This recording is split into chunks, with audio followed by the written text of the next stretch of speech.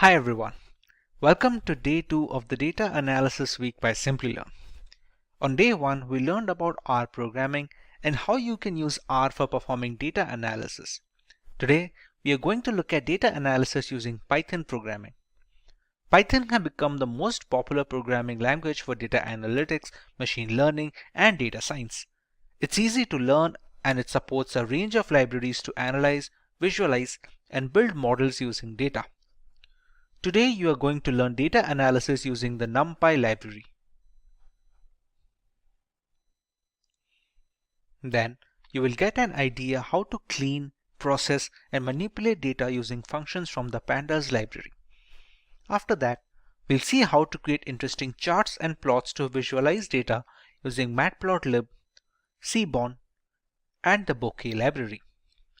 Moving further, we'll use our knowledge of the different libraries and work on 2 real-world hands-on projects.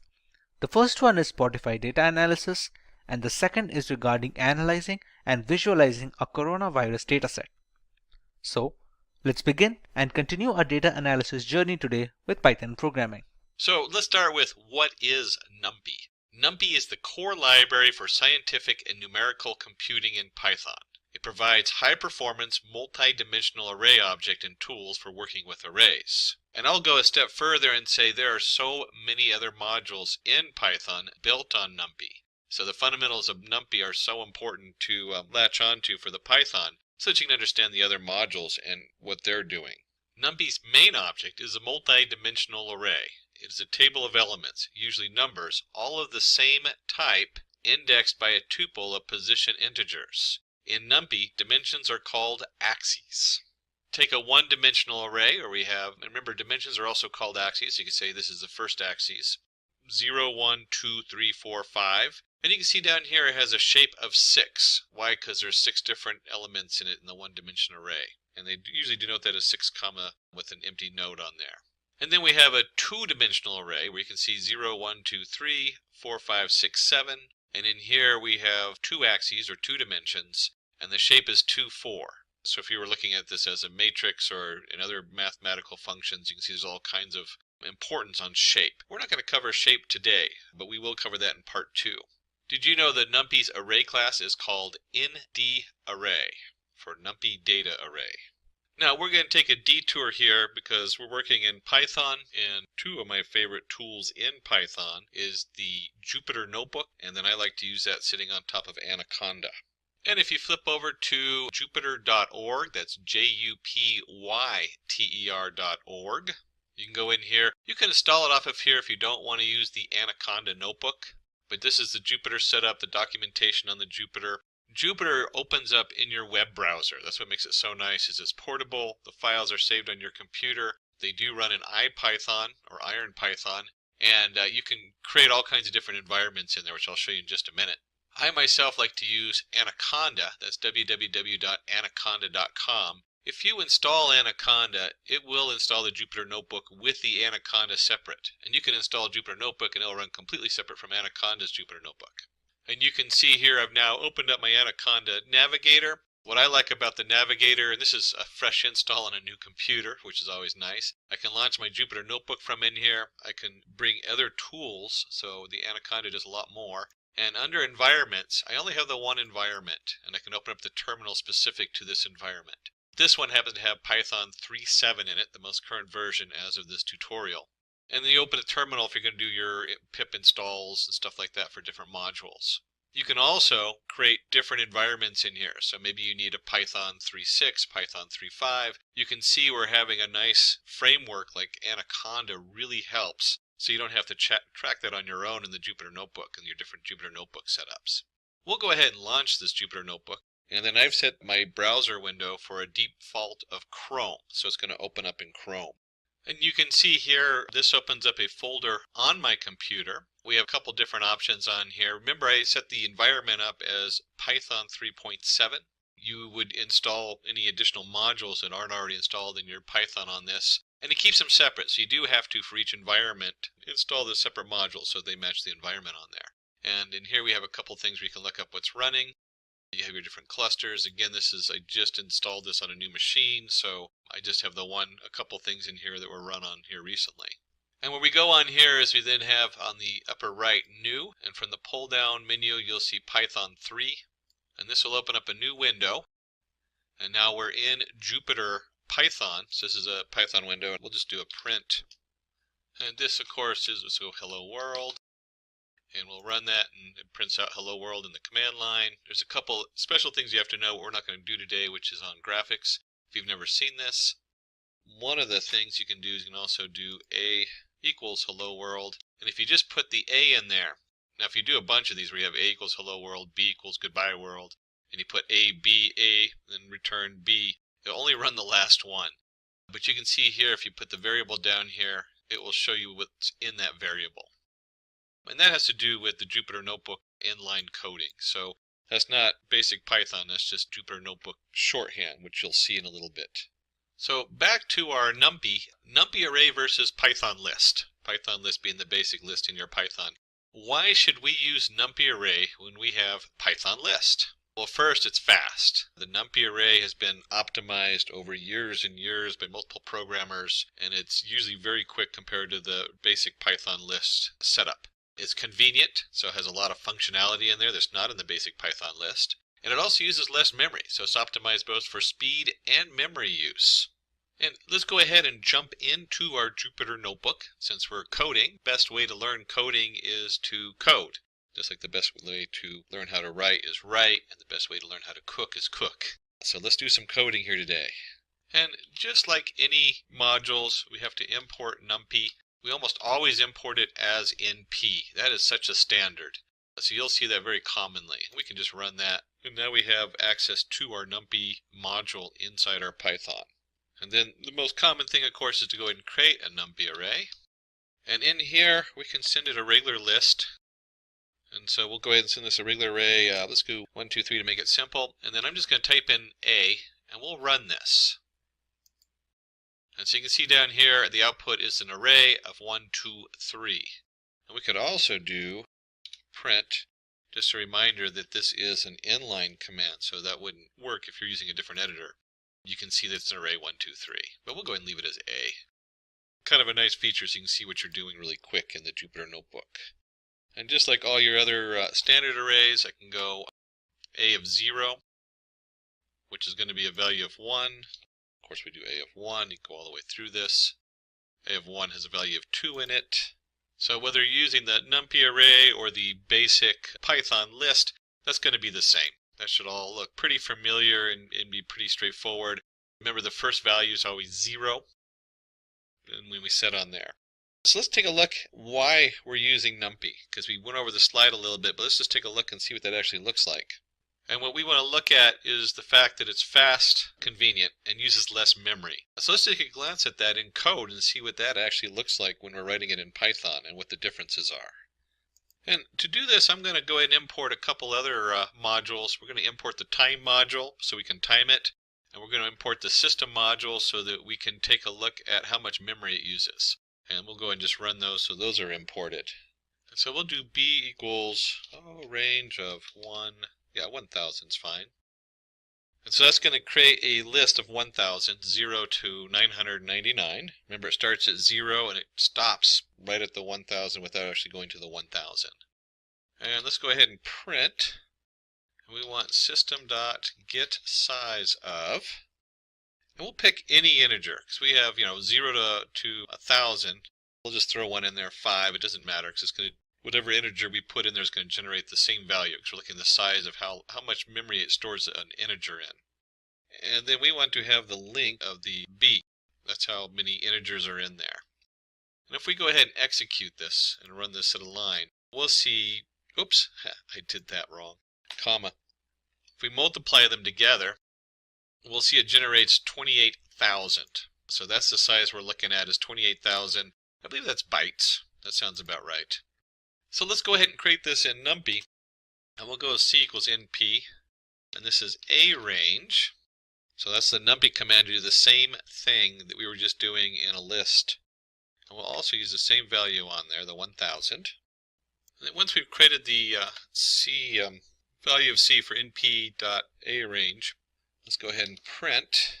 And we can do that by doing C.size times c dot item size. And that's very similar to what we did before. We did get the size of, so the c size is the size of the array, and each item size, just reversed. So it's the size of an integer 5, item size is going to be the integers, and c size. And let's just take a look and see what that generates. And wow, okay, we got 4,000 versus 28,000. That's a significant difference in memory, how much memory we're using with the array. And then let's go ahead and take a look at speed. Let's do size. We tried this with lower values, and it would happen so fast that the NP array kept coming up with 0 because it just rounded it off. So size, and let's create an L1 equals range of size, and we'll do an L2. We'll just set up to the same thing. It's also range of size on there. There we go. And then we can do on A1 equals NP dot A range size. And then let's do on A2 equals NP dot A range. We'll keep it the same size. And what we're going to do is we're going to take these two different arrays and we're going to perform some basic functions on them. But let's go ahead, actually let's just load these up now. We'll go ahead and run this so those are all set in memory. Except for the typo here. Quickly fix that. There we go. So these are now all loaded in here. And let's do a start equals time.time. So it's just going to look at my clock time and see what time it is. And then we'll do result equals, and let's do, let's say we got an array, and we're going to say, let's do some addition here. X plus Y for X comma Y, and we'll zip it up here. Two different arrays. So here's our two different arrays. We're going to multiply each of the individual things on here. L1, L2. There we go. So that should add up each value. So L1 plus L2, each value in each array. And then we want to go ahead and print, and let's say Python list took, and then we'll do time dot time. We'll just subtract the start out of there. So time, whoops, I messed up on some of the quotation marks on there. Okay, there we go. Time minus the start. And we'll convert that to seconds. So we'll go, because that's in milliseconds, so times 1,000. And let's hit the run on there. It's kind of fun because you also get a view while we're doing this of some ways to manipulate the script. And as you can see also my bad typing. There we go. Okay, so we'll go ahead and run this. And we can see here that the Python list took 34. Actually, I have to go back and look at the conversion on there. But you can see it takes roughly 0.34 of a second. And we can go ahead and print the result in here too. Let's do that. We'll run that just so you can see what kind of data we're looking at. And we have the 0, 2, 4, 6, 8. So it's just adding them together. It looks pretty straightforward on there. And if we scroll down to the bottom of the answer, again we see Python list took 46. A little different time on there depending on what core, because this is on an 8-core computer, so it just depends on what core it's running on, what else is pulling on the computer at the time. And let's go back up here and do our start time. Paste that into here. And this time we're going to do a result equals, and this is really cool. Notice how elegant this is. It's so straightforward. This is a lot of reason people started using NumPy is because they can add the two arrays together by simply going A1 plus A2. It makes a lot of sense, both looking at it, and it's just very convenient. Remember that slide we're looking at? Fast, convenient, and less memory. So look how convenient that is. Real easy to read, real easy to see. And I don't know if we don't need to print the result again, so let's just go ahead and print the time on here. And we'll borrow this from the top part because I really am a lazy typer. And this isn't the Python list, this is the NumPy list, or NumPy array. And let's go ahead and see how that comes out. And we get 2.99. So let's take a look at these two numbers, 46 versus 2.99. So we'll just round this up to 3. That's a huge difference. That's like more than 10 times faster. That's like 15 times roughly at a quick glance. I'd have to go do the math to look at it. And it's going to vary a little bit depending on what's running in the background on the computer, obviously. So we've looked at this, and if we go back here, we found out it's much faster. Yes, there's going to be different speeds depending on what you're doing with the array. Very convenient, easy to read, and it uses less memory. So that's the core of the NumPy. That's why a lot of people base so many other modules on NumPy and why it's so widely used. So we did glance at a couple operations while we were looking at speed and size. Let's dive into a little bit more into the basic operations. And these are always nice to see. I mean, certainly you want to go get a cheat sheet if you're using it for the first time. Look things up. Google is your friend. We did this for the most basic numpy.array or np.array. And we'll go ahead and create an array. Let's do pairs, 1, 2. And then let's do 3, 4. And if we're going to do that, let's do 5, 6.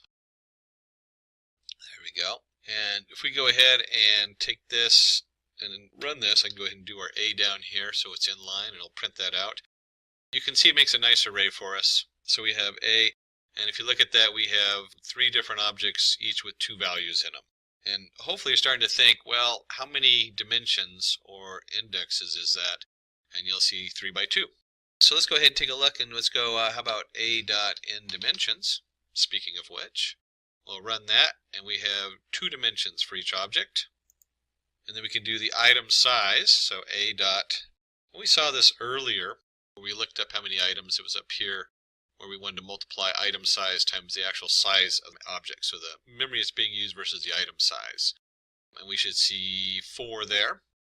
Memory is compressed down. That's always a good thing. And then the shape.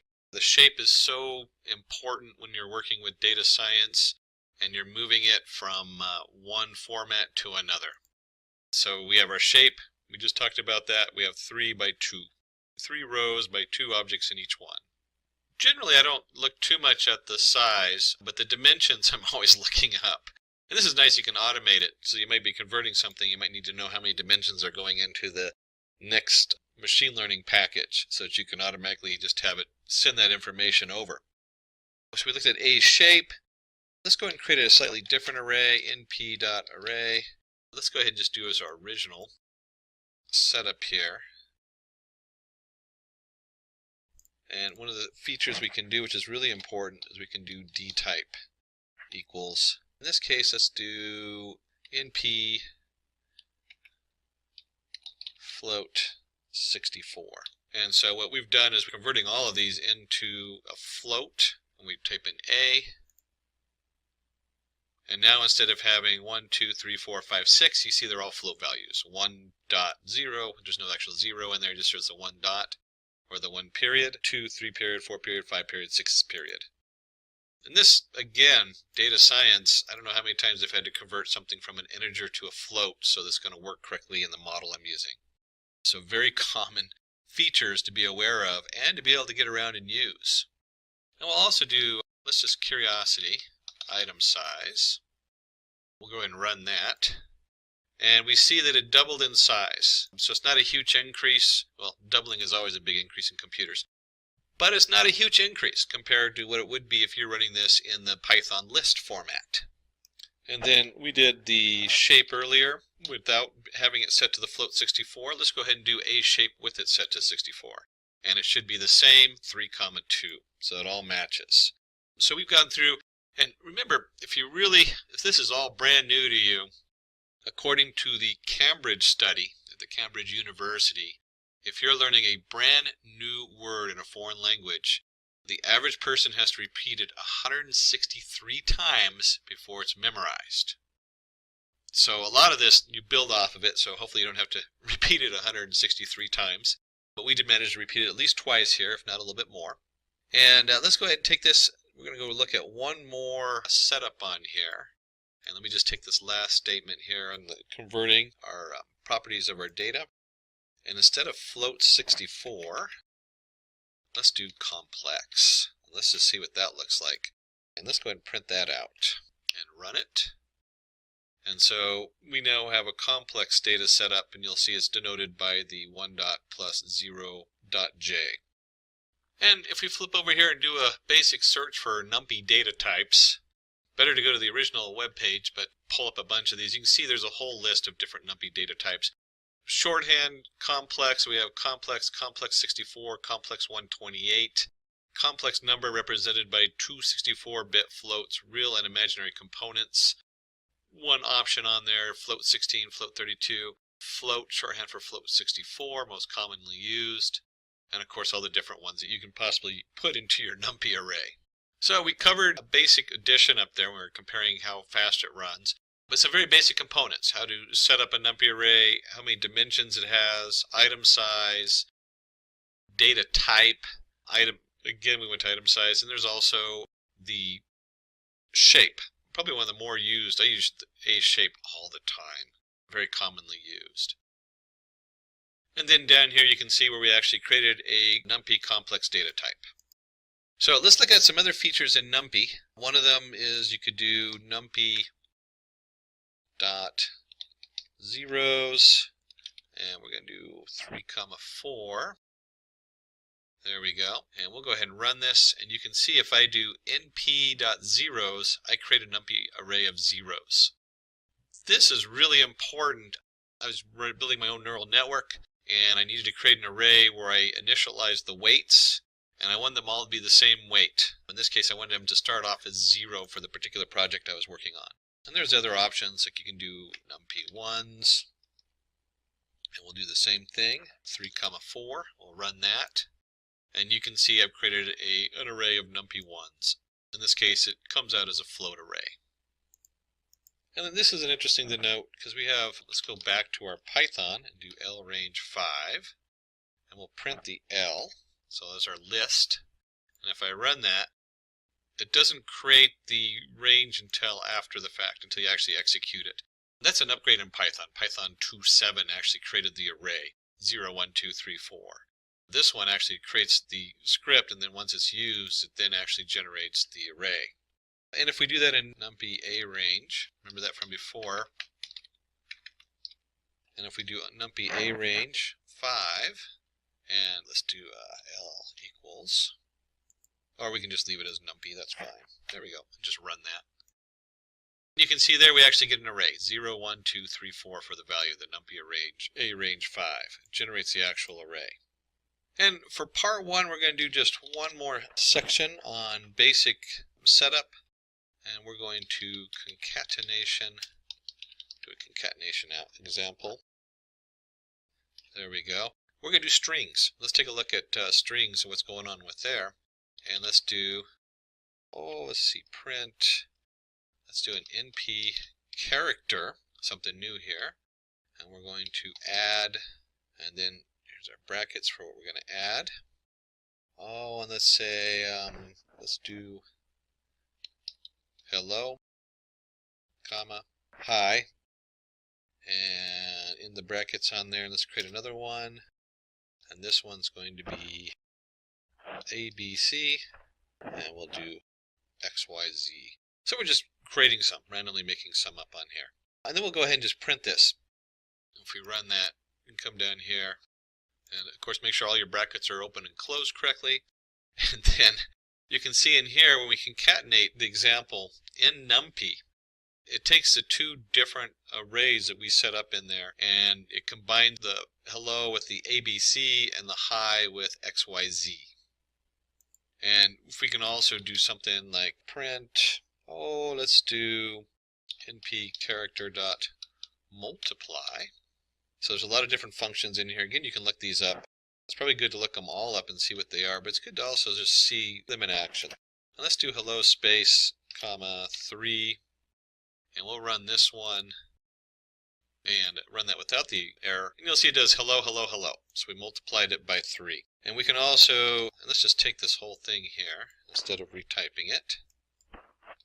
And we can do character center. So instead of multiply, let's do center.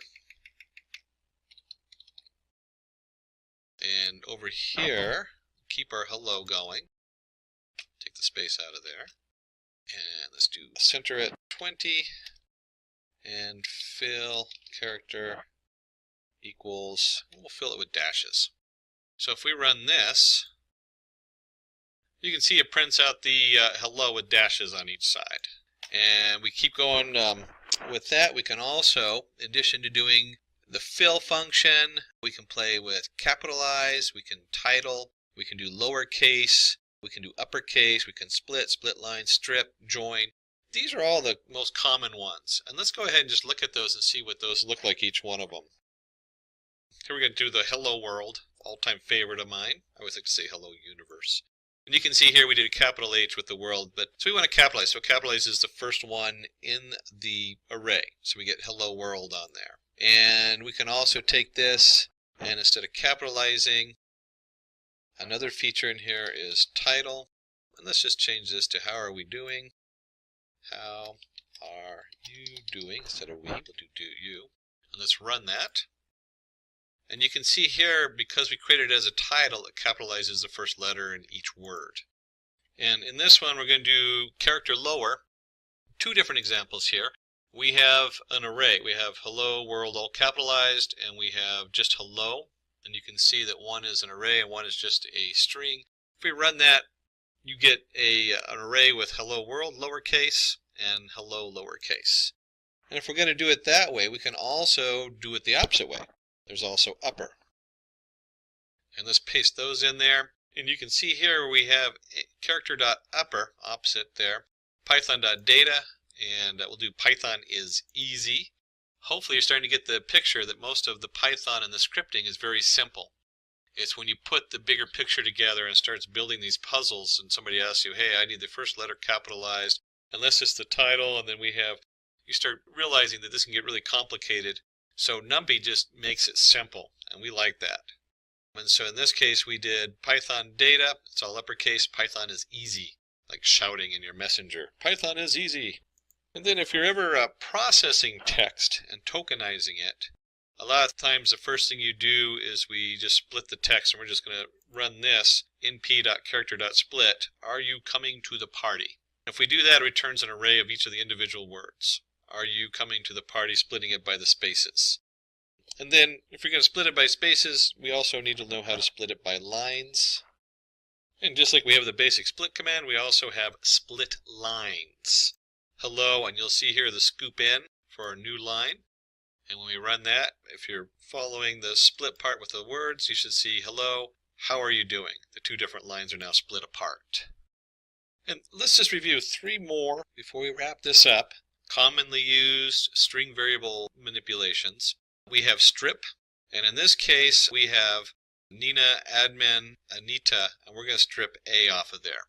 And let's see what that looks like.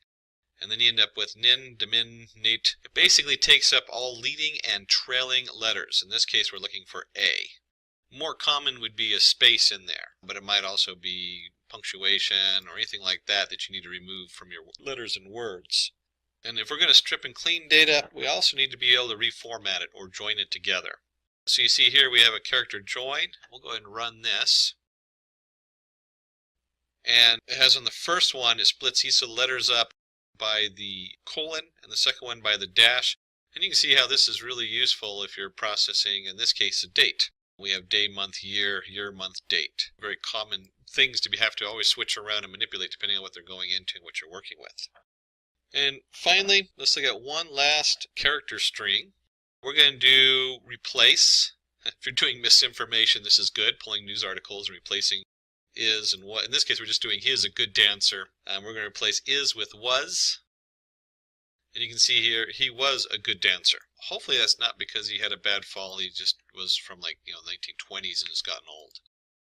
So there we go. We've covered a lot of the basics in NumPy as far as creating an array.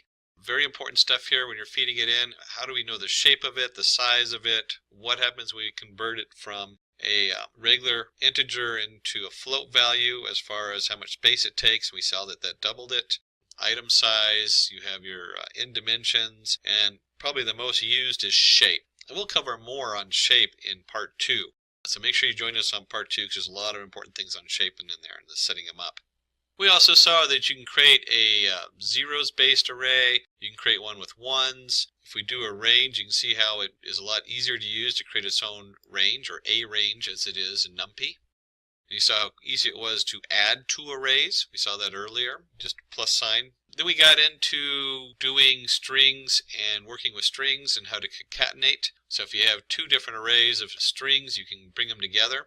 We also saw how you can fill, so you can add a nice headline, dash, dash, dash. We saw about capitalize the first letter. We saw about turning it into a title, so all the first letters are capitalized. Doing lowercase on all the letters, upper for all the letters, just lower and upper, nice abbreviation. We also covered how to split the character set, how to strip it. So if you want to strip all the A's out from leading A's and ending A's or spaces, you can do that very easily. Also how to join the data sets. So here's a character join option for your strings. And finally we did the character replace. Now let's go ahead and dive in there since we're going right into part 2, which is getting some coding going under our belt. And here in our Jupyter notebook we can go under new and create a new folder, Python 3. I think I forgot to do this last time, but we could just do the Control++, which in any browser enlarges a page, makes it a lot easier to see. Always a nice feature. Another beautiful benefit of using Jupyter Notebook. And let me go ahead and show you a neat thing we can do in Jupyter. This is nice if you're working with people and you're doing this as a demo on a large screen. I'm going to do the hashtag or pound symbol array manipulation, kind of a title of what we're working on. And then I'm going to call this cell type markdown as opposed to code. And you'll see it highlights it here, and then if I run it, it just turns it into array manipulation. And then we're specifically going to be working on array manipulation, changing shape to start with.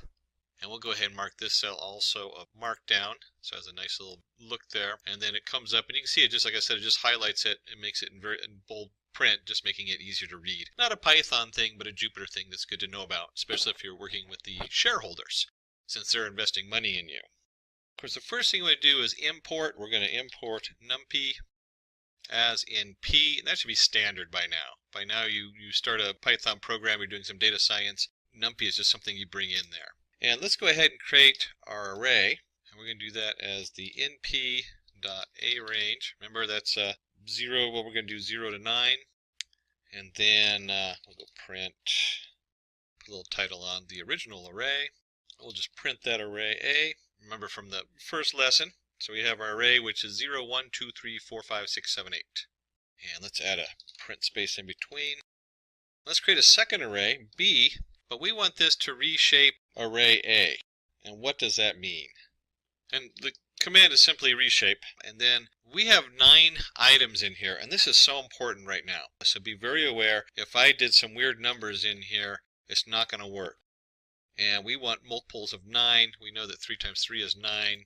So we're going to reshape our A array by 3 by 3. And then we're going to print, well, let's give it a title.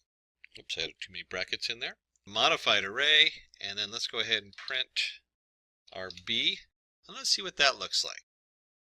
And as we come down here, you can see we've taken this and it's gone from 0, 1, 2, 3, 4, 5, 6, 7, 8 to an array of arrays. And we have 0, 1, 2, 3, 4, 5, 6, 7, 8. And so we split this into 3 by 3.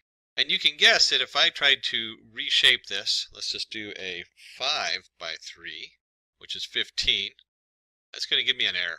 So it's not going to work. You're not going to be able to reshape something unless the shape, all the data in there matches correctly. So we can take this flat 9, and they call it a flat because it's just a single array. And we can reshape it into a 3 by 3 array. And first you might think matrices, which this is used for that, definitely. I use it a lot in graphing, because they'll come in that I have an array that's xy, comma, xy1, y1, comma, x2, y2. And so the shape of it might be 2 by the length of the number of points. And I need to separate that into x flat array and a y flat array. And you can see this can be very easy to reshape the array doing that. And we can, of course, go back. We can do B, do a print, and we'll do b.flatten. Remember I said it's called a flatten array? And if we run that, you'll see it just goes back to the original one. It takes this 0, 1, 2, 3, 4, 5, 6, 7, 8 and flattens it back to a single array. And then one other feature to be aware of is if we flatten it, one of the commands we can put in there is order. Let me just go ahead and do that. Order equals F. Strangely enough, F stands for Fortran. The whole Fortran days. I remember actually studying Fortran programming language. In this case, you'll see that it uses the first, like 036 is the order. So instead of flattening it like we had before, 0, 1, 2, 3, 4, 5, 6, 7, 8, it now does 0, 3, 6, 1, 4, 7, 2, 5, 8.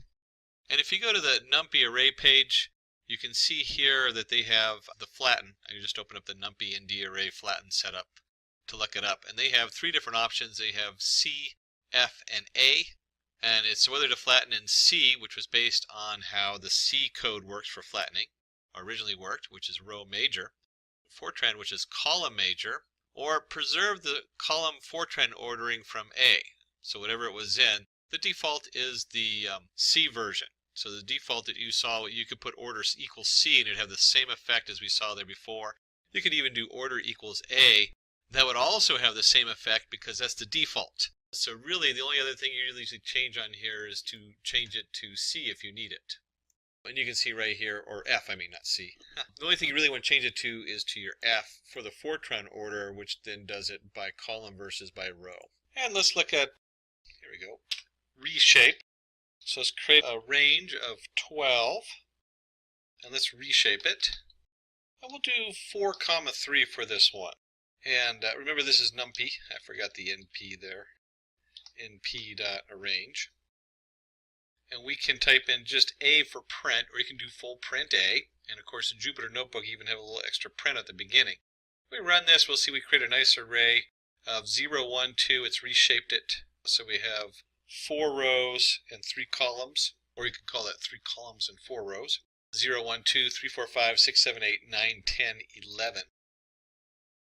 But this one is so important. We'll do np transpose A. And let's go ahead and run that. And it helps if I get all the S's in there and don't leave an S out. And you'll see here we've taken our array. If you remember correctly, we had 0, 1, 2, 3, 4, 5, 6, 7, 8, 9, 10, 11. And we've swapped it. So we've gone from a 3 by 4 or a 4 by 3 to a 3 by 4. And this really helps if you're looking at like a huge number of rows and the data all comes in. Like let's say this is your features in row 1, your features in row 2, and this is X, Y, Z. Well, when you go to plot it, you send it all of X in one array, all of Y in one array, and all of Z in another array. And so it's really important that we can transpose this rather quickly. This is kind of a fun thing. I can highlight it and do brackets around it. And if you remember correctly, because we're in Jupyter, it doesn't matter where we do the print or not. It'll automatically print it for us. And you see if I hit the run button, it comes up with the same exact thing. And let's play with the reshape. And you know what, let's zoom this up a little bit here. Make that even bigger so you can really see what's going on. And let's play with the reshape just a little bit more. We'll do B equals np.arange. Let's do 8. And reshape. We'll do 2, 4. Let's go ahead and print B and then run that. And you'll see we have now the 2 rows. This is a bit more like, so we have 4, maybe 2 rows of 4 things. So this might be all of our X components and our Y components. So we can switch it back and forth real easy. Important to note here, whether we do 2, 4, or in the case of 4, 3, this has 12 elements. And so however you split it up, it's got to equal 12. So 4 times 3 equals 12. That's pretty straightforward. Same thing down here. 2 times 4 equals 8. If I change this, and let's say I do 2, 3, let's just run that in, and you'll find we get an error because you can't split 8 up into 2 rows by 3. You have to pick something that it can split up and arrange it in. So let's go ahead and run that. And just for fun, let's go reshape our B again, if I can type. Reshape our B again. And what else goes into 8? Well, we could do 2 by 2 by 2. So we can take this out to 3 different dimensions. And then if we, because this is going to come out as a variable, we can just go ahead and run it. And it'll print it. We could also do a print statement on there just like we did before. And you'll see we have 2 different groups of 2 variables of 2 different dimensions. So 2 by 2 by 2. And let's go ahead and assign this to a variable, c equals b reshape. And let's do something a little different. Let's roll the axes. Roll axes. And we'll take our c and do 2, 1. And if we go ahead and run this, it's going to print that out. Whoops. Hit a wrong button there. Let's do that one again. And you roll the axis and you can see that we now have, instead of 0, 1, 2, 3, 4, 5, 6, 7, we now have the 0, 2, 1, 3, 4, 6, 5, 7. So what's going on here? We're taking and we're rolling the numbers around, and let's just simplify this. We'll just do it with c, 1 and run that. And so if we roll a single axis, you got 0, 1, and then it rolled the 4, 5 up, and then we have 2, 3, 6, 7. And if we do 2, let me see what happens there. And this is one of those things you really have to play with and start feeling what it's doing. We've now taken 0, 2, 4, 6, 1, 3, 5, 7. So you can see we've now rolled by 2 digits instead of rolling the 1 setup. We now rolled 2 digits up there. And so if we go back and we do the 1, so we've rolled it up, 0, 1, 4, 5. And then we're going to take the 2 in there. And we've rolled the 0, 1, 2, 3, 4, 5, and 6, 7. So we start rolling these things around on here. There's a lot of different things you can do on this. But it's another way to manipulate the numbers on your NumPy. And finally, let's go ahead and swap axes. We'll do C. And let's just go ahead and run that. It's going to give me an error on there. That's because it requires multiple arguments. Left out the arguments. So now we can swap them. We get the 0, 2, 1, 3, 4, 6, 5, 7. So you can see everything's been swapped around. So next thing we want to go over is we want to go over NumPy arithmetic operations. How can we take these and use these? Let me just go ahead and put this cell as a markdown. There we go. We'll run that so it has a nice thing. Alright, nice title on there. That's always helpful. And let's start by creating 2 arrays. We'll do A is an NP range, A range 9. And let's reshape this 3 by 3. So by now you should be seeing this reshape stuff, and this should all look pretty familiar. We have our 0, 1, 2, 3, 4, 5, 6, 7, 8 on there. And let's create a second one, B. And this time, instead of doing A range, let's do NP array. We'll just create a straight up array. And we'll do an array of 3 objects. So it's going to be 3 by 1. And if we go ahead and print B out, we run that. This is actually pretty common to have something like this, where you have a 3 by whatever it is and a 3 by 3 array. When you're doing your math, you kind of have that kind of setup on there. And what we can do is we can go np.add AB. Don't forget, we can always put a print statement on there. So if we add it, you'll see that it just comes in there and it goes, okay, we're adding 10 to everything. And we could actually do something more, make it more interesting. 11, 10, 11, 12. So let's change B's, now 10, 11, 12, and let's run that. And you can see that we have 10, and then you had 1, plus 11 is 12, 2 plus 12 is 14, 13, so 10 plus 3 is 13, 11 plus 4 is 15, and 12 plus 5 is 17, and so on. We'll put this back, since that's how the original setup was. Let's do 10 by 10 by 10, and run that, and get the original answer. And if you're going to add them together, we need to go ahead and subtract AB. And we run that. We get minus 10, minus 9, minus 8, just like you would expect. So we have our subtraction. 0 minus 10 is minus 10, and so on. And if you're going to add and subtract, you can guess what the next one is. We're going to multiply. And we'll multiply AB. And this should be pretty straightforward. You should expect this. If we multiply 10 times 0, we got 0. 10 times 10 is 10, and so on. And finally, if you're going to multiply, what's the last one we got is divide. What happens when we do divide A by B? And we run this, and we're going to get 0. And this is 0 divided by 10 is 0. 1 divided by 10 is 0.1. 2 divided by 10 is 0.2, and so on and so on. So the math is pretty straightforward. It just makes it very easy to do the whole setup. And again, if we went this, and let's say, let's change this up here. Instead of 10, we do 100. And make this 1,000. There we go. If we run that and then we do the add, you can see we got 10 plus 100 plus 1,000. Same thing with the subtract. Same thing with the multiply. And then you can also see the same thing here with the divide. So a lot of control there with your array and your math. Again, let's set this back to 10. Oops, it's right up here, wrong section. There we go, 10. And we'll just go ahead and run these and get back to where we were. And this brings us to our next section, which is slicing. And let's put in our, we'll just make this a cell type markdown. And then we run that. Of course, it gives us a nice looking slicing there. And slicing means we're just going to take sections of the array. So let's create an array np a range. Let's just do 20. And if you remember, if we do a, we have a 0 to 19. And then we can do a, and remember we can always print these. This can always be put in a print, but because I'm in Jupyter, if you're doing a demo in Jupyter, it's just so great that you have all these controls on here. So we can slice 4 on, and this should look familiar because this is the same as a Python and a lot of other different scripting languages. If we do 4, it goes 0, 1, 2, 3, it's the first 4 in the thing, and it skips some and starts with this one. The first 4 are skipped, and then from there on. You can also do the opposite and go till the 4th one. If we run that, we get 0, 1, 2, 3. Quite the opposite on there.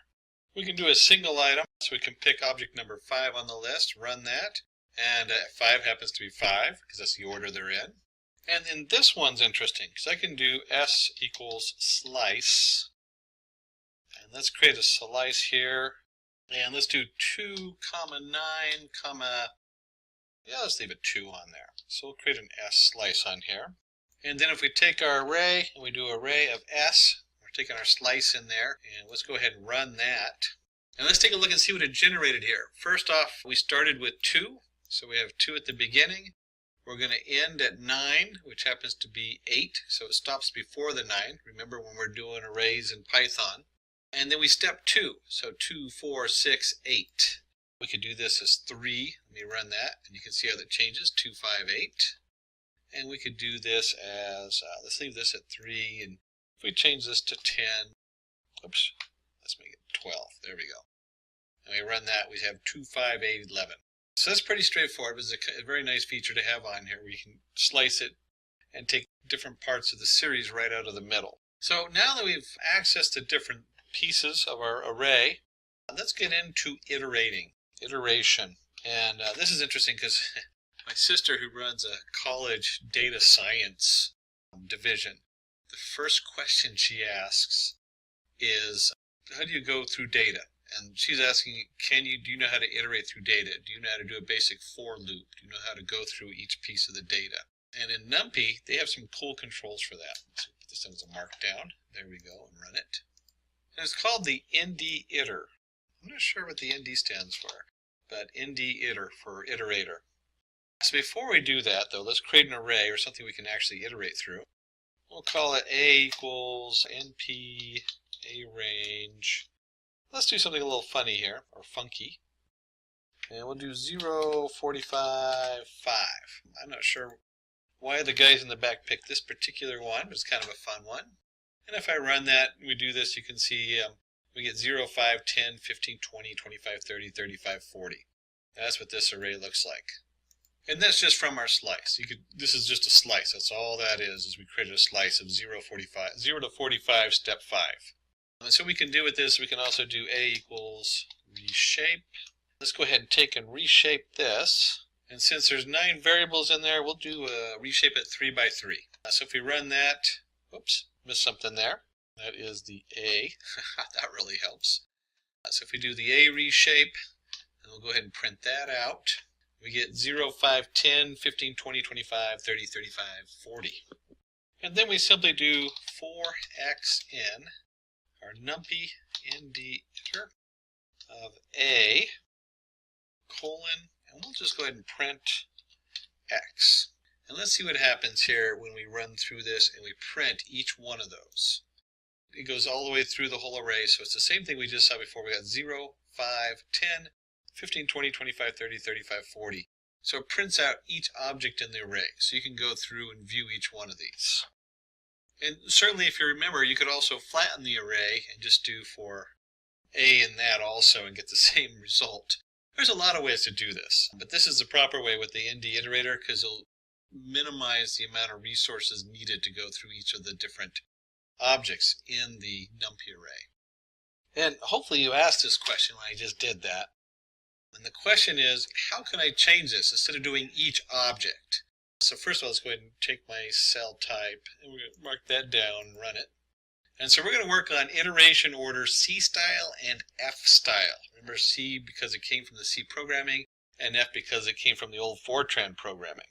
So let's give us a reminder. We'll do a print A and we'll do for x in np iterate A. But we also want to do this in a specific order. And you know what? I'm a really lazy typer. So let's go back up here. This is the ND iterator. I knew I was missing the ND part of A.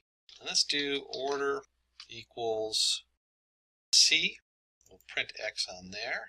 And let's do that again. And this time order equals F. There we go. Order equals F. And let's go ahead and run this and see what happens here. And the first thing you're going to notice, our original array, 0, 5, 10, 15, 20, 25, 30, 35, 40. When we do order C, that's the default, 0, 5, 10, 15, 20, and so on. And then when you come down here, you'll see F, order F, is 0, 15, 30. So it takes the first digit of each of the subarrays, or the second dimension, and then it goes into the second one, 5, 20, 35, 10, 25, 40. So slightly different order for iterating through it if you need to do that.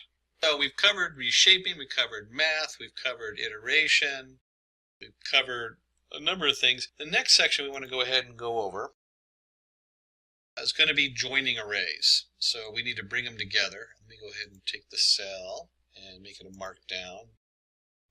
Cell type markdown. There we go. And run that. So let's work on joining arrays so we can bring them together and what different options we have. And let's do, we'll do an NP array 1, 2, 3, 4. We'll go ahead and print. Let's do, oops, first. Well, these arrays aren't that big, so let's just go ahead and keep it all on one line, A. So if we run this, first array 1, 2, 3, 4. Whoops, I forgot that it automatically wraps it when you do it this way. So we'll go ahead and keep it separate and print A. There we go. And let's go ahead and do a B. And we'll do 5, 6, 7, 8. And notice I'm keeping the same shape on these two arrays. Depending on what you're doing, those shapes have to match. And let's go ahead and print second array. Do a print B. We'll go ahead and run that. Oops. Missed something up there. Let me fix that real quick. When I was reformatting it to go on separate lines, I messed that up. There we go, run. All right, so we have first array 1, 2, 3, 4, second array 5, 6, 7, 8. And we'll put a carried return on there. And the keyword we use is concatenate. And if you're familiar with Linux, it usually means you're adding it to the end on there. And we're going to do what they call along axis 0. So we have concatenate AB along axis 0. Let's go ahead and run that and see what that looks like. And so we have 1, 2, 3, 4, 5, 6, 7, 8. So now we have an array that is 4 by 2. Has a nice shape of 4 by 2 on here. And if we're going to do it along the axis 0, you should guess what the next one is. We're going to do it along the 1 axis. And let's see how those differ from each other. Let's just go ahead and run that. And again, all we're doing is adding in the axis equals 1. So we have our concatenate, we have AB, and then axis 1. Remember a couple things. One, these are the same shape. So we have a 2 by 2, same dimensions going in there. You're going to get an error if you're concatenating and they're not. If you have something that instead of 1, 2 is 1, 2, 3, 4, 5, 6 with a 5, 6, 7, 8. They'll give you an error on there. In fact, let's take a look and see what happens when we do that. Let me just take this. 1, 2, 3, 3, 4, 5. And let's run that. And if we come down here, oh, we got there. It says all the input array dimensions except for the concatenation axes M must match exactly. So it'll let you know if you mess up. That's always a good thing. Let's go ahead and take this back here, and let's go ahead and run that. And so we have our 0 axes, which is 1, 2, 3, 4, 5, 6, 7, 8. And we bring them together. And you'll see a very different setup here when we do it along the axis 1. We end up with, instead of 4 by 2, we end up with a 2 by 4. 1, 2, 5, 6, 3, 4, 7, 8. And that's just changing which axes we're going to go ahead and concatenate on. What I find is when you're talking about the concatenate or the joining arrays, you really got to play with these for a while to make sure you understand what you mean by the axes. It looks very intuitive when you're looking at it. Axis 0, 1, 2, 3, 4, 5, 6, 7, 8. Axis 1 is then splitting it a different way, 1, 2, 5, 6, 3, 4, 7, 8. When you're actually using real data, you start to really get a feel for what this means and what this does. So if we're going to do that, let's go ahead and look at splitting the array. And do that under Markdown and run it. There we go. So you have a nice little title there. And we'll go ahead and create an array of 9. Let's do NP split. We'll do A, and we're going to split it by 3. Let's just see what that looks like. So if we split it, we get an array 0, 1, 2, 3, 4, 5. We get 3 separate arrays on here. Now remember, we're looking at, let me just print A up here. So we're looking at 0, 1, 2, 3, 4, 5, 6, 7, 8, and then we can split it into 3 separate arrays. And let's take this, we're going to do this right down here. I'm just going to move the A split down here. Instead of the 3, let's do 4, 5, and put that in brackets. And so when we do it this way, we have 0, 1, 2, 3, 4, 5, 6, 7, 8. And that's kind of interesting. I wasn't sure what to expect on that, but we get, when you split an A by 4, 5, you get a totally different setup on here as far as the way it split the array. And to understand how this works, I'm going to change the 5 to a 7. And this will visually make this a little bit more clear. So we had 4 and 5, it went 0, 1, 2, 3, 4, 5, 6, 7, 8. And you see the markers 4 and 5. When we do 4 and 7, I get 0, 1, 2, 3, 4, 5, 6, 7, 8. And so what you're looking at here is the first markers. This is going to go to 4. So there's our first split at the 4, the marker at 4, and then the second split is going to be at position 7. And this is the same thing here. 4, position 5. That's why we're splitting it in those two sections. We could also do it 7. Let's just see what that looks like. Run. And you can see I now have 0, 1, 2, 3, 4, 5, 6, 7, 8. So we can split it in all kinds of different ways and create a different set of multiple arrays on here and split it all kinds of different ways. And before we get into the graphs and other miscellaneous stuff, let's go ahead and look at resizing the array. We'll go ahead and take this cell and set the cell as a markdown and run it. Give us a nice title there. And we'll do an array, an NP array of 1, 2, 3, and 4, 5, 6 here. And let's go ahead and just print. Let's go print a dot shape. And we'll go ahead and run that. Whoops, hit a wrong button there. Hit the comma instead of the dot. So we have a shape of 2, 3 here. And this is important to note because when we start resizing it, it's going to mess with different aspects of the shape. And so we'll go ahead and do a print. Scoop in for a blank line. There we go. And let's do B equals np dot resize. We're going to resize A, and let's resize it with 3 by 2. And then we'll just go ahead and print B and print B period shape, not a comma. We'll run that. Oops, forgot the quotation marks around the end. We'll go ahead and run that, and let's just see what that looks like. So we have 1, 2, 3, 4, 5, 6, our original array, with a shape of 2, 3. And then we want to go ahead and resize it by 3, 2. And we end up with 1, 2, 3, 4, 5, 6, and we end up with a shape of 3, 2. that shouldn't be too much of a surprise. You know, we got 6 elements in there. We can resize it by 2, 3 was the original one, and then we're actually just reshaping is how that kind of comes out as when you resize it like that. But what happens if we do something a little different? And let's go ahead and just take this whole thing and copy it down here so we can see what that looks like. And instead of doing 3, 2, remember last time I did the to reshape it, I messed with the numbers and it gave me an error. Well, when you resize it, you don't have to match the numbers. They don't have to be the same dimensions. So we can, instead of going from a 2, 3 to a 3, 2, we can resize it to a 3, 3. So let's take a look and see how it handles that. And when we come down here to 3, 3, we end up with 1, 2, 3, 4, 5, 6, and it repeats 1, 2, 3. So it actually takes the data and just adds a whole other block in there based on the original data and repeating it. All right, now at this point, we've been looking at tons of numbers and moving stuff around. What we want to go ahead and do is get a little visual here, because that certainly you can picture all the different numbers on there. But let's look at histogram. Let's put this into a histogram. Let me go ahead and run that.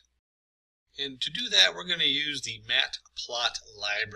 So from Matplotlib, we're going to import pyplot as PLT. And that's usually the notation you see for pyplot. So if you ever see PLT in a code, it's probably pyplot in the Matplotlib. And then the guys in the back did a nice job, and gals too, guys and gals back there.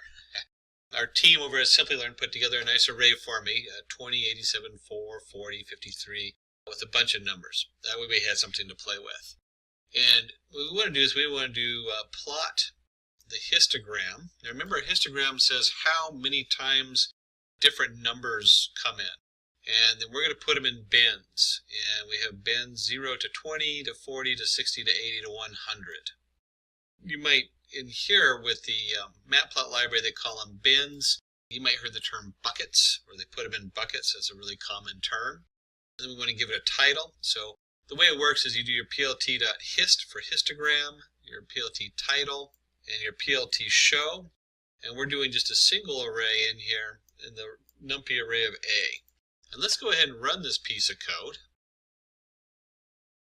Take it a moment to come out there. It says figure size, so it's generating the graph. And you can see we have, and let's just take a look at this. Let me go down a size. There we go. Okay, so now we can see we're taking a look at here. So between 0 and 20, we have 3 values. So we have a 20 here, we have a 4, and a 11, and a 15. 0, 1, 2, 3. It's actually 4 values, but they start at 0. So remember, we always count from 0 up. And from 20 to 40, we got 20. So it's 1, 42, 3, 4, 5, 6.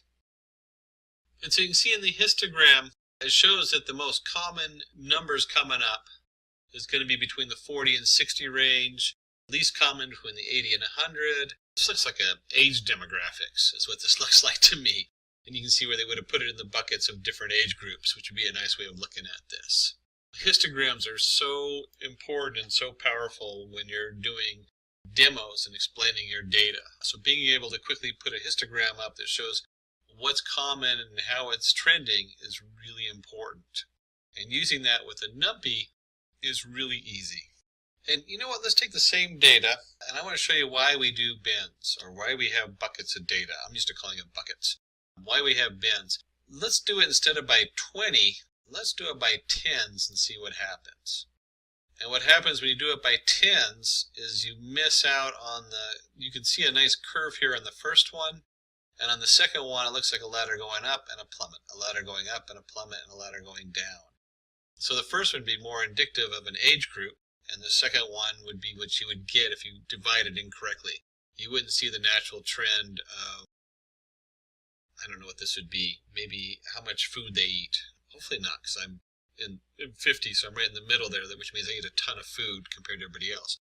But it's some kind of demographic. Maybe it's mental, maybe it's knowledge, because as we hit a certain point and then we start losing, our marbles start leaking out or something. So you start off knowing something, and then as you get older you grow more. But you can see here we lose that. You lose that continuity in the thing if you split the histogram into too many bins or too many buckets. And if you actually plotted this by the individual numbers, it would just be a bunch of dots on the graph and wouldn't mean a whole lot. And we've looked at graphs. There turns out are a ton of useful functions in NumPy. I'm sure there's even new ones that aren't going to be in here. But let's just cover some important ones you really need to know about if you're using the NumPy framework. One of them is line space function. This is generating data. So you have a line space, we have 1, 3, 10, and when we do that, we end up with 10 numbers. So if you count them, there's 10 numbers. They're between 1 and 3, and they're evenly spaced. We get 1, 1.222. But these are all, there's a total of 10 here, and it's right between the 1 and 3 range. That can be, there's a lot of uses for that, but they're probably more obscure than a lot of the other common NumPy array setup. Then a real common one is to do summation. So we'll do summation where you do, in this case, we create a NumPy array of two different arrays, 1, 2, 3, or two different dimensions, 1, 2, 3, 3, 4, 5. And we're going to sum them up under axes 0, which is your columns. And if you remember correctly, columns is the 1 plus 3, 2 plus 4, 3 plus 5, so we have 3 columns. And if we change this, we'll just flip this to 1. We get 2 numbers. So we get 1, 2, 3 all added together, which equals 6, and 3 plus 4 plus 5, which equals 12. We'll set this back to 0. There we go, since we're looking at axis 0. And these probably could have been, some of these could be with our math section. Square root and standard deviation, 2 very important tools we use throughout the machine learning process and data science. And simply we take the NP array, we have again the 1, 2, 3, 4, 5, 6, 3, 4, 5. I don't know why I need to keep recreating it, I probably could have just kept it. But we can take the square root of A. So it goes through and it takes the square root of all the different terms in A. And we can also take the standard deviation, how much they deviate in value on there. And there's a rabble function. We can run that. And NP array is x, we're going to do x equals, hey, we changed it from A to x. X equals rabble. And this sets it up as columns. So we have 1, 2, 3, 4, 5. This is all columns on here. Very similar to the flatten function. So they kind of look almost identical. But we also have the option of doing a rabble by column. And then another one is log. So you can do mathematical log on your array. In this case, we have 1, 2, 3. And we'll find the log base 10 for each of those 3 numbers. And there's a couple of them. You can't just do any number here after log, but there is also log base 2. Log base 10 is pretty commonly used on here. I'm going to run that. There we go. Before we go, let's have a little fun. Let's do a little practice session here on some more challenging questions. So you start to think how this stuff fits together. Right now we just looked at all the basics and all the basic tools you have. So let's do some NumPy practice examples. And let's start by figuring out how do you plot, say, a sine wave in NumPy. What would that look like? And so in this project we wouldn't have to do this because I've already run these. But we'd want to go ahead and import our NumPy as NP and import our Matplotlib library pyplot as PLT. So we get our tools going here. And then we'll break it into 2 sections because we need our X, Y coordinates in here. So first off, let's create our X coordinates. And our X coordinates we're going to set to an A range. And we want this A range, since we're doing sine and cosine, it's going to be between 0 and 0.1. And then we use our NP, and we actually can look up NumPy stores pi. So you have the option of just pulling pi in there directly from NumPy. It has a few other variables that it stores in there that you can pull from there. But we have NumPy pi. And we generate a nice range here. Let's go ahead and run this. And just out of curiosity, let's see what X looks like. I always like to do that. So we have 0.1, 0.2, 0.3, 0.4. So we're going 0 to, in this case, 9.4, 3 times NumPy pi. Remember, pi is like 3 point something, something, something. So that makes sense. It should be about 9. And we're doing intervals of 0.1. So we create a nice range of data. And then we need to create our Y variable. And so y is going to simply equal np or numpy.sine of x. And then once we have our x and y, and if we print, let's go ahead and just print y. See how that, we'll do this. Let's do this so it looks print x, print y.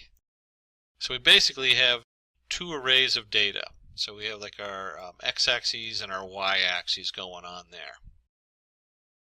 And this is simply a plt.plot, because we're going to plot the points, and we'll do x comma y, and then we want to actually see the graph, so we'll do plot.show. And we'll go ahead and run that. And you see we get a nice sine wave. And here's our numbers 0 through 9, and here's our sine value, which oscillates between -1 and 1 like we'd expect it to. Then for the next challenge, let's create a 6x6 two-dimensional array and let 1 and 0 be placed alternatively across the diagonals. Oh, that's a little confusing. So let's think about that. We're going to create a 6x6 two-dimensional, so the shape is 6x6 two-dimensional array, and let 1 and 0 be placed alternatively across the diagonals. Now, if you remember from lesson 1, we can fill a whole NumPy array with zeros or ones or whatever. So we're going to do np, create a NumPy zeros, and we're going to do a 6x6, and we'll go ahead and make sure it knows it's an integer, even though it's usually the default. And just real quick, let's take a look and see what that looks like. So if I run this, you can see I get 6x6 grid, so 6x6, 0, 0, 0, 0, 0.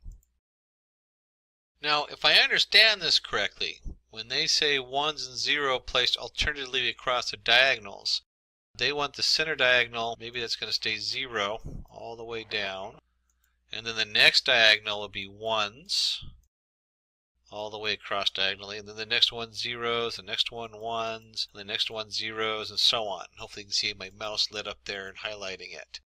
So let's take a little piece of code here, and we'll do z1::2, ::2 equals 1. And wow, that's a mouthful right there. So let's go ahead and run this and see what that's doing. And so what we're doing is we're saying, hey, let's look at, in this case, row 1. There's 1. And then we're going to go every other row 2, so we're going to skip a row. So skip here, skip here, skip here. So we're going down this way, and we're going every other row going this way. It's hard to highlight columns. So you can see right here where we're not touching each row, like this row right here is not being touched. Okay, so we're going to start with row 1, and then we're going to skip a row and another one, and so we're going every 2 rows. And then in every 2 rows, we're looking at every 2, starting with the beginning. That's what this thing blank means. So we're going to start with the beginning, and we're going to look at all of them, but we're going to skip every 2. So starting with row 1, we look at all the rows, but we do it by 2 steps. So we go 1, skip 1, 1, skip 1, 1, skip 1, 1. If you left this out, it'd do every 1. This would just be 1s. In fact, let's see what this looks like. If I go like this and run it, you can see that I just get 1s. So this notation allows us to go down each row, row by row, and we're going to do every other row set up on there. And so if we're going to start with row 1, we also, Control Z, try that. There we go. We'll start with row 0. Again, we're going to go each row, step 2. So we'll start with row 0, and we'll go every other row. And this time we'll start with 1, column 1, and again we go every other one going down. That's what that step 2 is. That's skipping every other one. We're going to set that equal to 1. So let's see what that looks like. And you can see here we get our answer. We get 0, 1, 0, 0, but it has the 1s going in diagonals on every other diagonal and 0 on every other one. A little bit of a brain teaser, that one, trying to get that one to work out. So you can see how you can arrange your rows, and here's your step and your different access on there. And then the next one is find the total number and locations of missing values in the array.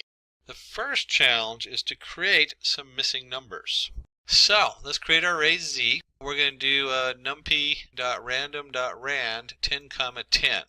And before we do the second part, let me just take this second part out. And let's just see what that looks like. So let's run that. And there we go. So we have a 10 by 10 random array. It randomly is picking out numbers. And next, we want to go ahead and take our random integer size equals 5. And then we're going to do a random 10 size equals 5 So in the Z, we're going to select a number of random spaces here and set them equal to null value. And let's go ahead and run that so you can see what that looks like. And if we look at the array, we've created 1, 2, 3, 4. There should be a fifth one in here. My eyes may be failing me. So we've created a series of, because 0 to 5, 0, 1, 2, 3, 4. So we got 5, there are different null values on here. And this is kind of a neat notation to notice that we can generate random integers, size equals 5. So this generates 5 by 5 miniature grid inside of this to tell it where to put the nans at. So that's kind of a cool little thing you can do. And then we want to look up and see how many null values are in there. And this is simply just np is nan of z. Simple. So if it is nan, then we want to sum it up. So we're going to sum up all of the different null values on there. And let's do one more feature in here, which is really cool. Let's go ahead and print the indexes. So np argware np is nan of z. So we're going to create our own another np array. And let's run this, and we'll see here that it comes up with the 4 indexes. So we did count 4 of them up there. It tells you where they are, 1, 9, 2, 0, 4, 6, 5, 4. And then let's go ahead and run this again. Run. There we go. This time I got 5. That's what we get for random numbers. Another fun one that I always like to do, it's very similar because we have np is nan z dot sum. So we're summing the number of nans. And we can get the indexes and you can reshape the indexes. But you can also just do, we'll do an INDS where np is nan of z. And let's just print that. Print INDS. Let's see what that looks like. And it's very similar. We have 0, 1, 3, 0, 6, 3, 8, 6, 9, 3. But I've split it into 2 different arrays. So we have our X and our Y kind of coordinates going there. And what I can now do is I can now do Z INDS equals. And at this point, you can also, instead of getting the sum, you can get the means or all the numbers and that kind of thing, or the average as it is. So that'd be one thing you could do, and you can pick up the average. That's very common in data science to get the average and just use that for a value. But we'll go ahead and just set it to 0, and then let's go ahead and print our Z and run that. And you can see when we come down here, we have wherever there was a null value, it is now 0. And you can set this to whatever you want. This is another way to replace data or help clean data up, depending on what it is you're doing. So, wow, we covered a lot of stuff. So quick rehash going over everything. We went into there, we looked at array manipulation, changing the shape, how to switch that around. We even had the flatten down there, which remember we have another command lower that's similar. We could change the order by F. Remember F stands for Fortran, very strange connotation, but there's C and F. C is the standard, and F switches it to a different order. To be honest, I usually have to look it up because I almost never use F, but when you need it, you're like, oh my gosh, what was the other order? Just do a quick Google. So we talked about reshape, making sure that the dimensions are the same. You don't want to have like something that has 12 objects in it and reshape it to 11 and 5 because it doesn't work. It doesn't divide into 12. We can transpose, so we can switch them. So we can go from a 4 by 3 to a 3 by 4. Oops, I did that the other way around. 3 by 4 to 4 by 3. We covered reshaping the array. We did the roll the axes. You can do some weird things with swapping and rolling axes and transposing the numbers. We dug a little bit into the arithmetic. So we talked about adding, we talked about subtracting, multiplying, dividing. And at this point it's so important we just look up the NumPy mathematics. And you can see here they have just about everything. Your trigonometry, your hyperbolic functions, rounding, sums, products, differences. There is all your different miscellaneous mathematical connotations. So, Google it, go to the main NumPy page and look at the different setups you can do on there. So we covered that, and we did slicing, how to break it apart. We did iterating over the array. We covered joining arrays and how to concatenate. Remember, concatenate just means add on to it. So in this case, how are you adding B onto A is how you read that. From Linux, you should catch the concatenate because that's used regularly there. Splitting the array, we talked about how to split the array in different ways. So you can split it in array of arrays, all kinds of different ways to split the array up. How to resize it. And remember, resize does not have to have the same shape, but if you resize it, it will take the data and begin at the beginning and add new rows on if the size is bigger. If it's smaller, it truncates it. It just cuts the end off. We looked at how to do a histogram and how to plot that. We mentioned buckets or bins, as they call them in PyPlot. And then we covered a lot of other useful functions in NumPy. We talked about the line space setup for doing numbers in a series, how to sum the axes up. Again, that's part of the mathematical formulas there that we looked at. There's a sum, there's also means and median. All of those you can compute in NumPy. And you can also do the square root and standard deviation.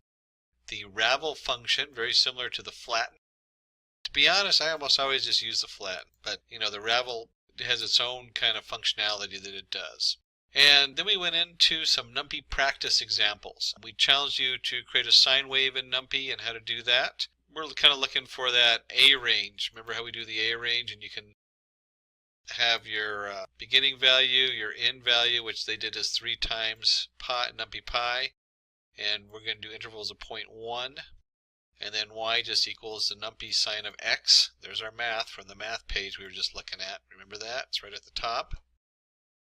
And finally, we went down here. We had this kind of a little brain teaser, how to do diagonal zeros and ones, playing with the different connotations of the NumPy array.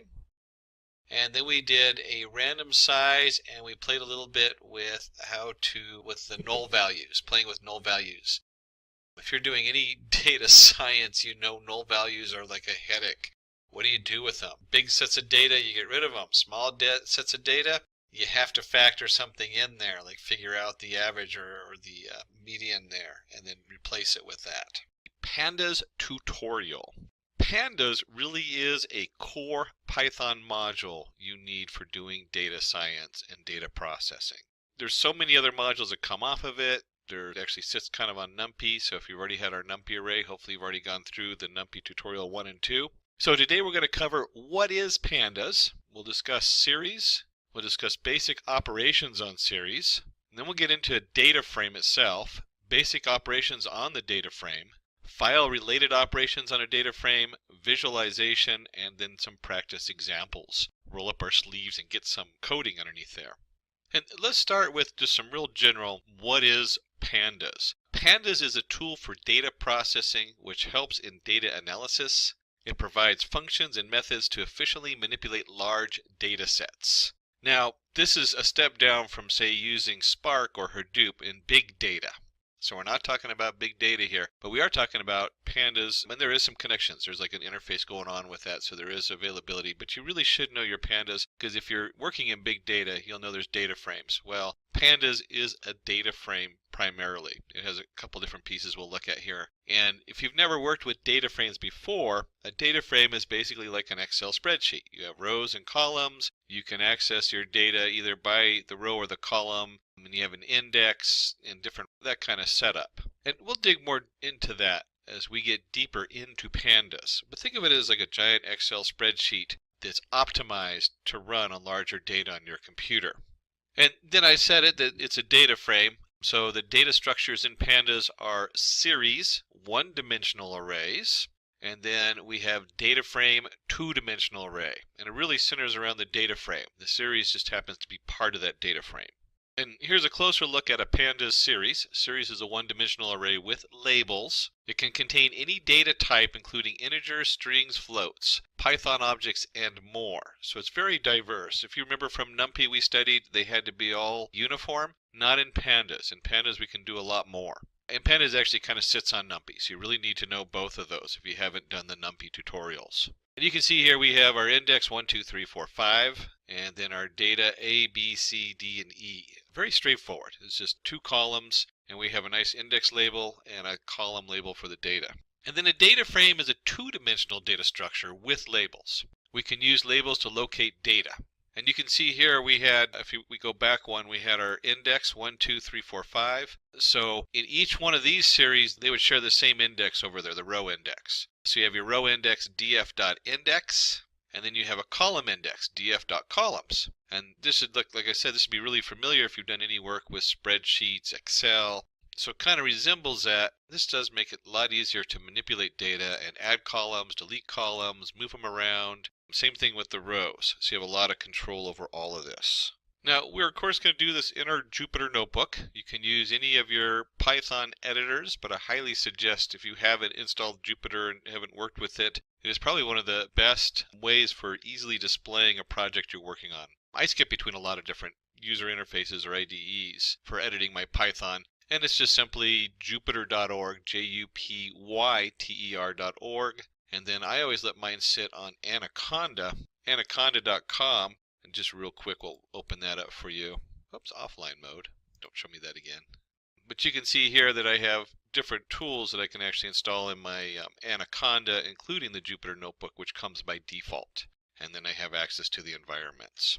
And again, that's anaconda.com, named after the very large, one of the world's largest snakes, and then Jupyter Notebook. In this case, jupyter.org.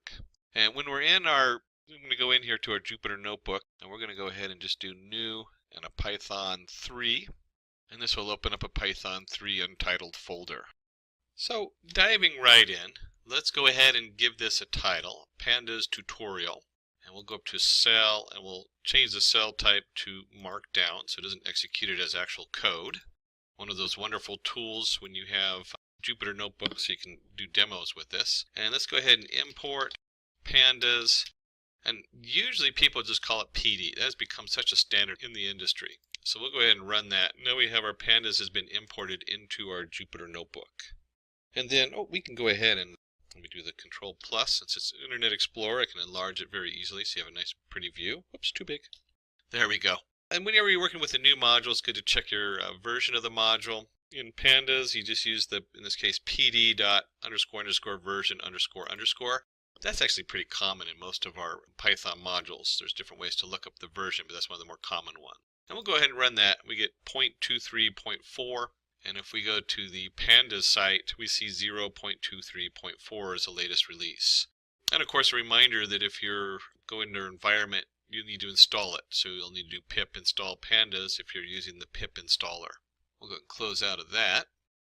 And the first thing we want to do is we're going to work with series. A lot of the stuff you do in series you can then do on the whole data set. We need to do what? Create one. We need to manipulate it, take pieces of it, so query it, delete, so you can delete different parts of it. So we want to do all those things with the series. And we'll start with the series, and then almost all the code, in fact all the code does transfer right into the actual data table. So we go from a series of a single list of one column, and then we'll take that and we'll transfer that over to the whole table. And we'll start by creating, there we go, creating a series from list. And let's just call this ARR equals, and we'll do 0, 1, 2, 3, 4. If you remember from our last one, we could easily do R equals range of 5, which would be 0 to 4. But we'll do R equals 0 to 4, and we'll call this S1, and we'll go PD, and series is capitalized. This one always throws me, is which letters do you capitalize on these modules? They're getting more and more uniform, but you got to watch that with Python. And we're just going to go ahead and do ARR. So we're just going to take this Python list, and we're going to turn it into a series. And then because we're in Jupyter, we don't have to put the print statement. We can just put S1, and it'll print out this series for us. And let's go ahead and run that and take a look. And you'll see we have 2 rows of numbers. So the first one is the index. Now it automatically creates the index starting with 0 unless you tell it to do differently. So we get 0, index row 0 is 0, 1, 1, 2, 2, 3, 3, 4, 4. And because it's a series, it doesn't need a title for the column. There's only one column, so why title it? And this also lets you know that it's a data type of integer 64. So we print this out. This is our series, our basic series we've just created. And let's do a second series, PD, and we'll use the same data list, and let's go ahead and do order. We'll give it an order equals, let's do it this way. Let's go index equals order. And it helps if we actually give it an order. So we'll do order equals, and let's do 1, 2, 3, 4, 5. So instead of starting with 0, we're going to give it an order starting with 1. We're going to run that, and we'll go ahead and print it out down here, S2. And we'll see that we now have an index of 1, 2, 3, 4, 5, and that represents 0, 1, 2, 3, 4 in the series. And we're still data type integer 64.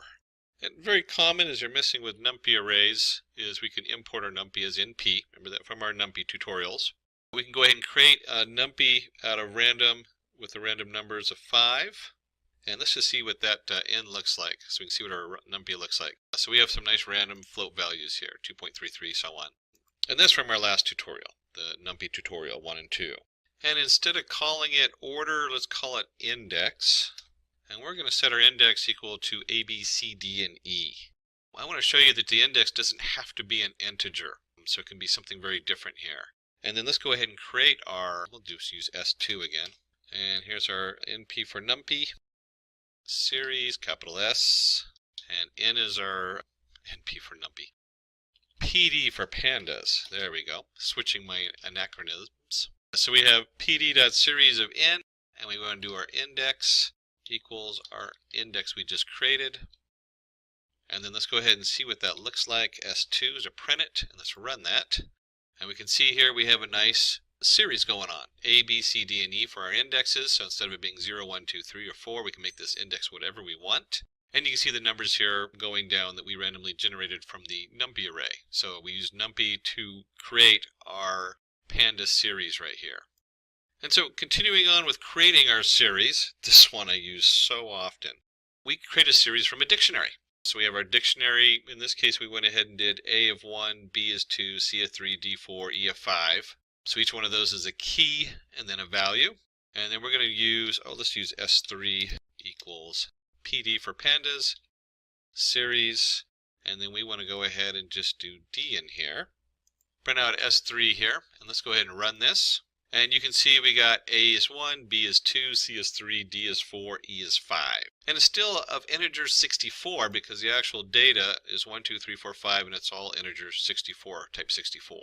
And the last thing we want to do in the creating section of our series is to go ahead and modify the index, because we're going to start modifying all this data. So let's start with modifying the index of the series. And if you remember, let's do a print this time, S1. I'll go ahead and run this. And the reason I did print is because it only prints out the last variable. So if I put S1 up here and we're going to do another variable back down lower, it won't print the first one, just the last one. And we're going to go ahead and take S1, the index, and we're just going to set it equal to a new index. And obviously, the number of objects in our index has to equal the number of objects in our data. And then because it's the last variable, we can go ahead and just do an S1. And let's run that, and you can see how we went from 0 to 0, 0, 1, 2, 3, 4 as our index. We've now altered it to A, B, C, D, and E. So this would be much more readable, or might be representational of a larger database you're working with. So cool tools. We've covered creating a database based on our basic array, Python array. We've showed you how to reset the index. Then we showed you how to use a NumPy array. So you can put a NumPy array in there. It's all the same, pd.series, NumPy array, and then we can set the index on there. And the same thing with the dictionary. So it's very versatile how it pulls in data. And you can pull in data from different sources and different setups and create a new series very easily in the Pandas. And then we looked on changing your index. So now we have a new index on here. And then we want to go ahead and do some selection. Let's do some basic slicing, most common thing you'll probably do on here. And we'll just do S1. This notation should start to look really familiar.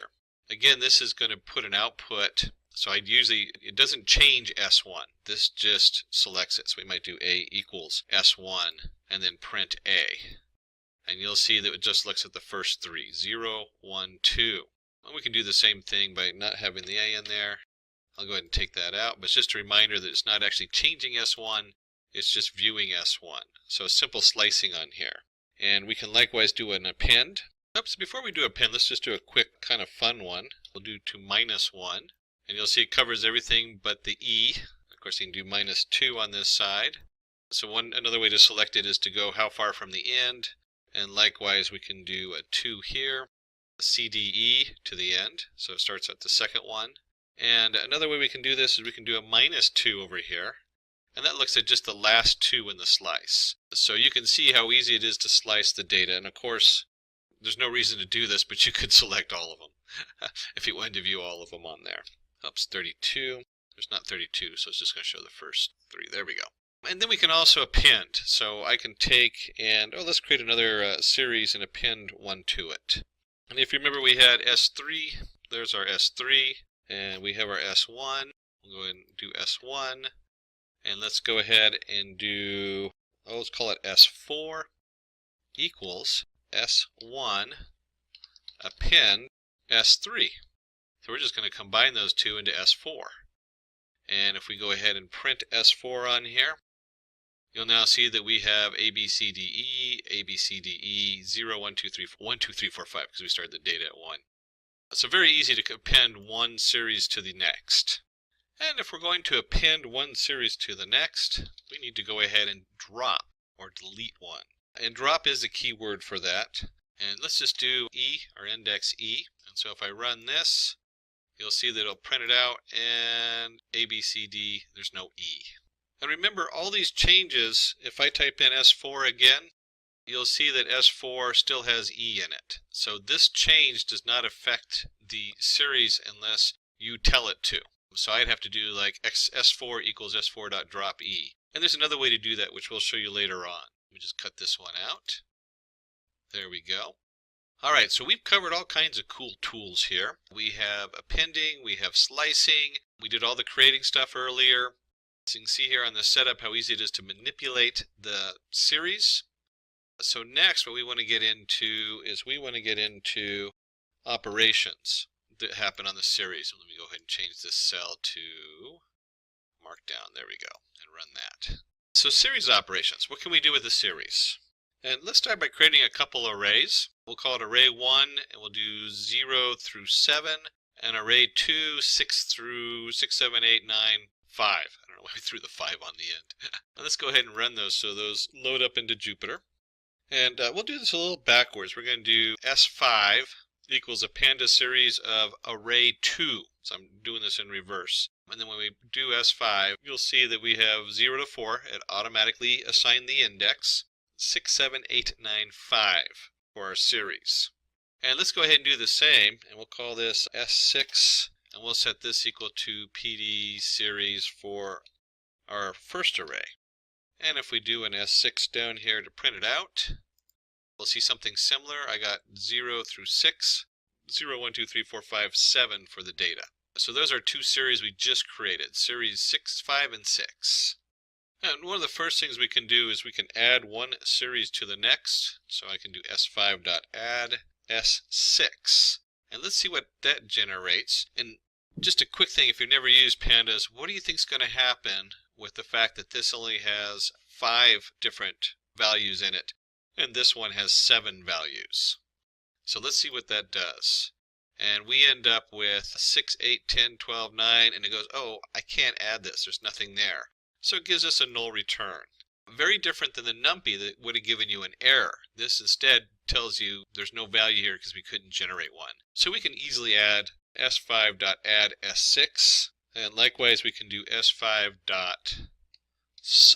for subtract S6, and we'll run that. And on the add, the subtract, and you guessed it, we're going to do multiply and divide next. Again, you can see there's null values where it can't subtract the two because there's no values there to subtract. We can also do S5 multiply, MUL. They're all 3 letters on these. That's one of the ways to remember how they figured out the code for this. So remember, these are all 3 letters, mul. We'll go ahead and run this. And you can see how they're multiplied together. And then we can also do the S5 div, 3 letters again, S6, and run that. And you'll see here, this goes to infinity because we have 0 in the wrong position. So it actually gives you a whole different answer here. That's important to notice. and then in the null values because there's no data and it can't actually produce an answer off of missing data. And since we're in data science, let's do S6 median. So let's look up the median data, which is simply median. Sorry for those who are following the 3 letters because median is not 3 letters. And you can see in S6 is 3.0. And let's do a print here. And we'll do median or average. S6. And let's print max, comma S6. And just like median, there's max value. And if we're going to have a max value, we should also have a minimum value. So let's pop in minimum. We'll go ahead and run this. And you're starting to see something that would be generated like, say, in R, where you're starting to get your different statistics. We have a median value of 3, max value of 7, and a minimum value of 0. And what it does when it hits these null values, if there is null values in there, because we could still do that, we could actually, you know what, let's go up here and do, let's pick this one where we multiplied. Let's go S7 equals, I'll go ahead and print the S7 just so I keep it nice and uniform, so I still have my S7 down there and run it. And then I want to take the S7, because S7 now has null values and an infinity value, and let's see what happens. This is going to be interesting because I want to see what it does with infinity. And we end up with a median of 6, maximum of 27, and minimum of 0, which is correct. It drops those values. So when it gets to there and it doesn't know what to do with them, it just drops those values and then it computes it on the remaining data on there. So that's important to know when you're making these computations, you're looking at min and max and median, you're not going to know that there's null values unless you double check your data for the null values. That's a very important thing to note on there. So just a real quick review on there. We've created our PD series and we've gone ahead and done addition, subtraction, multiplication, division. All of those are 3 letters, so sub, min, div, add. And then we looked at median, maximum, and minimum. So we're going to go ahead and jump into the next big topic, which is to create a data frame. So now we're going to go from series and we're going to create a number of series and bundle them together to make a data frame. There we go, cell type, markdown. And we go ahead and run that. So we have a nice title on there. It's always good to have a good title. Alright, so our first data frame, we'll jump in with some stuff that looks a little complicated. We'll break it down. First, I'm going to create some dates. And you know what, let's just go ahead and do this. I want you to see what that looks like, what I'm creating here. I've created a series of dates, PD date range, and we're going to use these for the index. Okay, so when you look at this, you'll see that it's just, basically it comes out kind of like a basic Python list or a NumPy array, however you want to look at it, with our different dates going down. And we've generated 6 of them. And it's going to have whatever time it is right now on the thing for the date for the time. That's that time stamp right there. And then you'll see we have 11/19, 2008, 11/20, 11/19, and looking into the future there. So that's all this is generating a series of dates that we're going to use as our index. And this is a Pandas command. So we have a date range, which is nice. That's one of the tools hidden in there in the Pandas that you can use. And next we're going to use NumPy to go ahead and generate some random numbers. In this case we'll do the np.random.random in 6, 4. You can look at this as rows and columns as we move it into the Pandas. And of course you could reshape this if you had those backwards on your data. But we want the 6 to match the rows, and we have 6 periods, so our indexes should match along with the rows on there. And then, you know what, before we do the next one, let's go ahead and just print out our NumPy array so you can see what that looks like. Here we have it, 1, 2, 3, 4 by 1, 2, 3, 4, 5, 6. 4 by 6. So it's a nice little setup on there. And since working with data frames can be very visual, let's give our columns, we have 4 columns, and we're going to give them names, A, B, C, and D. So now we have columns on there also. And then let's put this all together in a data frame, and we can actually, you know what, let's do this. Since I did it with everything else, let's go ahead and do columns. And you can see there's our columns on there. And we'll go ahead and do df1 equals pandas.dataframe. And note that the D and the F are capitalized. Series, it was just the S, and I always highlight this because you don't know how many times these things get retyped when you forget what's capitalized on there. It's a minor thing. You'll pick it up right away if you do a lot of it. And the first thing we want to do is we want to go ahead and take our NumPy array, because that's what we're going to create our data frame off of, is the NumPy array. And then we want our index equal to our dates. So there's our index in there. And then we also have columns equals columns. And then finally, let's see what that looks like. Now remember, we had all that different data that just looked like a jumble of data. We have our column names and everything else. Our NumPy array, kind of just a jumble array over there, 4 by 6. You can sort of read it. But look how nice this looks. I mean, this is, you come into a board meeting, you're working with your shareholders.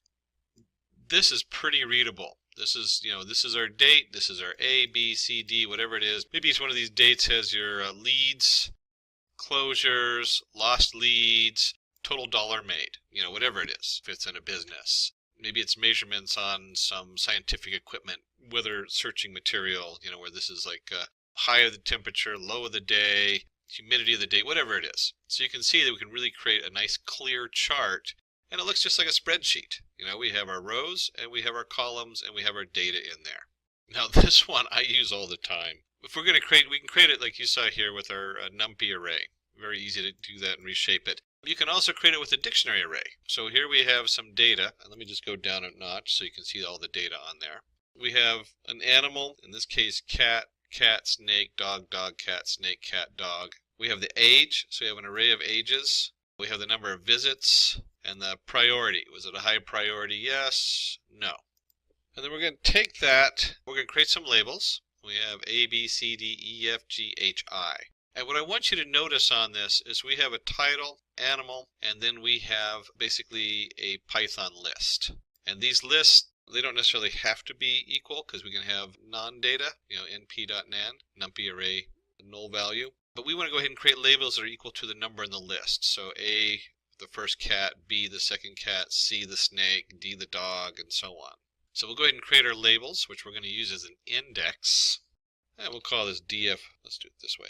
We'll call this df2 equals PD for pandas data frame. And then we have our data, just like we did before. And then we have our index equals labels. And if we're going to go from there, let's go ahead and print it out so we can see what that looks like, df2. So let's go ahead and run that. And again, you have a nice, very clean chart to look at. We've gone from this mess of data here to what looks like a very organized spreadsheet, very visual and easy to read. Animal, age, visits, priority, and then A through J, cats, and all your different animals, so on and so on. And then when you do programming, a lot of times it's important to know what the data types are. So we can simply do df2 dtypes. And if we run that, we can see that our animal is an object, because it's just a string, but it comes in as an object. Age is a float 64, integer 64, and then priority again is just an object. And exploring this one's very popular. Let's go df2 head, and if we print that out, the df2 head returns the first 5. And we can change this. You don't have to do 5. You might want to just look at the top 2. Maybe you want to look at, let's see, let's do 6. So maybe we want to look at just the top 6 in the database, in your data frame. And you can actually, this creates another data frame. So I could have a df3 equal to df2, and this now takes the df2 and just the first 6 values. So if we do df3, run, get the same answer. And if we do the head of the data, we can also do the tail. It's the same thing. df tail, you can look at the last, we'll just do the tail, which by default does 5, the last 5. And of course you can just look at the last 3 of those real quick just to see what's at the end of the data. And this is, the tail, I love doing the tail of 1 because I'll have like the index or something like that, and it will just show me the last, whatever the last entry was. Looking at stock values, and I might want to look at just the last 5 days of the stock values. I can do that with the data frame tail. And some other key things to look up are the index. So we can do df2.index. And I want you to notice that this isn't a call function. So if I put the brackets on the end, it'll give me an error because index is not callable. It's just an object in there. So we do df2.index. There's also columns. So we can go ahead and let's print this. Remember, the first one's not going to show unless I print it, and then df2 columns. So now we can see that we have our indexes and we have our columns listed here, df2.columns, animal, age, visits, priority, It tells you what kind of object it is, or what kind of data type it is, and they're both object. And then finally df2.values. And again, there's no brackets on the end of df2.values because this is an actual object, it's not a callable function. So we'll go ahead and run that, and it just displays a nice array. A very easy way to convert this back to a NumPy array, basically. So before I go into the next section, let's just take a quick look at what we covered so far with the data frame. We came up here, we created our data frame. We did it from a NumPy array first, setting the columns and the index. The index setting it up is the same as when we set up the series, so that should look very familiar. So is the whole format, the NumPy array, the index dates, and the columns. And remember, in our NumPy array, we're looking at row, comma, column. So 6 rows, 4 columns is how that reads in the data frame. And we went ahead and also did that from a dictionary. In this case, animal was the column name with all the data underneath that column, and then age with that data, visits that data, priority that data. And then of course we added our labels in there for our index. So there's no difference in there, but it automatically pulled the column names. Important to know when you're dealing with a data frame and importing a data frame this way. And then we did looking up dtype. We looked at head and tail, looking at your data really quick. We also did index and columns and values. And note these don't have the brackets on the end. So the next thing we want to do is go ahead, since we're dealing with data science, is we want to go ahead and describe the data. So we have df2.describe to do that, and we're going to manipulate it in just a minute, but let's just see what this generates. And you can see right here we have age and visits. So looking at our data from up above, let me just go all the way up here. Animal, age, visits, priority. And it does a nice job generating your age versus visits, which has all the data. You have your count, your means, your standard deviation, your minimum value, 25% are in this group, 50%, 75, and your maximum value. So this will look familiar as a data science setup with your describe for a quick look at your data frame data. So let's start manipulating this data frame and moving stuff around, and we'll start with transposing. And it is simply capital T for transpose. And when we run that, it flips the columns and the indexes. So now the indexes are all column names and the columns are all indexes, animal, age, visits, priority. So if we had come in here with our data shaped wrong, up above where we had a 4x6, we can quickly just swap it if we had it backwards. Not a big deal. And we can also sort our data, something that you can't do, which is more difficult to do with a lot of other packages. In the data frame, it's really easy to do. Take our data frame df2, and we're going to sort underscore values by equals age. And so when we run this, you'll see the default is ascending. So we have 0.52, 2.53, and everything else is organized. So if you look at your indexes, they've been moved around because each index, it moves the whole row, not just the one piece of data is not being sorted. So a very quick way to sort by age our different data in the data frame. And in addition to sorting it, we can also slice the data frame. So I could do df2, and this should look familiar from earlier. We'll just do 1 to 3. So we're going to pull out, oops, it does help if I use a df instead of just d. And we're going to pull up just between 1 and 3. So we have not 0, which is A, but we have B, which is 2, or B, which is 1, and C, which is 2. So 1, 2, and then it does not include 3, which is the standard in Python. And we can even do something like this. We can combine them, which is always fun. Because remember, this returns a data frame. So if I take df2 dot sort values, and we'll do by equals age. This is just kind of fun. And then I'm going to slice it. There we go. Double check my typing and run it. And now you should see FA, because FA are now 1 and 2 on there. So you can very quickly create a whole string on here which narrows it, that you can sort it, then slice it, and do all kinds of fun things with your data frame. We'll just go back to the original one. Run. There we go. And if we can slice it by row, we can also query the data frame. So we can do df2. And this is a little different because I'm going to create an array within an array. And in this case, we're going to look at, let's do age, comma, visits. So look at the different format in here. We have 1 to 3. So we've done this by slicing by an integer value. And then on here, I've done df2 age comma visits in an array. And when I run this, you can see that we get just these two columns on here. We get age and visits. So it's a quick way to select just two columns or select number of columns you're working with. And if you saw up there, we did the slicing. Almost identical to slice is iLocation, which uses the integer location 1, 3. There's a push in Pandas to move to this particular setup instead of doing just a regular slice. And that's because this can be confusing when we slice 1 to 3 and then we select age and visits. So there is a push to go ahead and move to an iLocation, which does the same thing. You can see here BC, it's the same as up above. There's also a copy command, so we can do df3 equals df2 copy. We're just going to create a straight copy of it. And of course, if we do df3, it'll be the same as the df2 on there. So df3 equals df2.copy. And then let's do df3.isNull. So we're looking for null values. And this will return a nice map, and you'll see that everything is false, except when you go up here under the cat or H, they had a null there. And so if we go to have a couple up here also underneath of, let's see, the dog. Okay, there's a bunch of nulls in here. There's D up here. So let's look at D down here, and you'll see false, true. There it is. There's our null value.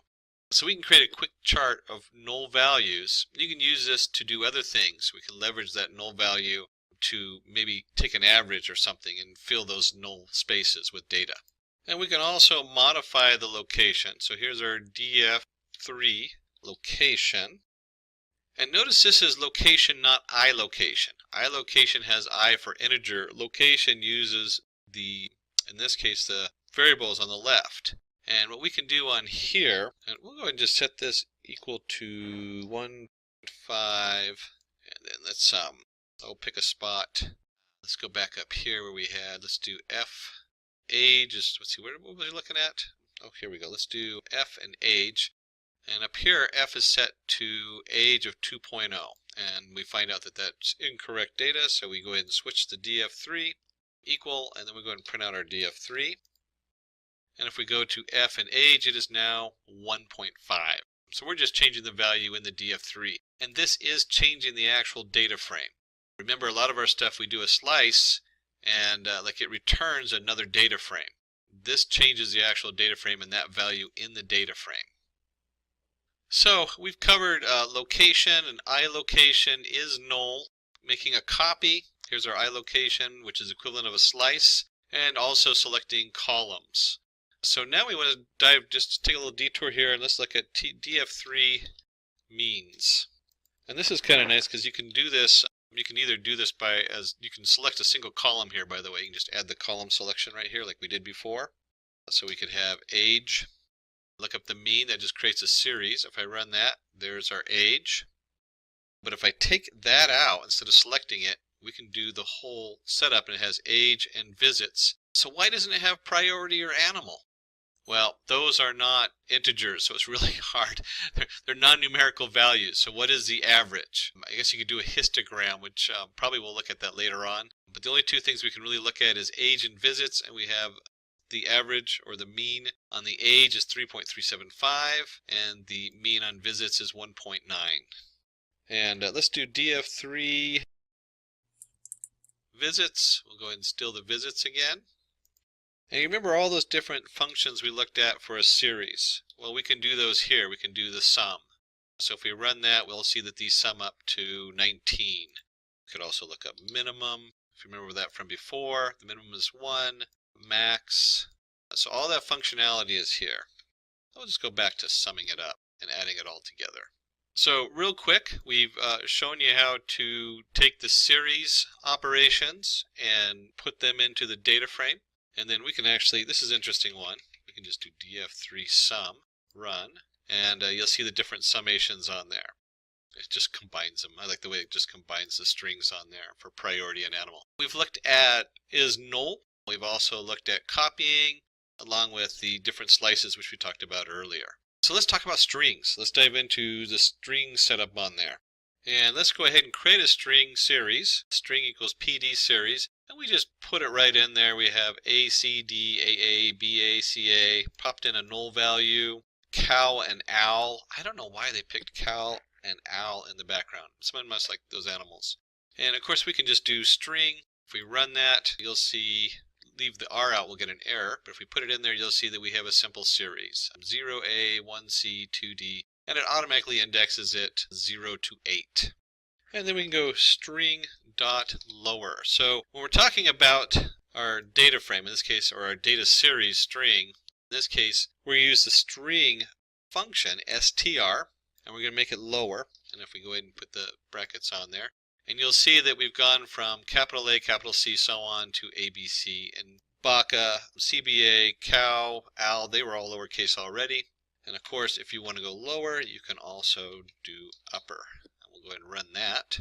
And you can see we now have ACD, AAA, Bokeh. Everything's capitalized except for the null value, which is still null. Alright, so we looked at a few basic string. You can see that string functions upper and lower. We're going to jump into a very important topic. I'm even going to give it its own header on here because it's such an important topic. What do you do with missing values? Panda has some great tools for that, so we'll dive into those. We'll work with df4, and if you remember the df copy from above, we're just going to make a copy of df3. And let's just take a quick look at the data we're working with. Oops, df3, forgot the 3 on there. There we go. So here we have our cats, snakes, and dogs. Hopefully not all in the same container, because that would be just probably mean to all of them. So we made a copy. We're going to be working with df4. And the reason we made a copy is we want to go ahead and fill the data. And we just simply do fill NA, and then we're going to give it the value we want to put in there. We'll give it the value 4. So I can run in here, and you'll see now that df4 now has where the NA was, it's filled with the value of 4. Same thing down here. A lot of times we'll compute the mean first. So I might do a mean age equals df4, and then we want to go ahead and do age and dot mean, and then I'll do something like this, df4, I only want to select the age, and I want to fill that with the mean age. And I run in there, and you'll see that our df4 age now has the means in there. Just a quick way of showing you how you can combine these. Let me go back to our original one. There we go. And run that. And keeping with good practices, df5 equals df3.copy. And then we'll print our df5, which should be the original one.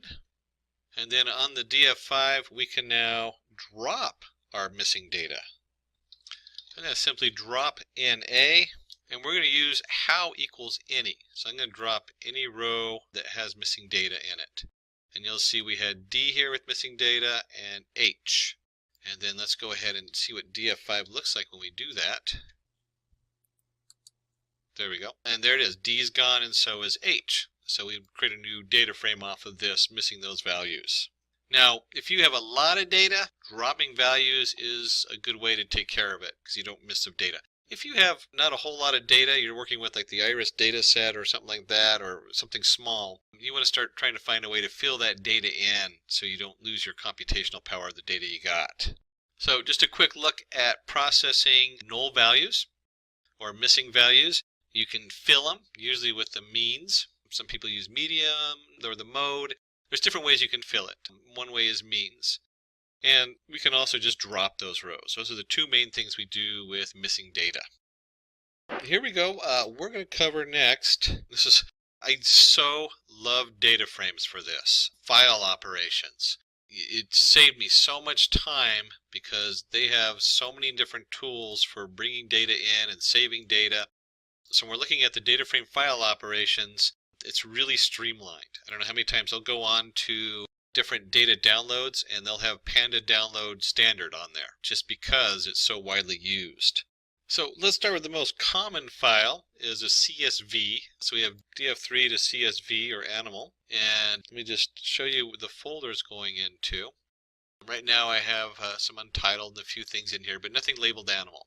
So we go ahead and run this, and this has now saved the animal to my hard drive. And you can now see the animal folder up here, and if I, let's do edit with a notepad. Oh, let's open it up with just a regular notepad. There we go. Or WordPad. If I open that up, you can see it's comma separated. our titles. They don't have an index on the categories on the top, and the index, comma, and then all the different data is separated by commas. Standard CSV file on there. And if we're going to send it to CSV, and notice the format is .to_CSV, and it's just the name of the file we're sending it to. You can also put the complete path. By default, it's going to go whatever the active directory this program's running on. That's why those other folders are in there. So we have our df3 to CSV, and then if we're going to put it in there, we want to also get it back out. And we'll call this one df_animal equals pd read_CSV. I always have to remember it's to_CSV and read_CSV. I always want to do like a capital in there and not the underscore. We're going in here again, it's the active directory. So if I now do print out my df animal, and let's just do the head. We only want to look at the first 3 lines. So if I go ahead and run this, we'll see the first 3 lines, and they should match up here what we saved to our CSV. So very easy to save and import from our CSV files on here. And it turns out df3 also has a to Excel. They actually have a lot of different formats, but old school Excel was real popular for so long, still is. We can go ahead and save it as animal.xlsx. We're going to call the sheet named sheet 1, and then I can also do df, we'll call it animal2, and this one's going to come from, and the same format on here. There we go. So we still have our animal xlsx, the sheet 1, that's where it's coming from. Index columns equals none. So we're going to suppress the indexing on the columns. NA values, and it'll just assign it's 0 on up on your indexes. So if it says index columns equals none, that's what it does. And then we've added null values because there's null values in here, and we want to just make sure that they're marked as NA. And we'll go ahead and just print out the animal2, there we go. And let's run that. Let's make this, let's just do the whole thing. So we'll go ahead and run that. And it probably doesn't help that I completely forgot the read. So animal2 equals pd.read Excel. There we go, Excel. So now we go ahead and run it. And what we expect is happening here. We have the same data frame on here. And if I flick back to my folder, you can now see that we have the animal. One of these is in Excel, and one of these is a CSV on here. And so there's our 2 file types on there. And they have other formats. These are just the 2 most common ones used, and I don't know how many times I've had stuff from Excel I need to pull out. If you've ever played with Excel, it's a nightmare in the back end because of the way they do the indexing. So this just makes it quick and easy to pull in an Excel spreadsheet. So we looked at 2 different ways to bring data in and save it to files. We've looked at all kinds of different ways of manipulating our data set and slicing it and creating it for our data frame. Let's get in there for your visualization. Always the big thing at the end, because 1, it lets you check to see what you did, make sure it looks right. And then also, if you're going to show somebody else, it makes it very clear what's going on if they see something visual. So this is where a really important part of data science is. So let's go ahead and bring in our tools. We're going to do import NumPy as NP. We want to make sure we have our ampersand Matplotlib in line. This just lets Jupyter know that we're going to print it on this page. If you're using a different IDE, you don't really necessarily need that, but this does help it displays correctly in Jupyter Notebook. And if you remember for earlier, we could create a, we're going to call it TS. We're going to create a pandas, which are cute, cuddly creatures, versus a pandem, short for pandemonium? No. So we have TS equals PD series, and we're just going to create a random setup of 50. We'll do an index. We'll set it equal to the pandas date range today. Periods equals 50, so the 50 should match. And I want you to notice something here. I did not import the Matplotlib. Why? Because it's already in there. Pandas already has its built-in connection and interface with Matplotlib, so you don't have to import it. And we'll go ahead and do TS equals TS dot cumulative sum. We're going to do the cumulative sum. So a little reformatting there, and we'll go ahead and plot it. And let's take a look at what that looks like. So we have a nice graph here. We have the dates on the bottom. We've set this up so we have a nice range between, in this case, -4 to, looks like about 2 maybe, or 1, -4 and 1. So what we've done here, we plotted a basic series, just a single row of data, and we've set indexes on there. But we can also do the whole data frame on there, and let's see what that looks like. So first, let's go ahead and create the data frame. We have here random numbers, so we're going to do 50 by 4. And then we'll go ahead and create columns A, B, X, and Y, just because we can. Index is a ts.index on there, so we're going to use the same index as before, just to keep it nice and uniform. We've already generated the dates to go with it. And then we can do, just like we did with the series, we can also do with the data frame, df equals df cumulative sum. So we're going to sum the whole data frame. And then we'll do simply df plot. And let's put that in, and let's go ahead and run this. And look how easy and quick that was to generate a nice graph with all the different data on there. So we have our shared index, we have the shared columns, and then we have the different data from each one that we can easily look at and compare. So very quick way of displaying data. You can imagine if you were working in, I think I mentioned stock earlier because I've been doing some analysis of stock lately.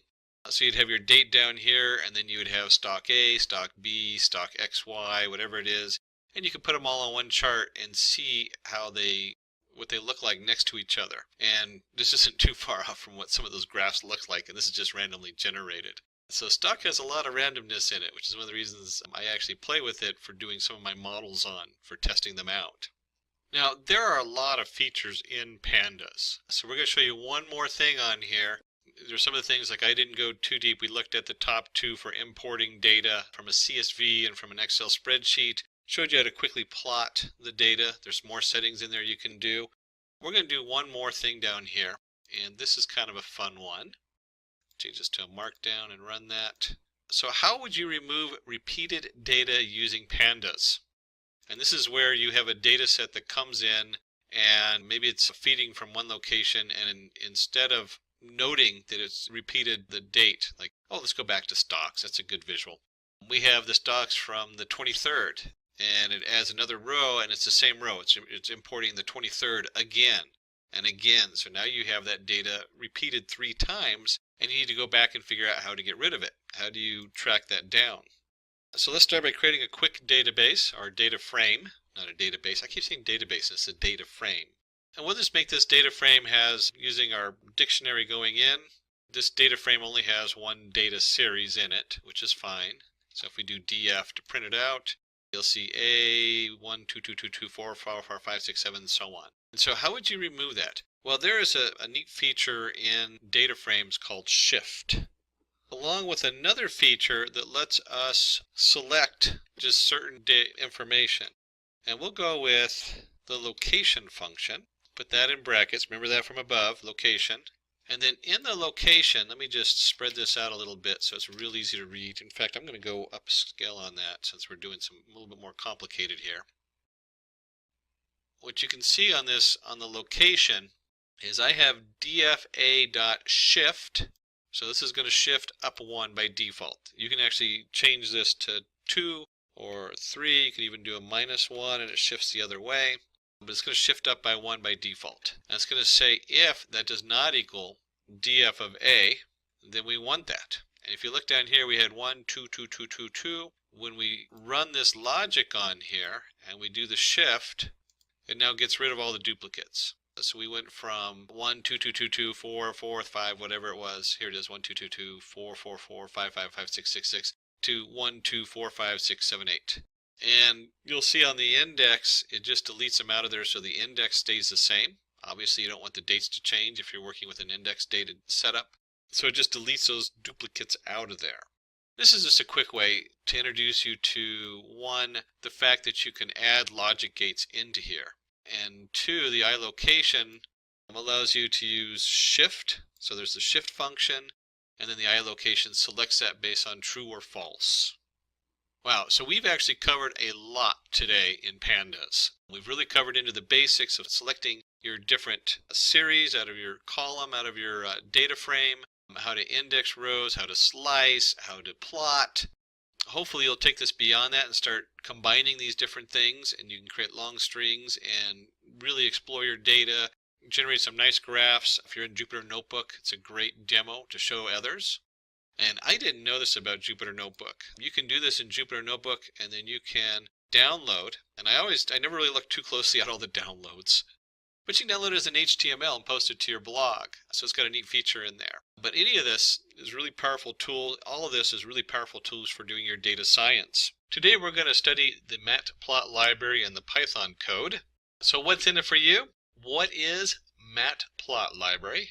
Types of plots, plotting graphs and subgraphs, adding a graph inside a graph, graph parameters, title, label, legend, line graphs, line types, color and transparency, canvas, grid and axis range, 2D plots, scatter, step, bar, fill between, radar chart, histogram, contour image, 3D surface image, and then we'll hit a practice example pie chart.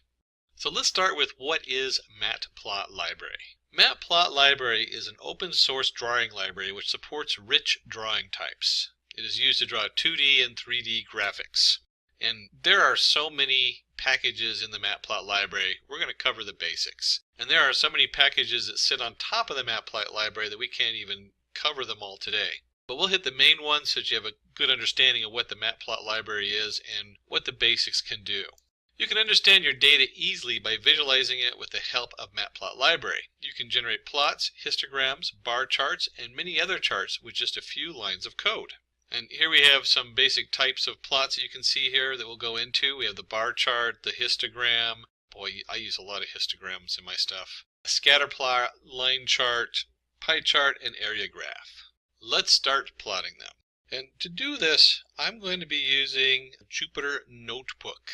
You can use any of your Python interfaces for programming or scripting and running it. Of course, we here really like the Jupyter Notebook for doing a lot of basic stuff because it's so visual. And in our Jupyter Notebook, which opens up in this case, I'm using Google Chrome, you can go up here to New, and we'll create a new Python 3 and set that up. If you're not familiar with Jupyter Notebook, we do have a tutorial that covers some of the basics of that. And you'll look at any of our tutorials, I usually cover a number of them showing how to set up Jupyter and Anaconda. I myself use Jupyter through Anaconda. In fact, let's go ahead and open that up and just take a look at this, see what that looks like. You can see your Anaconda navigator. If you install it, it will automatically install the Jupyter Notebook. And that also installs a lot of other things. I know some people like the Qt console for doing Python or Spider. I've never used them. I actually use Notepad++ as one of my editors. And then I use the Jupyter Notebook a lot because it's so easy to have a visual while I'm programming. And even simple script in Python, I'll take it from the Jupyter Notebook and then do a save as. You can always go under File, and you can download as a Python program. So that will download it as an actual Python versus the IPython that this saves it as. So let's go ahead and dive in and see what we got going here. And let's go ahead and put Matplotlib library tutorial. And I'm going to turn this cell into a markdown so it doesn't actually run it. But you can see it has a nice little title there. That's all Jupyter Notebook. And then from Matplotlib library, let's import PyLab. Back one. And then let's go ahead and just print. We'll go PyLab and the version. Let's go ahead and run this. So we're going to import our PyLab module from the Matplotlib library. And we find out that we're in version 1.15.1.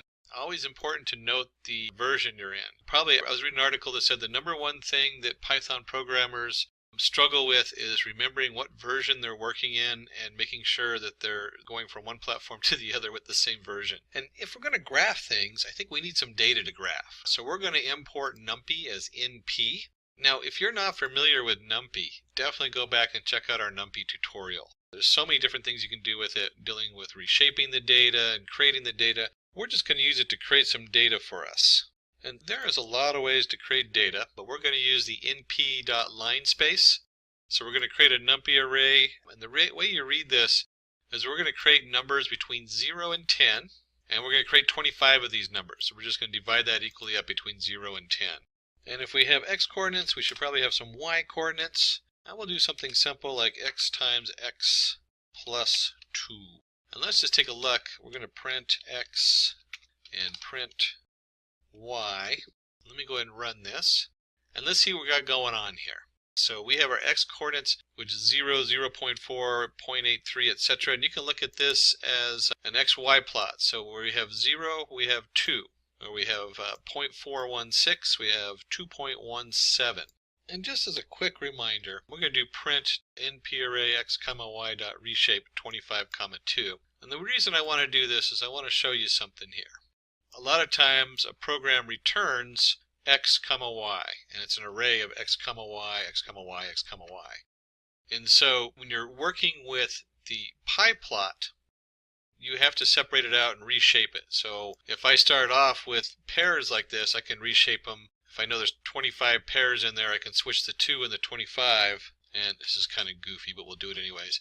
Reshape. So I'm going to reshape my 25 by 2 back to 2 by 25. And if I run that, you'll see I end up with the same output as the XY, the two different arrays in here. And this is important that we want X and Y separate. Again, that's all NumPy stuff, but it's important to understand that this is a format that Matplotlib works with. It works with an array of X's, and they should match your array of Y's. So each one has 25 different entities in it. And then for our basic plotting of this data, it only takes one command to draw a graph of this data. And so we use our, from up here, where we imported PyLab. We take our PyLab, and the key under there is plot for plotting a line. And then we want our X coordinates and our Y coordinates. And we'll throw in R. And the R simply means red. So we're going to draw the line in red. Let me go ahead and run that.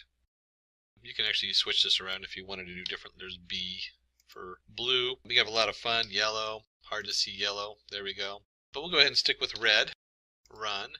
And when you're doing presentations with these, try to be consistent. You know, if the business and the shareholders send you a spreadsheet and they have losses in red, use red for losses in your graph. Try to be consistent. Use green for profit, for money. You don't have to necessarily use green, but it's whatever they're using, whatever the company's using. Try to mirror that. That way, people aren't going to be confused if you switch your data around and every time one graph has red for loss and one graph has blue for loss. It gets really confusing, so make sure you're consistent in your graphs and your coloring. And something to know, because we're going to cover this in a minute, this is your canvas size. So we have a canvas here, and what we're going to do next is we're going to look at subgraphs. Okay? So let's take our PyLab and create a subplot.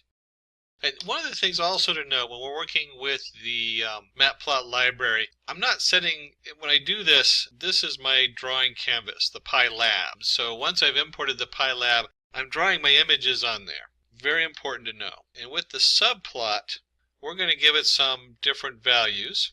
And we're going to represent by rows, columns, and indexes. And let's do 1, 2, 1. So it's going to be the first row, second column, and the index is like you can stack your graphs and things like that. We don't worry too much about indexes, but rows and columns. We want to go ahead and use row 1 and column 2. And if we're going to have one object, we should probably have two, but before we do that, we have to plot data onto the subplot. So the order is very important, and we'll go ahead and stick with our X, Y, and let's do this. We're going to add in a third parameter here. Remember we did red? We're going to add shorthand dash dash for dashed lines. So this plots the data into row 1, column 2. And if we're going to do that, let's do another one, pylab.subplot. And if we're going to do row 1, let's do column 2 and index 2. And this time we're going to add G for green, and this denotes a style. And if we're going to set up our PyLab subplot, there we go, PyLab, we got to go ahead and plot that. PyLab plot. And instead of XY, we want Y, X. Whoops, I messed up. This is in the wrong spot. There we go. We'll move that down here real quick because that goes in the plot part. So the subplot tells it the row, column, and index, and the pyplot tells it what data. In this case, we switch them, and the color, and then the style shorthand. Now let's go ahead and run that.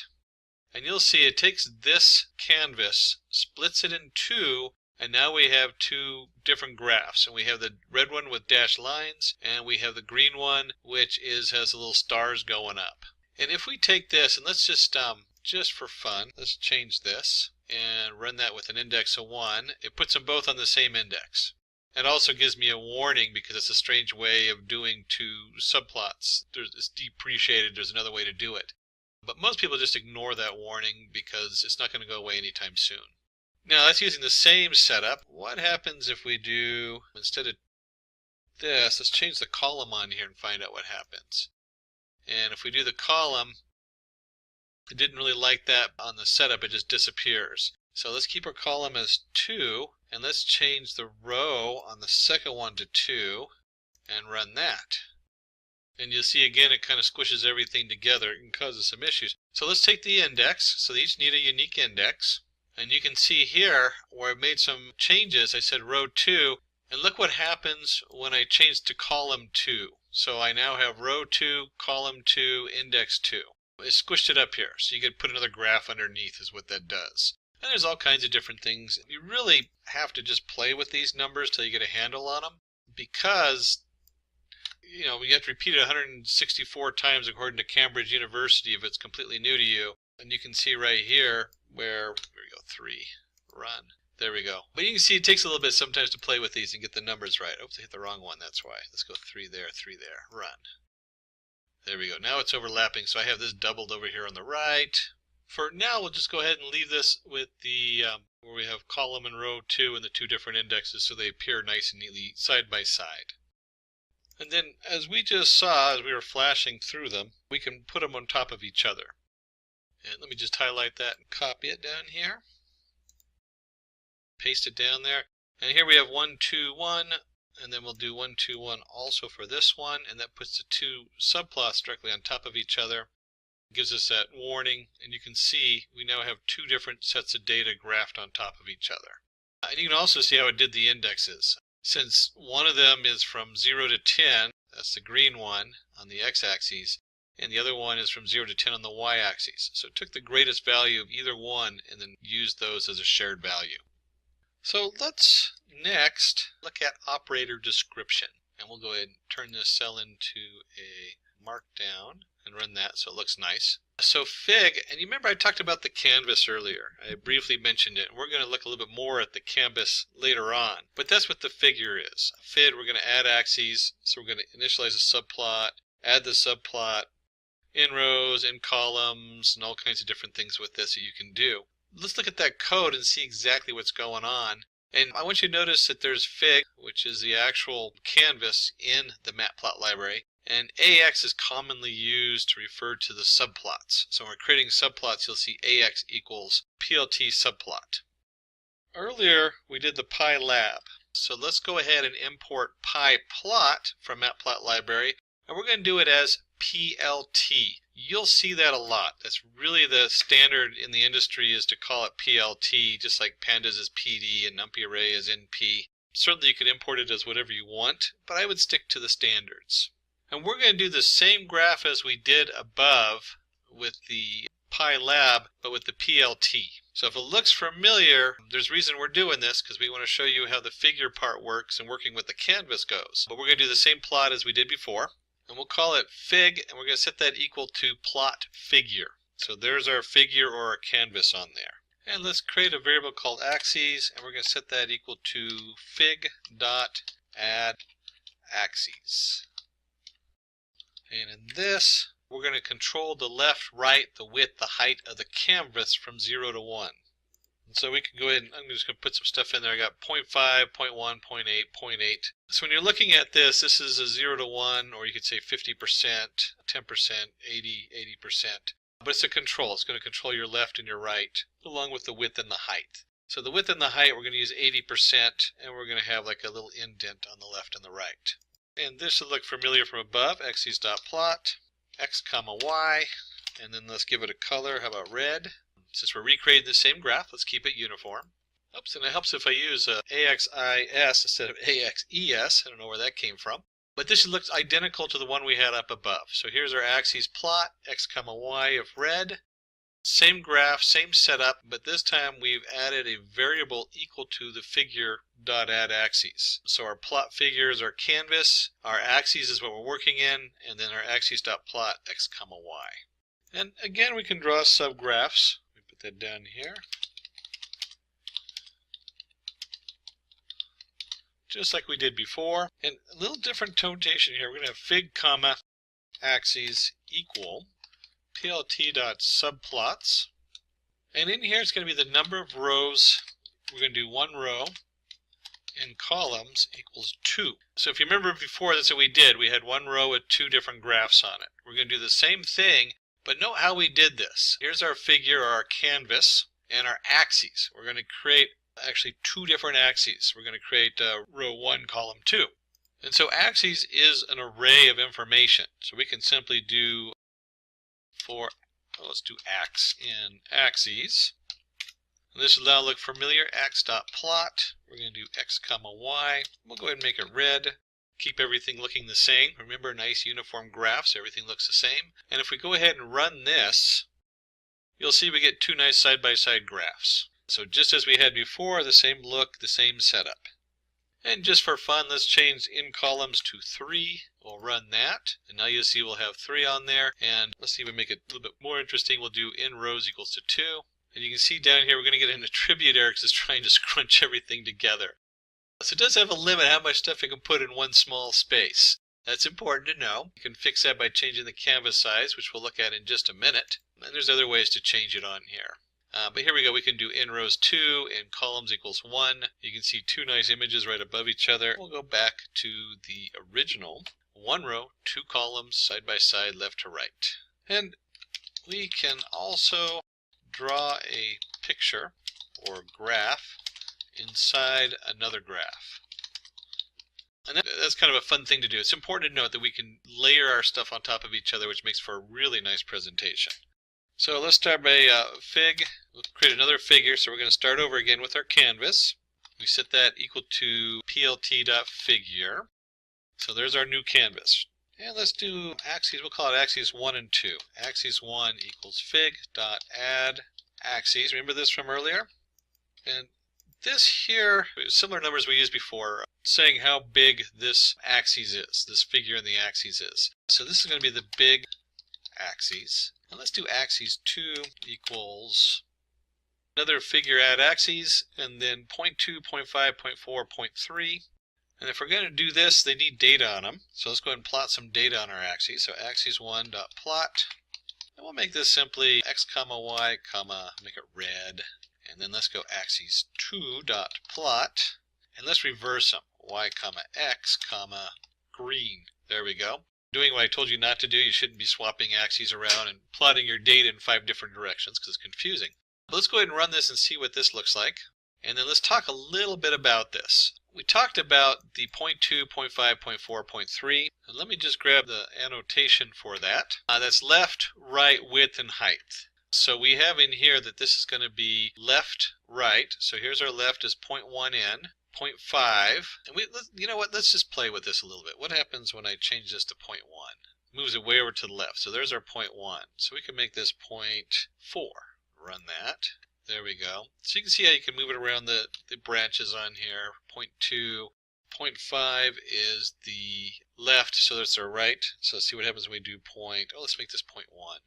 And that actually is, they had it down as left, right. I thought this was wrong. It's actually how far from the bottom. Let me switch that on here. Bottom. There we go. So we had here on this. We can go ahead and put that back to 0.5 and run that. And this is 0.3. Let's make this 0.3 also. And that is the width. And then, of course, there's the height. We can make that really tiny. Actually, let's do 0.2. And let's run that. And you can see it changes the height on there. We can make it even smaller, 0.2 by 0.2. And as you can see, you can get stuck playing with this to make it look just right. It can sometimes take a little bit. Certainly, once you have the settings, if you're doing a presentation, you try to keep it uniform, unless it doesn't make sense for the graph you're working on. Try to keep the same colors, the same position, and the same look and feel. And I mentioned earlier we can adjust the canvas size. So this is from earlier. I just copied it down below. We're going to replot the same data we've been looking at. And what we can do is we can change the figure size to 16 by 9. And let me run that and show you what that looks like. So it fills the whole screen. And then if you are, normally when you're working on the screen, you don't worry too much about this. But we can set the DPI to 300. Run that. There it goes. This is your dots per inch. And if you are doing an output of this and you're printing a hard copy, you want the higher quality. I would suggest nothing under 300 if it's a professional print. You might get a little less than that, but whenever I'm doing professional graphics and printing them out on something, 300 dots per inch is kind of the minimal on there. You can go a lot higher too, but keep in mind the higher you get, the more memory it takes and the more lag time and the more resources you use. So usually 300 is a good solid number to use in your dots per inch. And you can see it draws a nice large canvas here, which is 16 by 9, and then the DPI is 300 on here, so it's a little higher quality. And just out of curiosity, I wonder how long it takes to draw something double that size, 600. And you can see here where at 600 DPI, it's going to take a while. There it goes, just because it's utilizing a lot more graphics on there. And let me just go back to the 300. Now let's do a 100. You're not going to see a difference on this because it is web-based graphics are pretty low. And up here you saw I did this with the plot figure. This works the same if I do figure axes subplot, figure size, and then we'll go ahead and do axes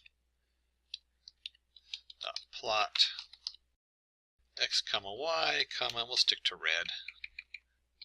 Let's go ahead and run this. And you should get almost the same thing here. Here's our axes on the subplot on here with the fixed size and the DPI. Let me take this all out. Let me just remove all that real quick. Run it again. There we go. Now we're back to our original figure. And let's look at some of the other things you can do with this. One of the things we can do is we can set a title for the axes. So axes set title. You'll see right here, since I put this on the axes, it's the main title for the whole graph. And if you're going to have a title, you should also label. So we can label our X label, and we can set our Y label. In this case, we're just going to call it X and Y. Keep it nice and uniform, and if we run this, you'll see that we've added a nice X label and Y label. Whoops, where'd they go? And it turns out in this environment that you have to put it before the title. So let me go ahead and put it before the title. And there's our X, Y, and let me run that. And of course, we can also do up our size a little bit so you can see what's going on a little better. So here we have X label X. If you come down here, you'll see our X label and our Y label. We can, of course, change this to X label. You can change this to Y. It can be whatever you want on here, of course. And our title graph. There we go. Run. So here we have our title graph, our Y label, and our X label all set up on our nice little plot.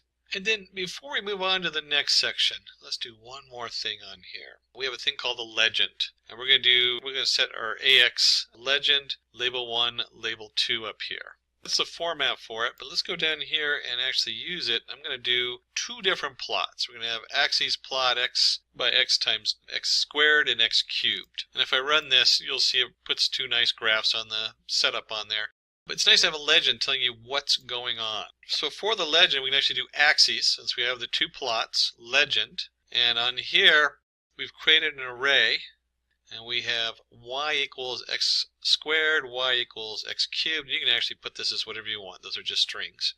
And then location 2. And let's go ahead and run this and see what that looks like. And you can see it puts a nice legend on the upper left-hand corner. Location 2. We can do location 3. And run it, and it drops it down to the bottom. Location 1, I can't remember where that's at.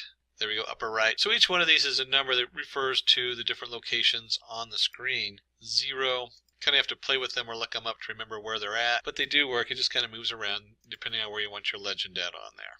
So on this section we cover the title of the graph, the Y labels, and legends. We're getting into starting to look really fancy here. So we now have something we can actually put out. You'll see the title of the graph looks a little fuzzy. So I might, in a web setup, put the DPI up a couple notches. Maybe put it at 200. 100 might work fine. Just so you know, something to notice on here when you're playing with these different things. We had our subplots DPI equals, let's do 200 to see what that looks like. So you can see it now is a lot clearer. It's also larger, so it's a nice little feature you can throw in there with your DPI dots per inch. So the next section is let's look at some graph features. We're going to look at line color, transparency, size, and a few more things on here. And, oops, I forgot the main title. So we have our figure and our axes equals our plot and subplots. And I'm going to go ahead and do a DPI equals 150 so the graph comes out nice and large and easy for you to see. And let's go ahead and do 3 plots on here. We'll do x by x plus 1, so it's just going to be a straight line. Plot x plus 2 and axes dot plot x plus 3. So it looks like we're doing nearest neighbor setup or showing how it located data and putting your lines on there between the nearest neighbors. There we go. So it draws a nice little graph with 3 lines on it. One of the things we can do is we can control the alpha on this. Oops, and you can actually see the when they did these lines, it automatically pulls in different colors for your setup. So there's some automatic things going on in there. And a lot of times we do that $R, where we're going to do color equals red, another notation on here. Let's go ahead and run this. Now we have a bright red line down there. And with the Matplotlib library, you're not limited to red. You can also use one of many different color references, as you see here, with the # 1155DD, which is just blue. And we can do the same thing with another color on here, which turns out to be green. And I can just as easily do this. Green, blue, oops, there we go, blue, and run that. And you'll see here we have red, blue, and green. And what I want to do is I want to make this, we're going to set what's called the alpha on this. And we're going to set this equal to 0.5. So this is halfway see-through when I run this. And it's almost going to look pink because you can see through it. And let's change this just a little bit, just to make this kind of fun. Let's square it. There we go, run it. So now we have this nice square that comes up. And you can see when it crosses it, because I plotted these two lines after it and they have no alpha, the red is behind those lines, or in this case pink, because we did the alpha halfway through. So let's go ahead and do this. Alpha equals 0.5. And, oh, you know what? Instead of squaring it, let's take it to the 0.5 power. That'll be kind of interesting to see what that does. We'll just go to keep it squared. There we go. And run that. And let's go back and look at this where it crosses over. And the first thing you see right here is on the blue, it's kind of light blue now. You can see how the two colors add together. You get almost a purple on there. So I can clearly see where the red crosses the blue line. And then the green just blanks it over because I didn't do any opaqueness, no alpha on there. So this is great if you have lots of data that crosses over and you need to be able to track those lines better. And we'll go ahead and do this 0.5 and we'll run that. Oops, I did equals 0.5. Let me go ahead and run that. And so you can see right here, now you can easily see the red line, how it crosses the green and the blue down here. And if we want to, we can do this as the default is 1, is solid. So we can change this all to 0.8. Let me just do that. Oops, 58, 8. There we go. Run. Oops, I must have hit a wrong button there. Let me try that again. I accidentally got rid of a bracket. And let's go ahead and run that. And we come down here and look at this, you can still see where it passes behind them, but the green dominates and the blue dominates because we're now at 80% instead of 50%. And you can do less. That's kind of fun, although at some point the lanes kind of fade. So 0.5 is usually the best setting on there. We have a nice pastel here at 0.3 and you can easily see where they cross over. And just like you can play with the colors, we can play with line width. And let's try DPI 100 and see what that looks like on my screen. Equals 100. And we'll go ahead and just take our AX plot. Let's do 4 of these lines just so you can see how they look next to each other. Real quick here. There we go. And if I run this, they should all appear the same. It automatically does different colors on there. So let's do color equals blue. Forgot my quotation marks. There we go. And we'll go ahead and just make these all blue, just for purposes of being nice and uniform. And then what I want to do is I want to do the line width. Line width equals 0.25. And let's just copy and paste that down here. Let's do equals 1. About 1.5. And let's do just make this equal to 2. Let's see what that looks like. And when we do that, you can see it goes from a very thin line, a 0.5, a 1, or 1.5, and 2, which is twice the width of the 1. And if we're going to do different sizes, we had different colors, we had our alpha scheme. Let's take this whole thing here. Let's paste it down here and do another one. But instead of line width, let's look at styles. And something to note here, you can actually abbreviate this with LW. So line width can also be let's just do everything 0.2. And let's set up a line style. We'll do the first one dashes. And let me just paste that down here. So I'm not doing a lot of extra typing. There we go. Take this out. So we have our dashed. We can do a dash dot. Oops, let's do the dash dot here. And a colon here. There we go. And there's a lot of different options. We'll look at a few more as we go down for different ways of highlighting data. But when you look at this, we have everything as a line width of 2, and now we have a straight line, we have a dash line, or a dot dash, and a dot dot dot line. And then another thing we can add on here is we're going to do, here's our ax plot, and we did x, let's do x plus 4, so it goes right on the top. I'm going to do color black, line width 1.5, so it's a smaller line.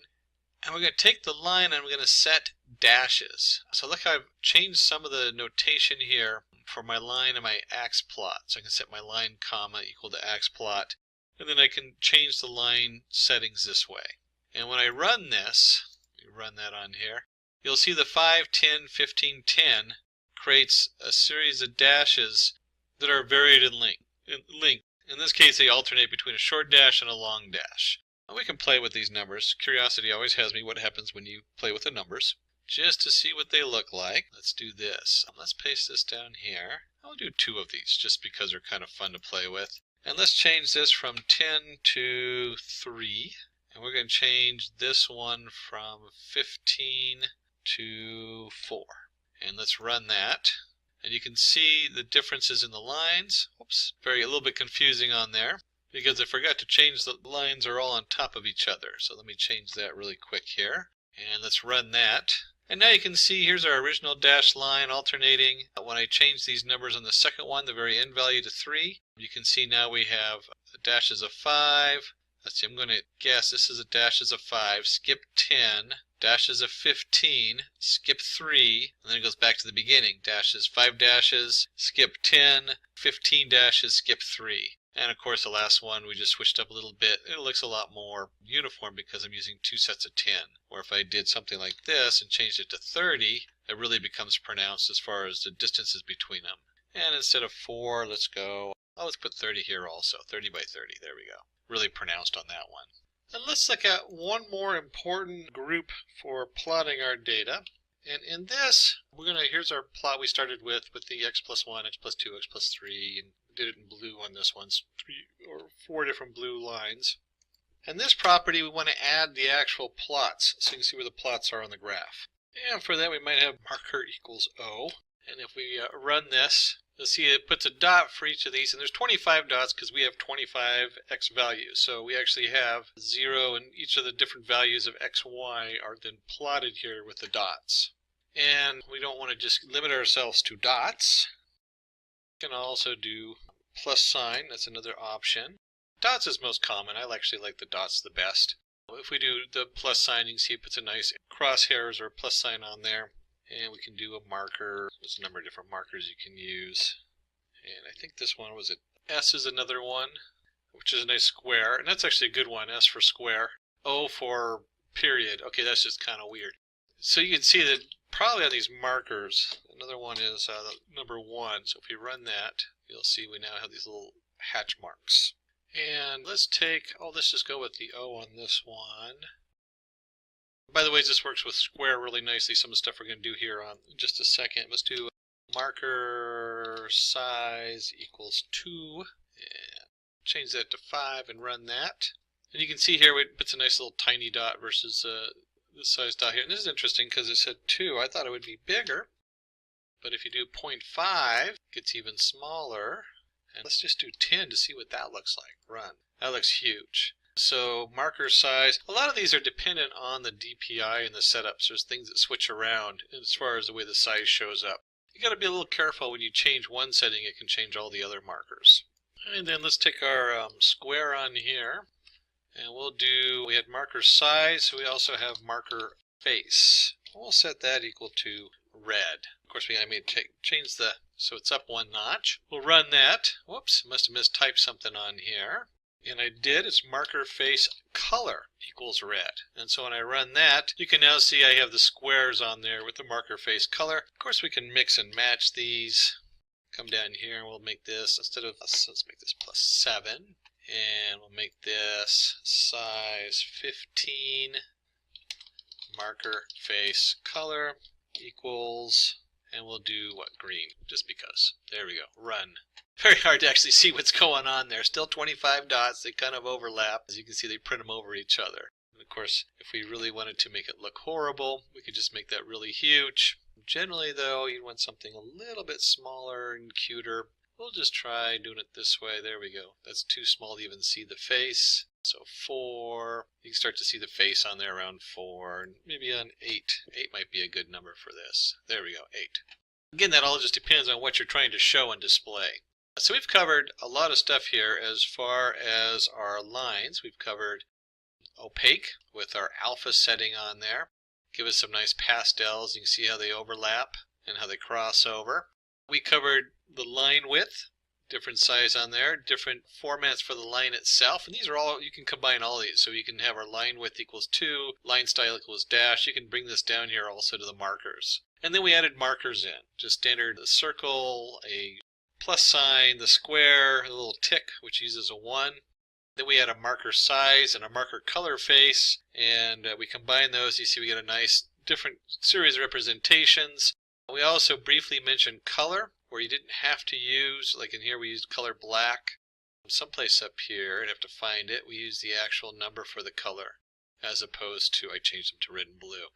So you can get very precise on the color if you have a very specific color set that you need to match your website or whatever you're working on. All of those are tools in the Matplotlib library. So we have one more piece to formatting the graph, so we want to show you, and then we have 2 big sections. We're going to go over the different graphs that they have along with a challenge problem. So let's go in the last section we're going to look at is limits. We're going to limit our data. So this first part I'm just going to paste in there. We're going to create our subplots 1, 2, so 1 row, 2 columns. We're going to do a figure size of 10, 5. This should all look familiar now since we've done a number of them. And we're going to go ahead and plot, and this is an interesting notation you should notice here. Our axes 0, so 1 we've used, instead of, you can just iterate through them, but they're just an array, so it's an array of 0 is still the axes of the first axes out of 2.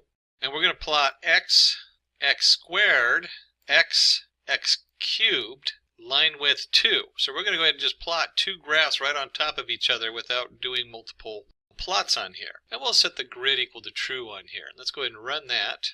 And you can see here are 2 plots with the x value going across. And I'm going to do something similar. And by the way, so you can just, if you look at it, you can see the grid on there. That's all that is. Easier to spot the data going across. We're going to take the same data for axis 1. So we have our plot of x squared, x and x cubed, line width 2. And this time we're going to take our axis 1 and do y limit. It's actually set underscore y limit. This is the y-axis, so it's going to be an array of two values. And we'll do 0, 60. I'm just making these numbers up. The guys in the back actually made them up. I'm just using their numbers. And we're going to set the x limit, and we'll set the x limit as, don't forget our brackets there, 2, 5. So it's the same data going in, but we're setting a limit on it. And let's go ahead and run that. And let's see what it comes out of. And here we have the y limit 0 to 60. So we're looking at just the lower part of this curve here up to here. And we have the x limit 2 to 5. So that starts right here at 2, and you can see very different graphs. This is kind of nice because you could actually put one of these on top of the other if you wanted to draw focus to one part of a graph. Remember how we did that earlier, one inside the other? But just a quick note, you can easily limit your graph and kind of reshape the way it looks quite easily. And we can also add that grid down there if you want a grid. We'll run that and add the grid in there. Oops, I guess you have to do the grid beforehand. Switch that. There we go. Sometimes the order on this is really important, so you may double check your order when you're printing these things out. It also helps if I change it to 1. So in this case it might not be the order. I wonder if we'll go back here as 1. There we go. So it doesn't matter the order on grid. But you can set the grid for easy viewing here. Nice setup on there. But you can see how we can limit the data. So let's start looking at some other 2D graphs and make this cell a markdown. So when we run it, it has a nice pretty title to it. And let's go ahead and create some data with an NP array. We'll do 0 to 5 on here. There we go. And let's look at 4 common graphs. We'll put them side by side. So we'll do a figure. Our axes equals plot, subplots, 1, 4 columns, and then figure size. Hopefully it'll fit nicely on here. It seems to do pretty good on here. And I'll go ahead and just run that since we're in there. Run. You'll see I have 4 blank plots on here. And we'll start with axes of 0. Let's set title. And we want this to be a scatter plot. A scatter plot just means it has a bunch of dots on it. So here's our axes of 0 dot scatter. Easy to remember. Scatter a bunch of plots on there. We'll do our n, or we can do x or n. There we go. And let's go ahead and do axes set title scatter. Oh, already did that. We're just going to do scatter. That's how you do it on there. That is how you create a scatter plot, simply with the scatter control. And we'll do, let's do the variable x plus, and let's throw some randomness in here. Usually scatter plots have a lot of random numbers connected to them. That's why they do them on there. And so the bigger the x gets, the bigger the randomness, so 0.25 times the randomness. And what we should end up down here is with the scatter plot. And you can see as you go up, it just kind of has some random numbers and moves up and down the line. But plots just the points. So if you remember from back up here where we did marker, this is plotting basically just the marker. So it's a scatter plot. Probably less used is a step plot. So for axes 1, we'll go ahead and do a step plot so you can see what that looks like. And this time I'll use our n value instead of x. We generated that n value up here. And so for this we have n times 2, our n squared, n times 2, n squared. Line width equals 2, and if we run that, it creates a nice step up. Let's see, so we've got a scatter plot, we've got a step plot. Let's do a bar plot. And we'll use the same formula, n squared, alignment centered, because you can have them to the left or right, width 0.5, and alpha, if you remember correctly, that's how opaque it is. Let's see what that looks like on there. So we have some nice, you can see here a nice bar plot. It should look very similar to the step plot, but colored in. And we can change the width. Let's see what happens when we do 0.9, run. And if we take width out completely, run that, you can see it starts coming together on there. And we can change the alpha. We can take the alpha out too and run that. So now you have the solid colors. And if we take out the center and run that, everything, you really can't see the shift on here because that's actually the default on this. But these are common settings for the bar graph. Let me just put them back in there. There we go. Alignment, center, and alpha.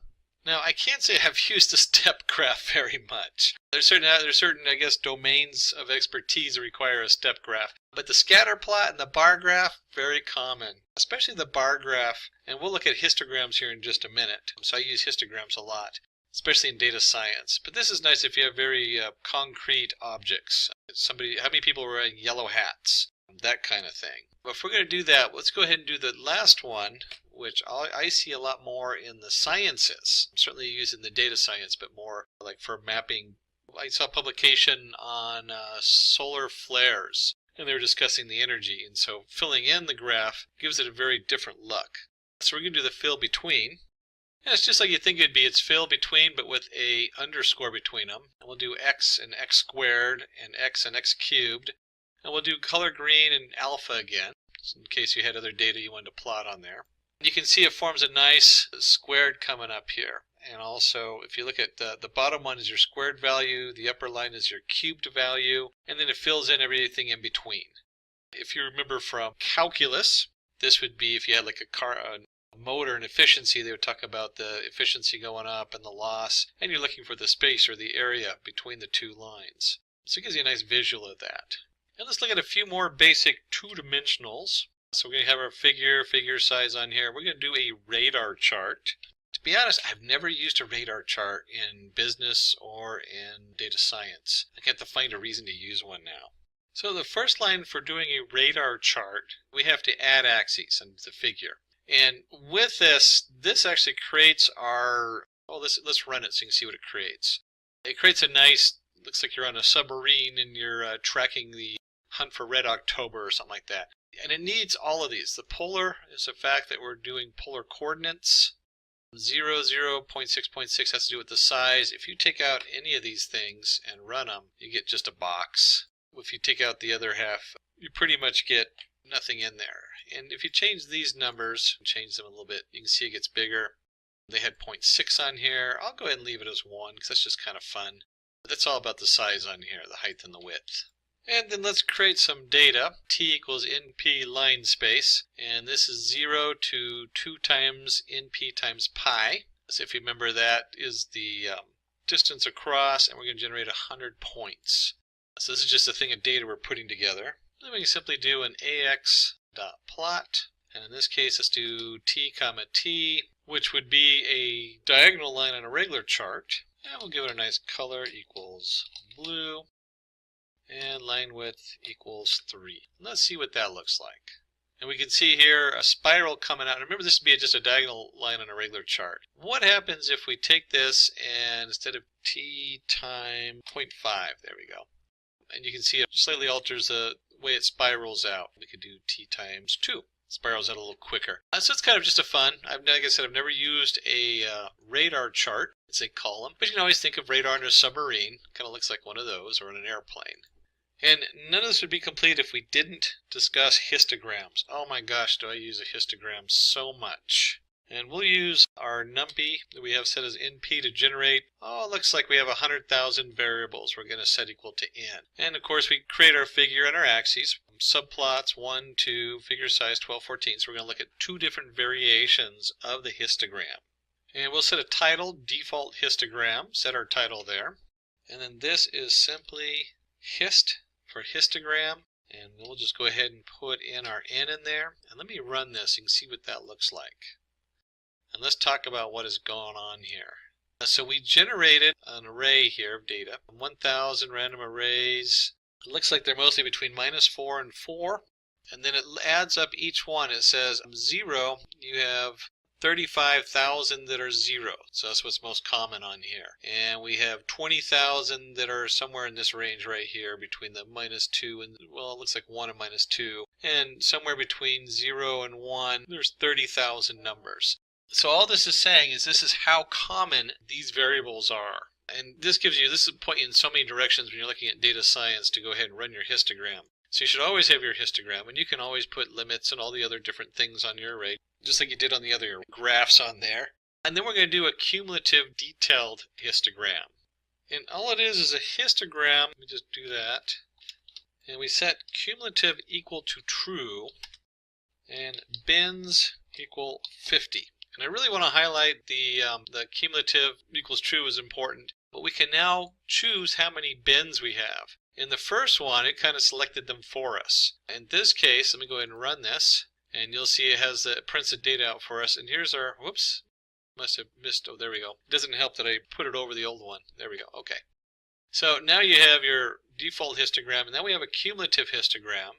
And we should have 50 steps in there. And let's just find out if that's true, not so much by counting them. I'm not going to count them. If you want to, you can count them. Let's just change it to 10 and see what happens. And we see here we have now 10 counts of that. And we could set that for 5 and run that. And then we have our 5 on there. And we can go ahead and take the cumulative equals true out, just so you can see what that looks like. And let me run that on here too. That looks just like it did before. I think there's 1, 2, 3, 4, 5, 6, 7, 8. They have 8 different bins on here, is what the default came out of. Put that back in there, run. And so now it should look almost identical, and it does. And then we can put the cumulative back in, see what that looks like with the cumulative. And run that. And we can see how that shifts everything over and has a slightly different look. Wait, it shifts it all to the right? No, it doesn't actually shift it to the right. It's cumulative, so it's the total of the different occurrences. And so what that means is, like, if you consider this like for the year of rainfall, we have like day 1, you had a little bit of rain. Day 2, we have more rain. And so if you look at the number, this is 100,000, 35,000. So it's a cumulative detailed histogram of the occurrence as it grows. And rainfall is a good one, because that would be a cumulative histogram of how much rain occurred throughout the year. And we're going to look at 2 more graphs. We've already looked at a bunch of them. We looked at our radar graph. We've looked at scatter, step, bar, fill in, basic plots. We've looked at different ways of showing the data. We can increase the size of the line, the look, the color, the alpha setting.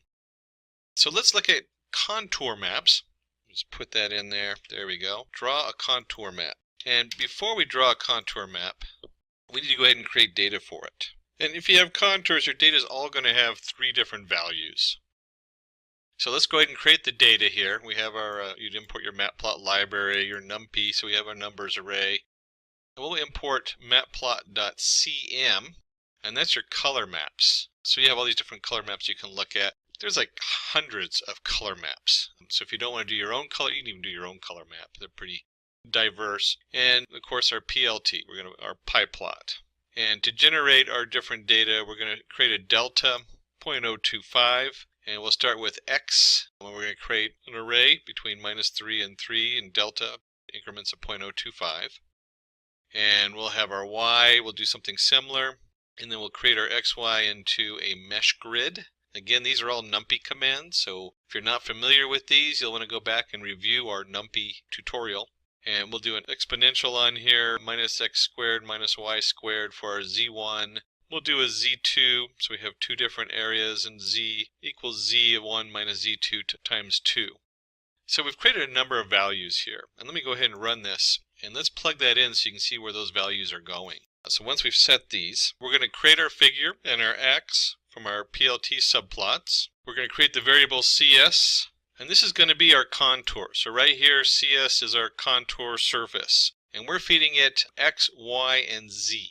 And if you remember, X, Y we created as our X and Y components using our mesh grid. And you know what? Let's do this just because it's kind of good to see this. Let's go ahead and print X and let's print Y. And I always like to do this when I'm working with something that's either is really complicated, in this case is what we're looking at, or you don't understand yet. So we've created a mesh grid. We have X, Y, and when we're done with this, we end up with, here's our X, and this set of values, and our Y. So these are X and Y coordinates. And then we've also created Z based on our X and Y. So we have X, capital Y, and capital Z as our three components. X and Y being the coordinates, while Z is going to be our actual height since we're doing a contour map. So we created our contour map from our X, Y, and Z coordinates. We want to go ahead and put in a C label. Maybe we want to go ahead and do a title on here. We'll put that in our set title, and this is a contour. There we go, contour map. And let's go ahead and run this and see what that looks like.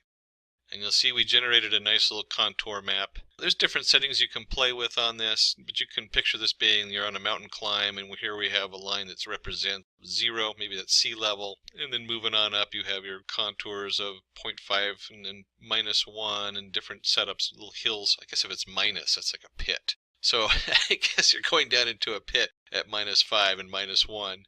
And on the other side, you can see you're going up in levels. So here's a mountaintop, and here's like a basin of some kind. And in data science, this could represent a lot of things. This could also be representing two different values and maybe profits and loss. I don't know if I'd ever really do that as a contour map, but I'm sure you can be creative and find something fun to do with a contour map. And then we're going to look at one last map, which is the 3D map. And those can be really important as a final product because they can show so much additional information that you can't fit on two-dimensional graphs. There we go. Draw a 3D image.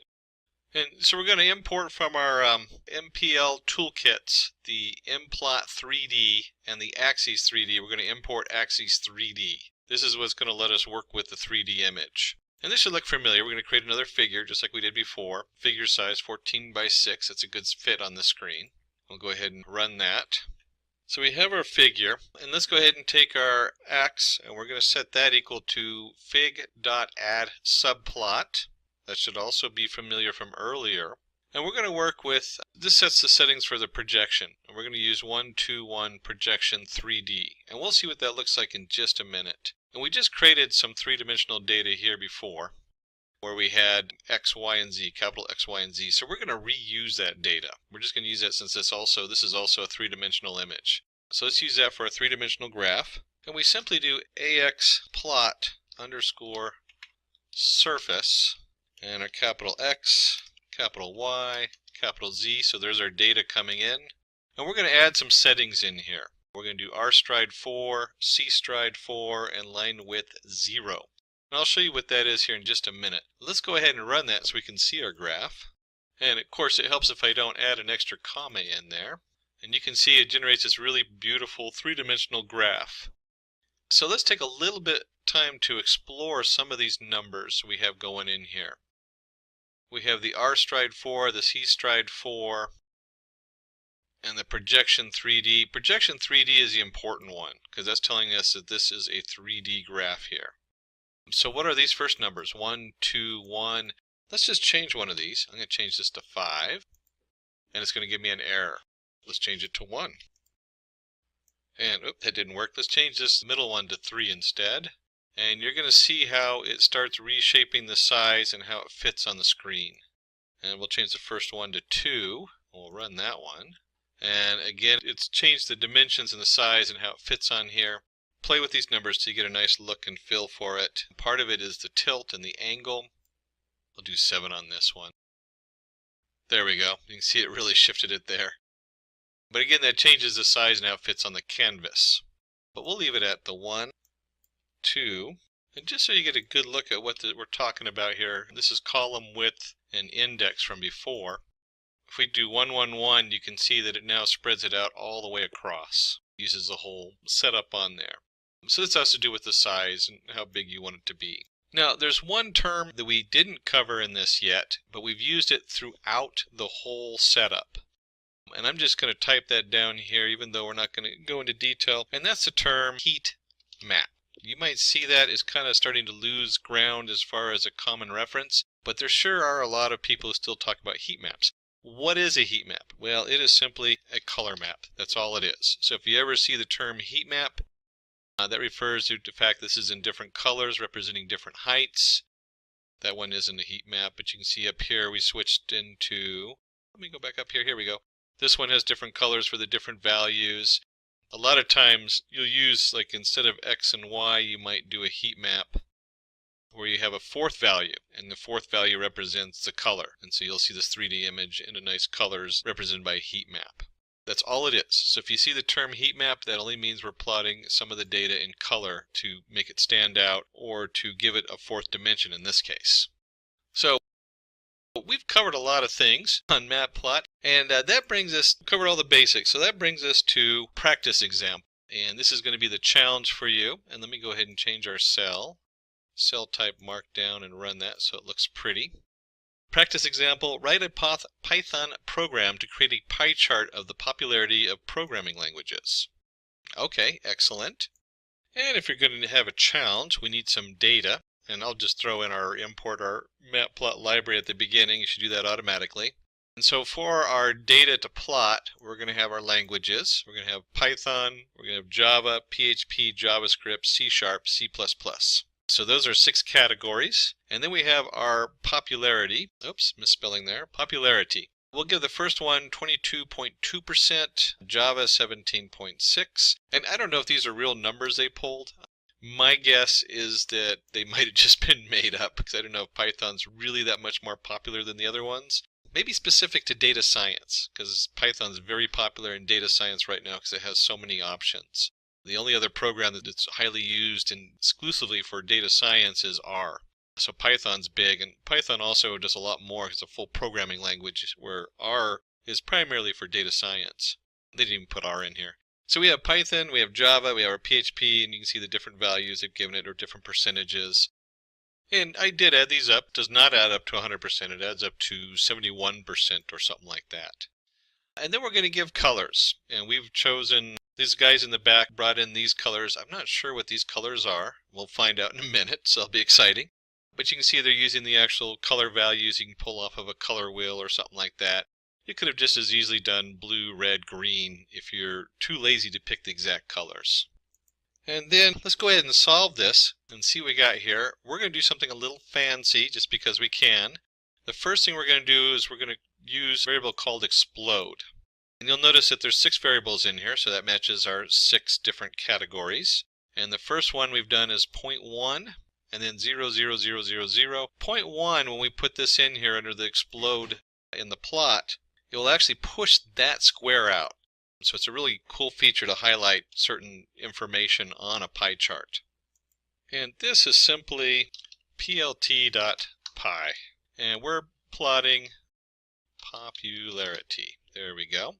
And before we add in all the really cool settings for this, let's go ahead and run it. And you'll see we generate a nice flat pie. Not too exciting there. And then we'll go ahead and put in all the extras. I talked about explode, where we can explode one of the values out. So here's our explode equals explode. Labels is languages, because we want to know what the different colors mean. Here's our colors equals colors, our auto picture. And this is standard print format. So that's a Python setup on there. And that's just going to put the value on the pie slice. And then we're going to add shadow because it just looks cooler with a shadow, gives it a little 3D look. And we'll do a start angle of 140. Let's go ahead and run this and take a look and see what comes out of that. And look how that changes the whole setup. So here's our labels. There's our value we put on there. There's our slice that's pushed out. There's our shadow, a 3D effect.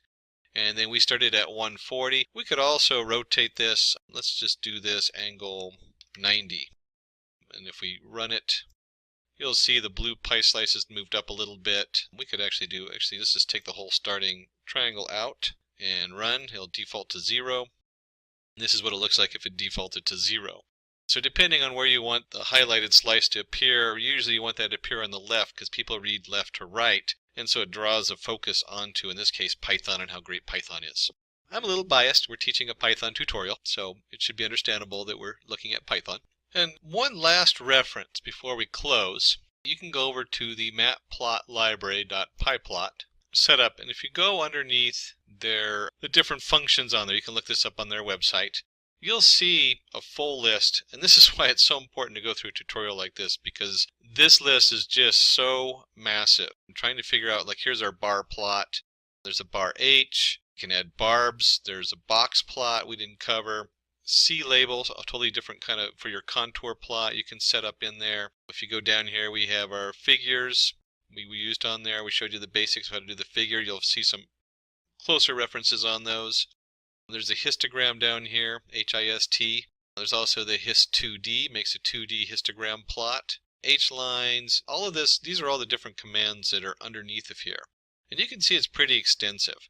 We've covered all the basic ones so that you now have a solid ground to look at these different options. So when you come to these functions, some of them are going to look a little off, or not off, will look unfamiliar, but you'll still have the availability to probably understand most of this and have a basic understanding of your Matplotlib library. Seaborn library in Python.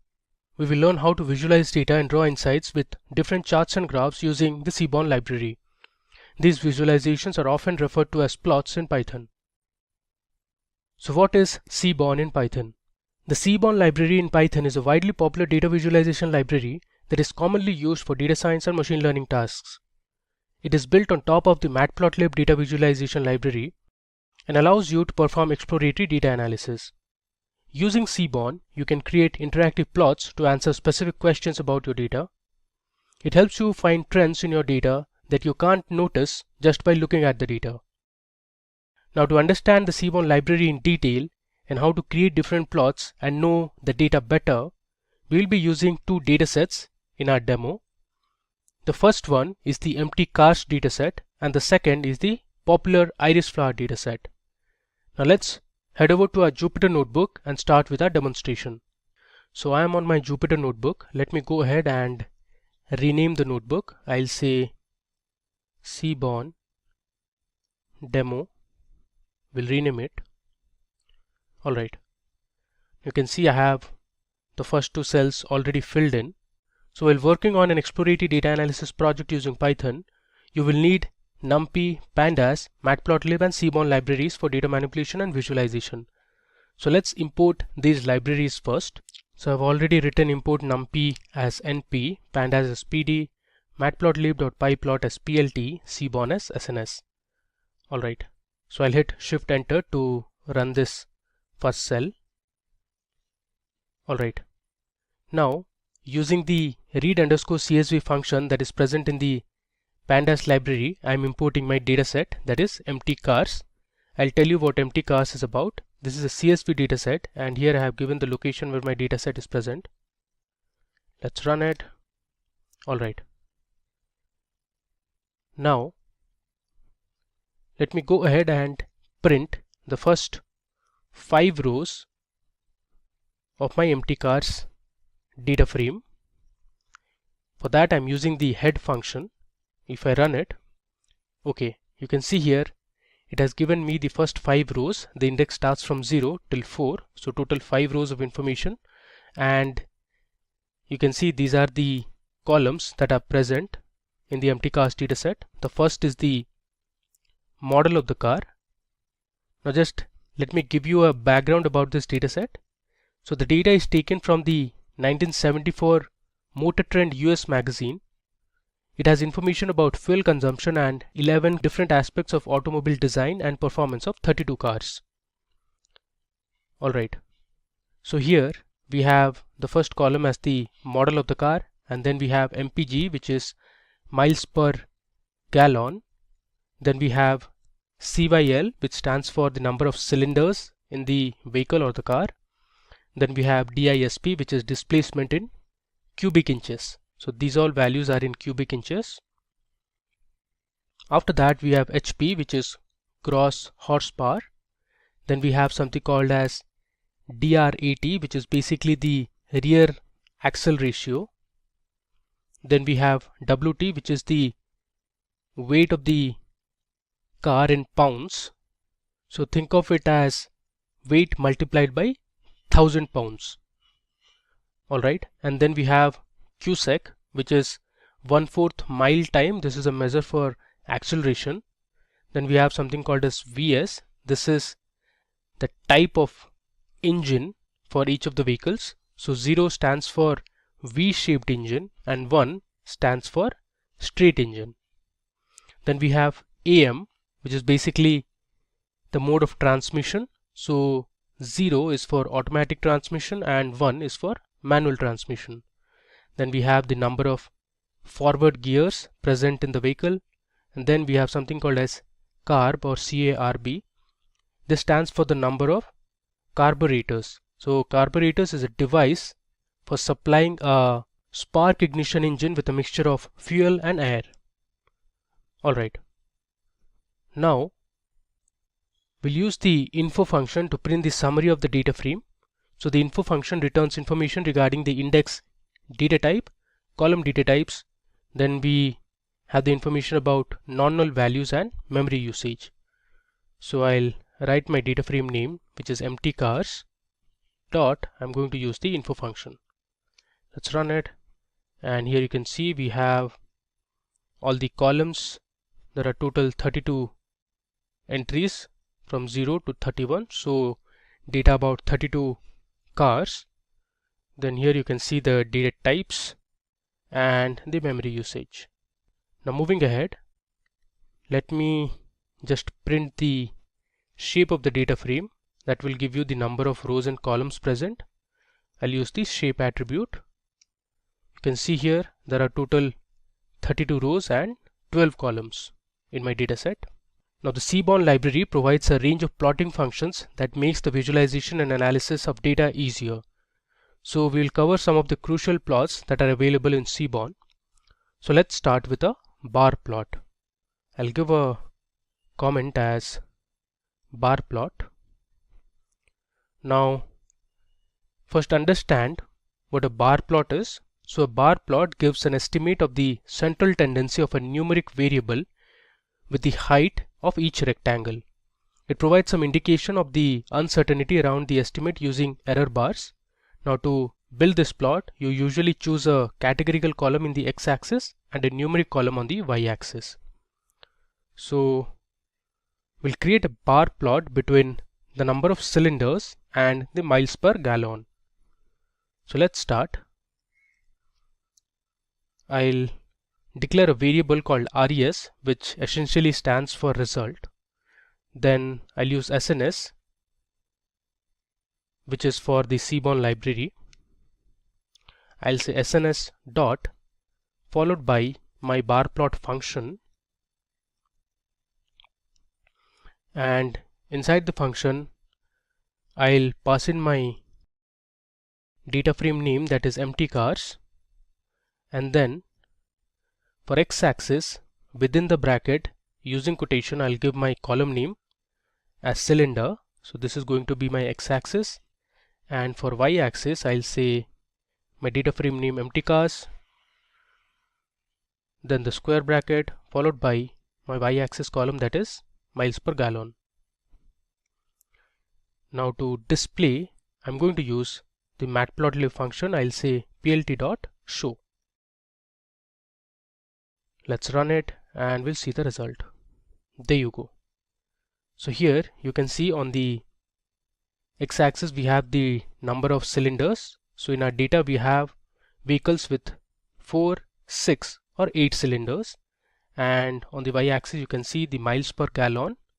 Now what essentially this graph tells us is that when the number of cylinders in the vehicle increases, my miles per gallon on MPG for the vehicles decreases. And you can see these black lines.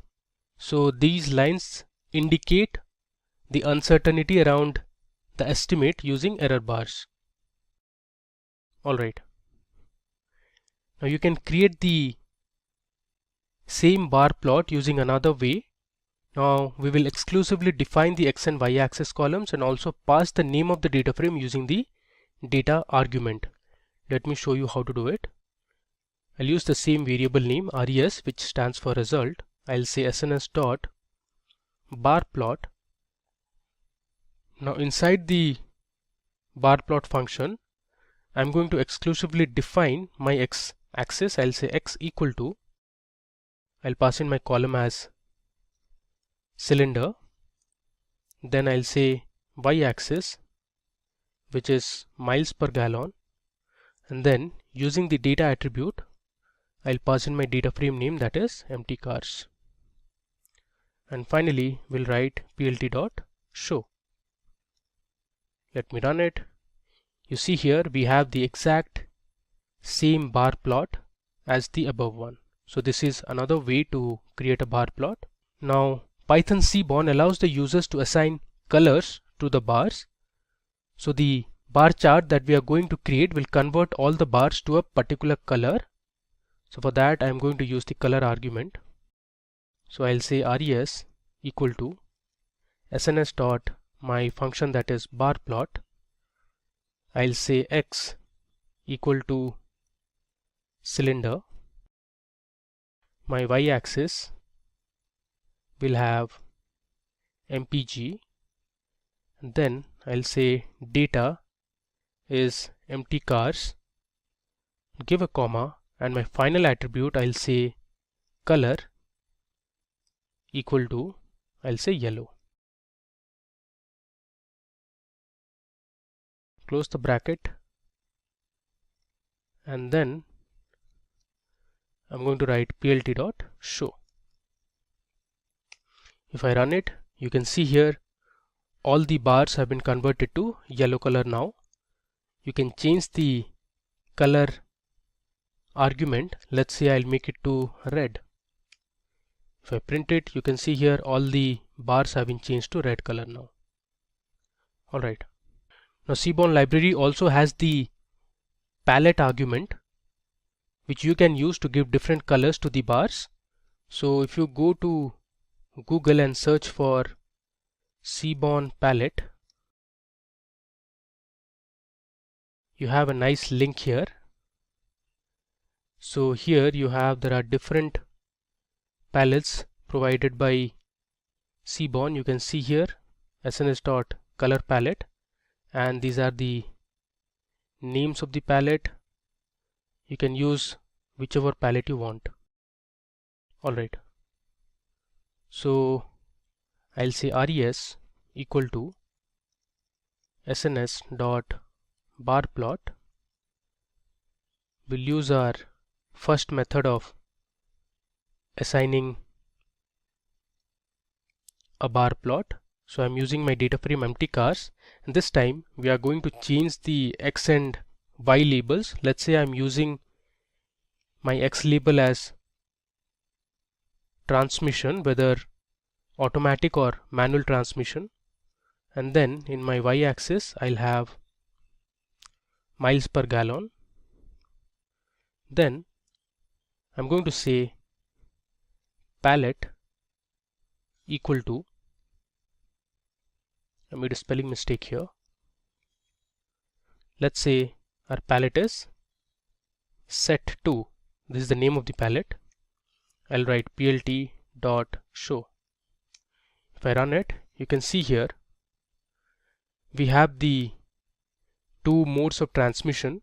0 is for automatic transmission of the vehicle, 1 is for manual transmission, and you can see the miles per gallon for each of the modes of transmission.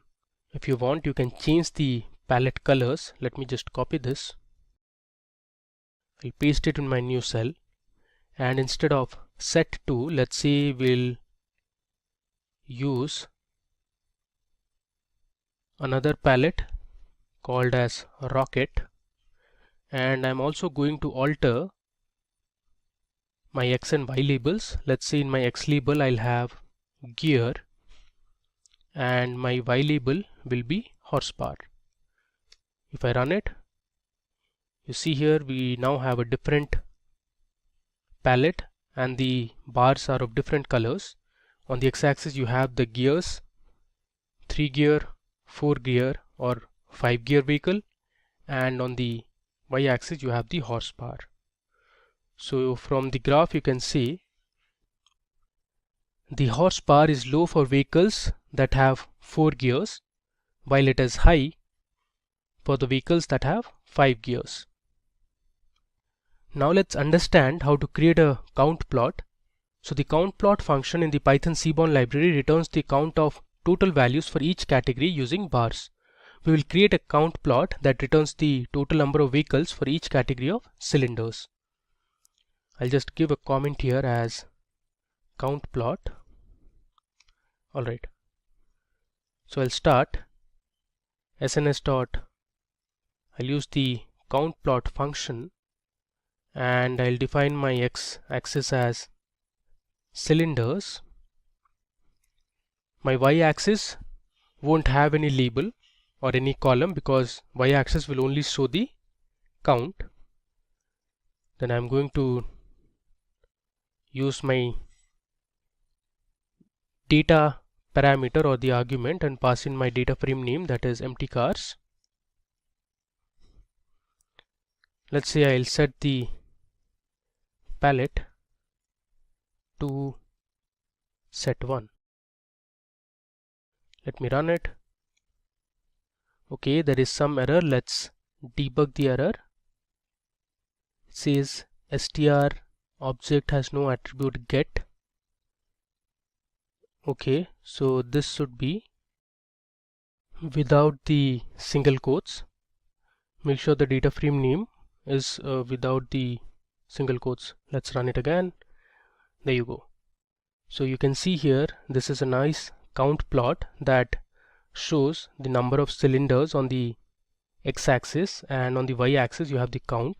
You can see here there are more number of vehicles that have 8 cylinders and there are less number of vehicles or cars that have 6 cylinders, and actually you can count it as well. So you can see here there are 14 cars that have 8 cylinders, there are 11 cars that have 4 cylinders, and there are 7 cars that have 6 cylinders.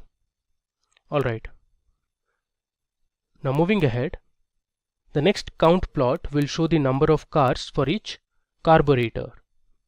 So for that I'm going to say SNS dot count plot. My X-axis will now have the variable carburetor. I'll say data equal to empty cars, and my palette I'll set it to set 1, or let's say set 2. Now let me run it. You can see it here. On the X-axis we have the different number of carburetors, 1, 2, 3, 4, 6 and 8, and you can see we have more number of cars that have 2 and 4 carburetors, and there are very few vehicles that have 6 and 8 carburetor. Cool. Now moving ahead, so the Python Seaborn library allows you to create horizontal count plots where the feature column is on the Y-axis and the count is on the X-axis. Let me show you how to create a horizontal count plot. I'll say SNS dot count plot. I'm going to define my Y label or the Y-axis as gear.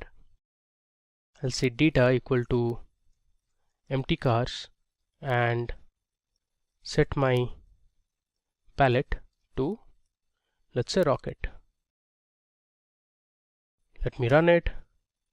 Okay, you see here this is a horizontal count plot, if you compare it with the above one, these were all vertical count plot, as in the bars were vertically aligned, but here you can see the bars are all horizontally aligned, and on the y-axis you have the gear column, and on the x-axis you have the count.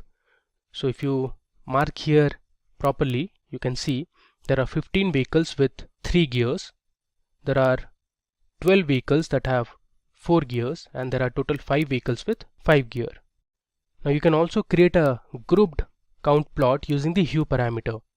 So the hue parameter accepts the column name for color encoding. Now let's build a count plot that shows the number of cars for each category of gears grouped by the number of cylinders. So we are going to group based on the number of cylinders. Let me show you how to use the hue parameter for that. I'll say sns.countPlot. In the x-axis I'll have my gear column. Then I am going to pass my hue parameter that will have the cylinder column or the number of cylinders for each vehicle. I'll pass my data frame using the data argument as empty cars and say palette. I'll set my palette to set1. Let's run it. If I scroll down, you see here we have a count plot.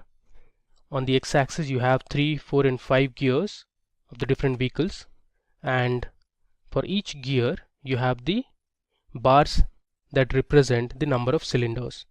So for vehicles that have 3 gears, we have majority of the vehicles having 8 cylinders.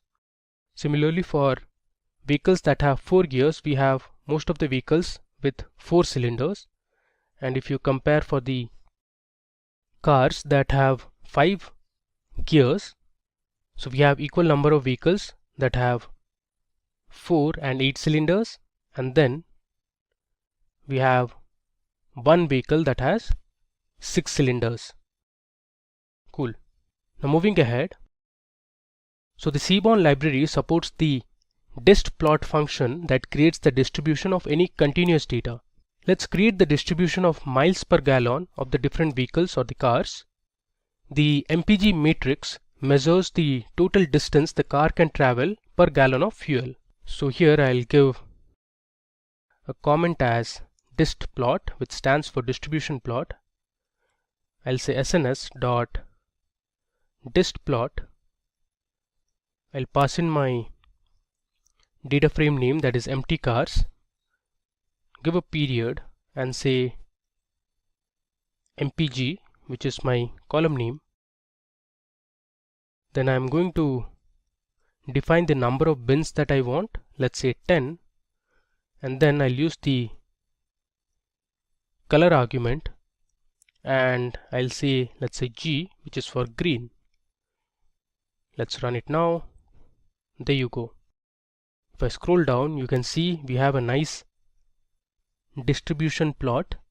So these are all histograms, and you can see we have a smoothed curve, and this shows the distribution of miles per gallon that is present in our dataset. Alright, now moving ahead, you can also create heat maps using the Seaborn library. So the heat maps will let you visualize matrix-like data. The values of the variables are contained in a matrix and are represented as colors. You can create a correlation heat map, which is a graphical representation of a correlation matrix representing the correlation between different variables.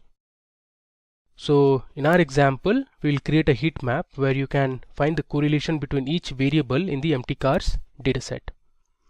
I'll just give a comment as heat map. I'll say SNS and I'll use the heat map function. I'll pass in my data frame name, that is empty cars, followed by my function called CORR, which is for correlation.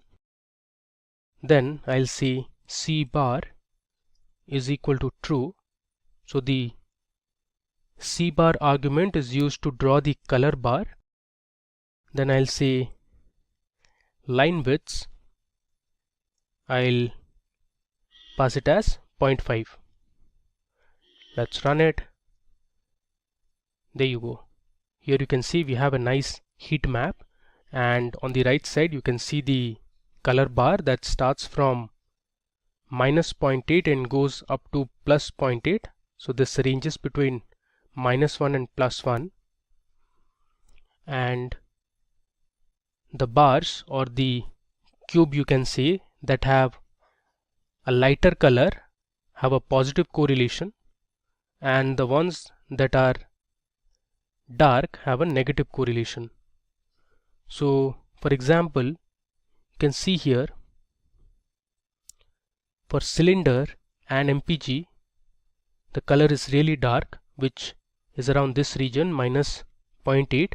This means when the number of cylinders in the car increases, your miles per gallon decreases, and this we also had seen in our first bar plot. This one you can see here, whenever the number of cylinders increased, your miles per gallon had decreased, and this is what has been depicted in our correlation map or the heat map. But if you see for cylinder and displacement, there is a positive correlation which comes around this color bar range. Similarly, there are other features in the dataset. For example, if you compare for the weight of the vehicle and the number of cylinders, there is a positive correlation, which means when the weight of the vehicle increases, the number of cylinders present in the vehicle also increases. And the others you can also compare and find out the correlation based on this color bar. Choose from over 300 in-demand skills and get access to 1,000 plus hours of video content for free. Visit SkillUp by Simplilearn. Click on the link in the description to know more. Okay, now let's move ahead. The Seaborn scatterplot function helps you create plots that can draw relationships between two continuous variables. So to understand about scatter plots and other plotting functions, henceforth we are going to use iris_flower dataset. So let's go ahead and load the iris_flower dataset. I'll say iris equal to sns.load_dataset. So this iris_flower dataset is already inbuilt into the SNS or the Seaborn library. Now we'll go ahead and print the first 5 rows from the dataset. There you go. Here you can see here there are total 4 feature variables. You have the sepal length, sepal width, petal length and petal width of the 3 species of flower, that is Setosa, Virginica and versicolor. So using this dataset we are going to see the rest of the Seaborn plotting functions. First let me go ahead and print the different species of flower and the count for each of the species of flowers that we have in our dataset. I'll say iris, within square brackets I'll pass in the output or the target variable, that is species, and I'll use the function that is value_counts. Let's run it. There you go. So we have 50 flowers of Setosa type, again 50 flowers of versicolor species, and then we have another 50 flowers of type Virginica. So there are total 150 flowers present in our dataset. Alright. Now we'll create a scatter plot to show the relationship between sepal length and petal length for different species of iris flowers. So I'll say SNS dot followed by the scatterplot function. In the x-axis I'll say sepal length column, give a comma, I'll pass in my y-axis with petal length, then I'll say data equal to iris. Now let's run it. you can see here, this is my scatter plot between sepal length and petal length. Now you can classify the different species of flowers using the hue parameter as species in the function. So what I'll do is, I'm going to copy my above code. I'll just paste it here, and we are going to edit in this cell itself. I'll add a last parameter called hue, and this will have my species column. Let's run it and see the difference. There you go. Here you can see we have a nice scatter plot. The blue dots are for setosa, the orange dots are for versicolor, and for virginica you have the green dots. From this scatter plot you can see that for virginica flowers the sepal length and the petal length are higher than your versicolor and setosa, and this region is completely for setosa flowers.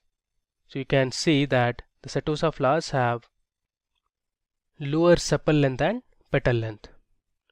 Alright, you can also use another parameter known as the size that will differentiate the different species of flower in terms of the size of the dots. I'll say size as species. Let's run it. You can see the result. There you go.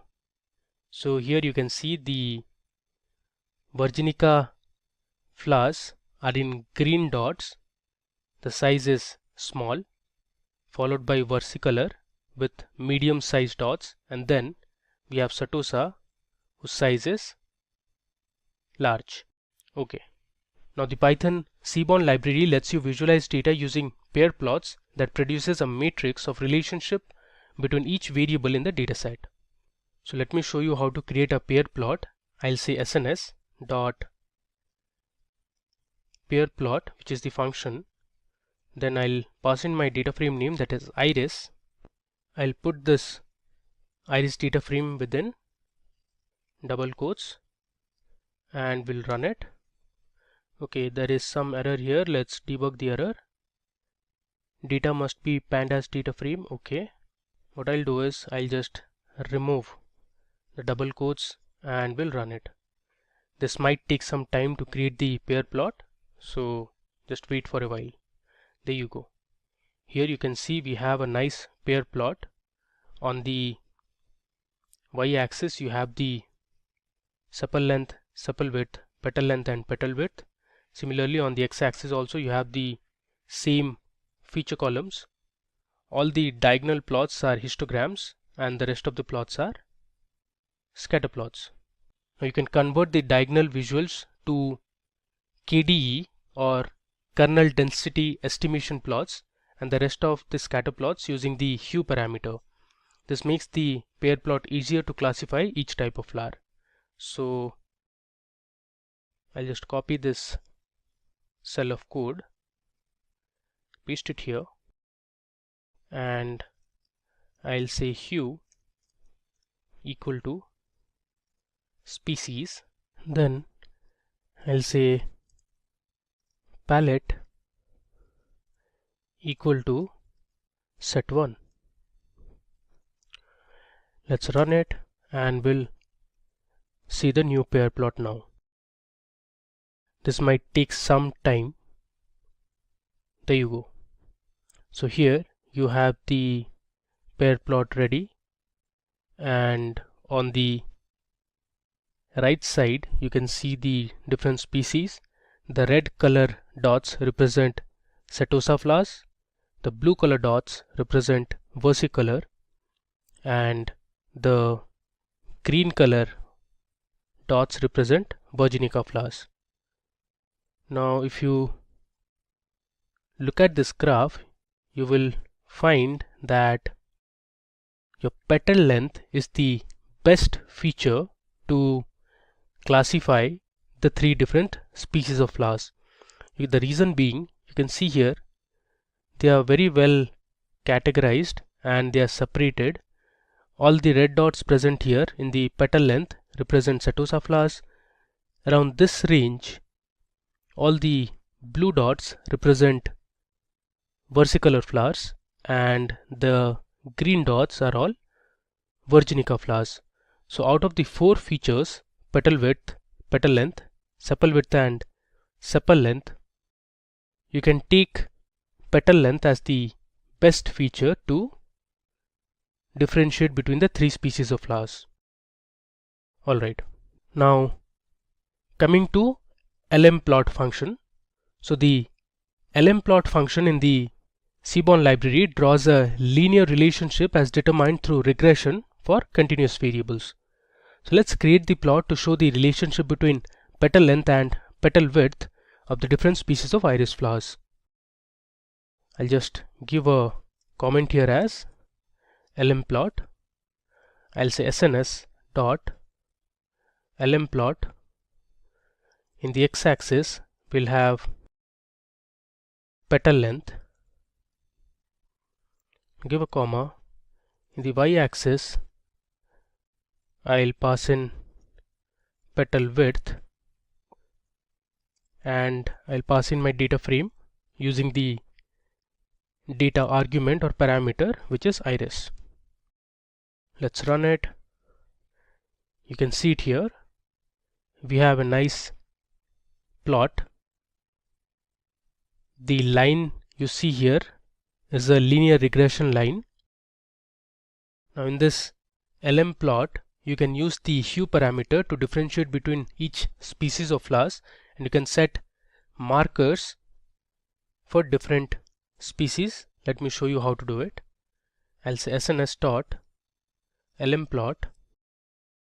We'll say x as our petal length, give a comma. I'll write y as petal width. Then I'm going to pass the hue parameter. In hue I'll say my column as species. Then I'll give data equal to my dataset name, that is iris. And now you can pass in markers argument to differentiate the different types of flowers. Let's say I want to represent setosa with dot or O. Then my next species, which is versicolor, should be represented with a star symbol, and the final virginica species of flowers should be represented with, let's say, this arrow mark. Now let me go ahead and run it. There you go. You have 3 different linear regression lines, and the circle dots in blue color represent setosa, the orange color stars represent versicolor flowers, and the triangles represent virginica flowers. So this is how you create a linear relationship between the different types of flowers using the regression line. Alright, now let's take a look at the final plotting function, where we will create a box plot. A box plot, also known as a box and whisker plot, depicts the distribution of quantitative data. The box represents the quartiles of the dataset. The whiskers show the rest of the distribution except for the outliers. Now let's see the distribution of the 3 species of flowers based on their sepal width. I just give a comment as box plot. Is the final plot that we are going to see in our Seaborn demo. I'll say sns dot box plot. In the x-axis we'll have the species column. In the y-axis we'll have sepal width. Then I'll pass my data as iris. Let's run it. There you go. we have this box plot created. At the bottom in the x-axis you can see we have the box plot for setosa flowers, orange for versicolor flowers, and green for virginica flowers. Now this line represents median, which is inside the box. So this is also the median for versicolor flowers. You can compare the median sepal width for each of the flowers from the y-axis. This line represents the maximum sepal width value for setosa flower, and this line at the bottom represents the minimum length of the sepal width for setosa flowers. Now these dots that you see outside the box plot are called as outliers. The extended lines that are outside the box plot are known as whiskers. Alright, so that brings us to the end of this demo session on Seaborn library in Python. So first we imported our empty cast dataset. Then we saw how to create a bar plot. We learned how to use the color argument or the parameter inside bar plot. We also saw how to use the palette attribute or the palette parameter. Then we learned about creating count plots. Then we saw how to create horizontal count plot. Now moving ahead, we saw how to create distribution plot. Then we saw a correlation heat map. After that, we analyzed the other functions such as the scatter plot.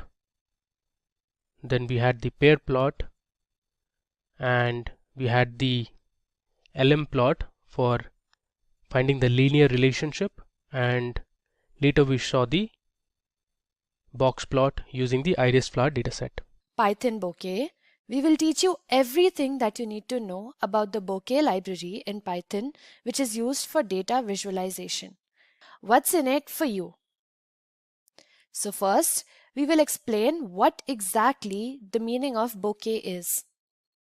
Then, we will take a look at scatter charts and see how we can implement them in bokeh. Next, we'll understand what line charts are, the scenarios in which they are used, and how they can be coded in Python Bokeh. Then we'll move on to pie charts and understand how data distribution can be represented using them. Next, we will take a look at histograms. Then we'll move on to bar plot and understand the difference between histograms and bar plots. We'll then take a look at area plot and how to understand them. And then we will move on to the layout function in Bokeh, which is used to make interactive web pages. And finally, we will use a data set to understand how we can make interactive charts in Bokeh by using everything that we've already learned in this video. So the first question that probably comes to your mind is, what exactly is Bokeh? Bokeh is a Python library which is used to make highly interactive graphs and visualizations. This is done in Bokeh using HTML and JavaScript. This makes Bokeh a powerful tool for creating projects, custom charts, and web design-based applications. Now, Bokeh is a Python library for creating interactive visualizations for modern web browsers. It helps you build beautiful graphics ranging from simple plots to complex dashboards with streaming datasets. With Bokeh, you can create JavaScript-powered visualizations without writing any JavaScript yourself. This makes it a very powerful tool for data visualization. Next, let's take a look at scatter charts and how you can plot them in Bokeh. Now, scatter plots are a plot of each individual data point in the data. Two variables are plotted against one another, and each data point on the x-axis has a corresponding individually plotted value on the y-axis. As a result, the plot looks like a bunch of scattered points. These are some examples of scatter charts. Here, each point on the chart corresponds to a value on the x-axis and its respective value on the y-axis. Using scatter plots, we can see how two different variables correspond to each other. Now, let's see how we can plot scatter charts using Bokeh. So the first thing that we're going to be doing is importing all of the necessary modules for our Python project. The first module that we're going to need is the Pandas module, which is used to work on data frames. Next, we will also be importing the Pandas Bokeh module, which is used to implement Bokeh on Pandas data frames. Next, we will import bokeh.io, which we will use to show the various graphs that we are plotting. We will also import bokeh.plotting, which will help us in plotting all of the various graphs that we're going to be looking at. We'll also import glob, a module which will help us merge our files and get them in the required format. So the first line of code that we're going to be writing is pandas_bokeh.output_notebook. This is basically just a line of code which will help you see your output in the same notebook itself. Now let's see how we can plot scatter plots in Bokeh. We already have imported the figure function from bokeh.plotting. The figure function contains most of the plots that we want to plot, such as line plots, scatter plots, bar charts, etc. So this is what we're going to be using. The first thing that you're going to need to do is create a figure. So how do we do that? Let's create a random variable p, and this we're going to be initializing to the figure function. Now within this figure function, we're just going to add a couple of parameters for our figure itself. So let's say we want the plot width to be equal to 400 and the plot height to be equal to 402. We're going to be plotting a scatter plot in the form of a square here. Next, we know that a scatter plot is nothing but various circles which are plotted on top of our graph. So that's what we're going to do. We're going to be plotting circles at certain coordinates which are going to be given by our lists. So the first coordinate is going to be the x-axis, and the next list that you're passing in is going to represent the y-axis coordinates. So over here, let's just plot this as 1, 2, 3, 4, and 5. And over here, let's start with 4, 7. These are all just random points. This is just to show you how exactly you can plot a graph in Bokeh. And now let's just say that we want the size of the circles to be equal to 10 and the color of every circle to be navy. We're also going to give a random parameter called alpha and equate that to 0.5. This will just act as a placeholder.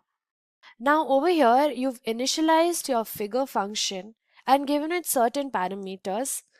And using this figure function, you're calling the circle attribute of it, passing in other parameters such as the x-axis coordinates and the y-axis coordinates, the size of the circle, the color of each circle, and a random parameter called alpha. So now we've imported all of our modules.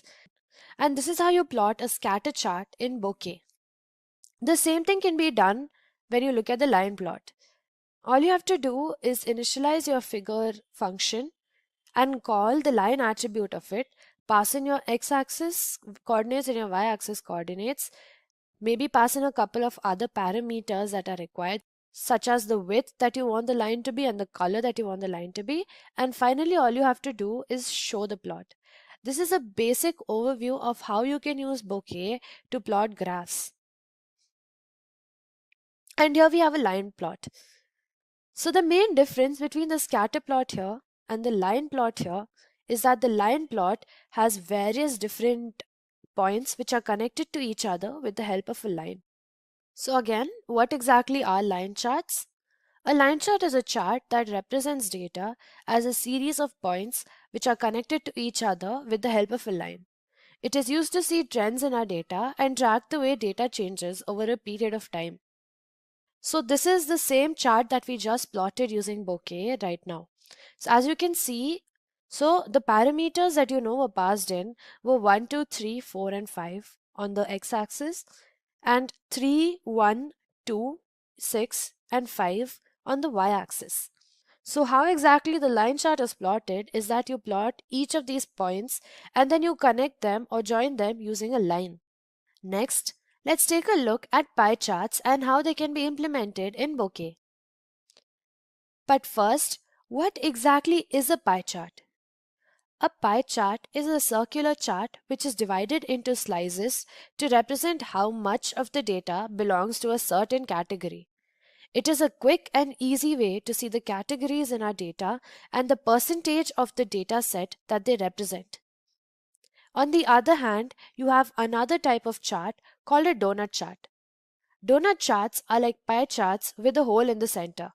And in this hole, you can use it to represent extra data, or you can draw a pie chart within that hole itself. So this is an example of a pie chart. Using this, you can easily get to know the various categories that our data is divided into and the percentage that each of these categories contribute towards our data. Like over here, we have a pie chart which represents crewmates and imposters in a game called Among Us. So using this, we can just say that around 75% of our data is crewmates and 25% of it is imposters. On the other hand, you have a donut chart, which is almost exactly the same as a pie chart, except the middle portion is missing values. And in this middle portion, you can do other things such as plot a pie chart or represent other data within it. So now let's see how we can plot our pie plots using Python Bokeh. But first, we need to import the data that we're going to be using to plot all of this. So the data that we're going to be looking at is the Among Us data. Among Us, as you might know, is a game that caused quite a frenzy in the past 2 years. So the data that we're going to be working at is the Among Us data set that you can find on Kaggle. Among Us was the new craze for people playing mobile games that suddenly exploded in popularity and became a hit video game during the pandemic. Now, Among Us is basically a multiplayer game where 4 to 10 players are dropped in an alien spaceship. Each player has their own role of imposter or crewmate. The task of the crewmate is to run around the spaceship to complete various tasks which are assigned to them and also to not get killed by an imposter. Players can be voted off the ship, so each game becomes one of survival. So let's load this data set and create more features.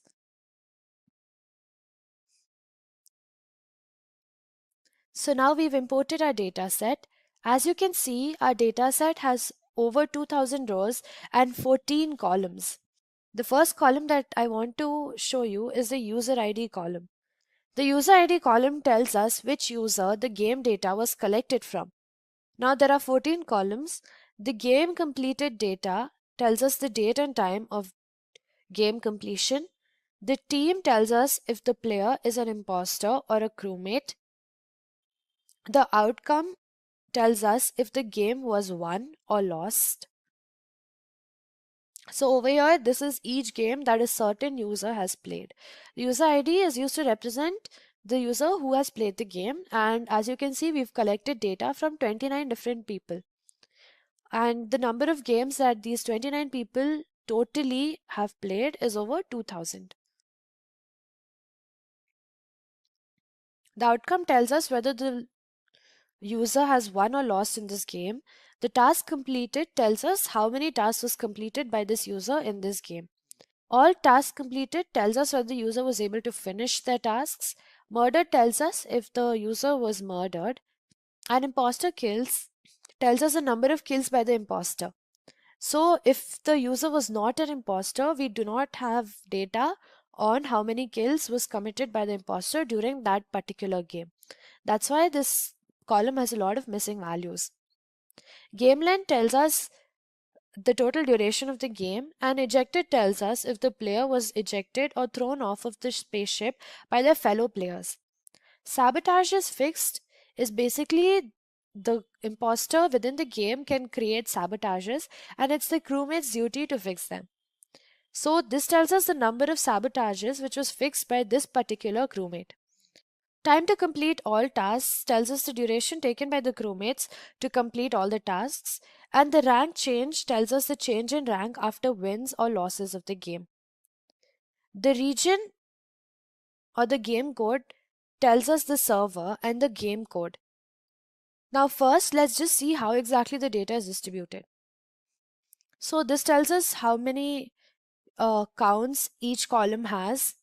So as you can see here, most of them have the same number of counts except rank change, which has a couple of missing values.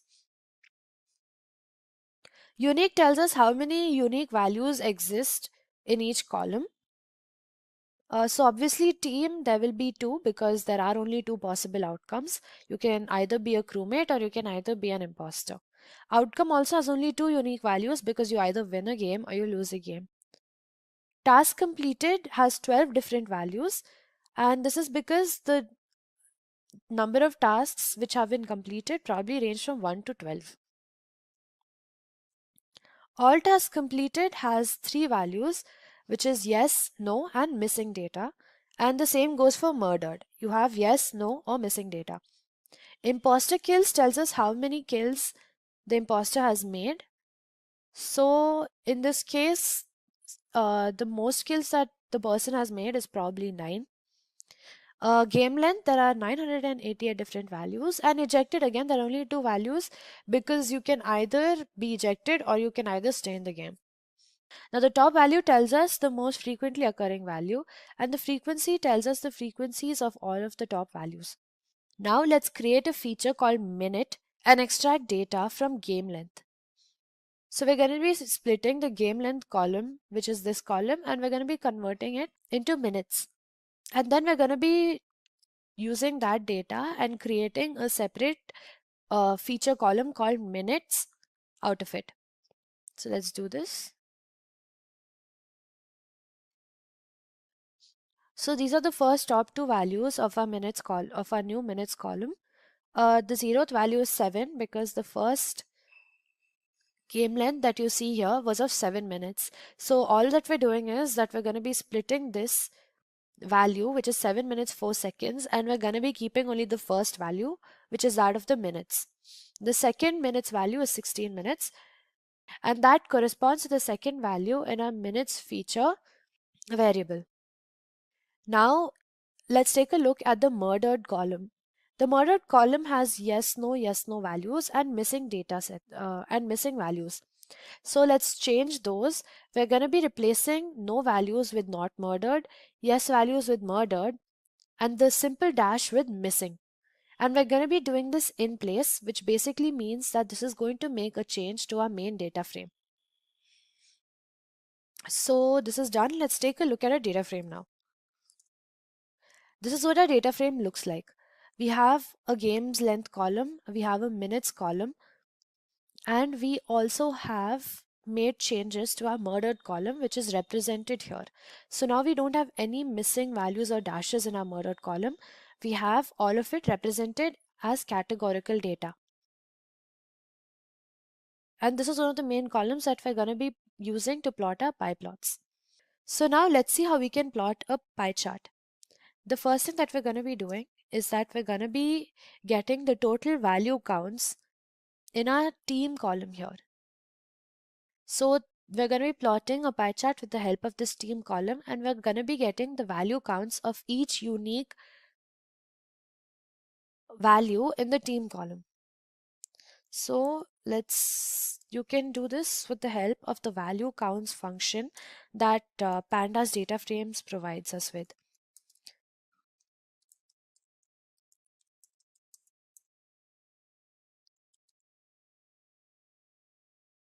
And now that we have the value counts of each unique value which is present in our team column, let's plot it in the form of a pie chart.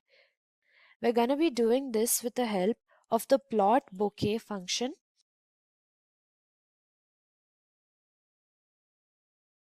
And the type of chart that we want to plot is a pie chart.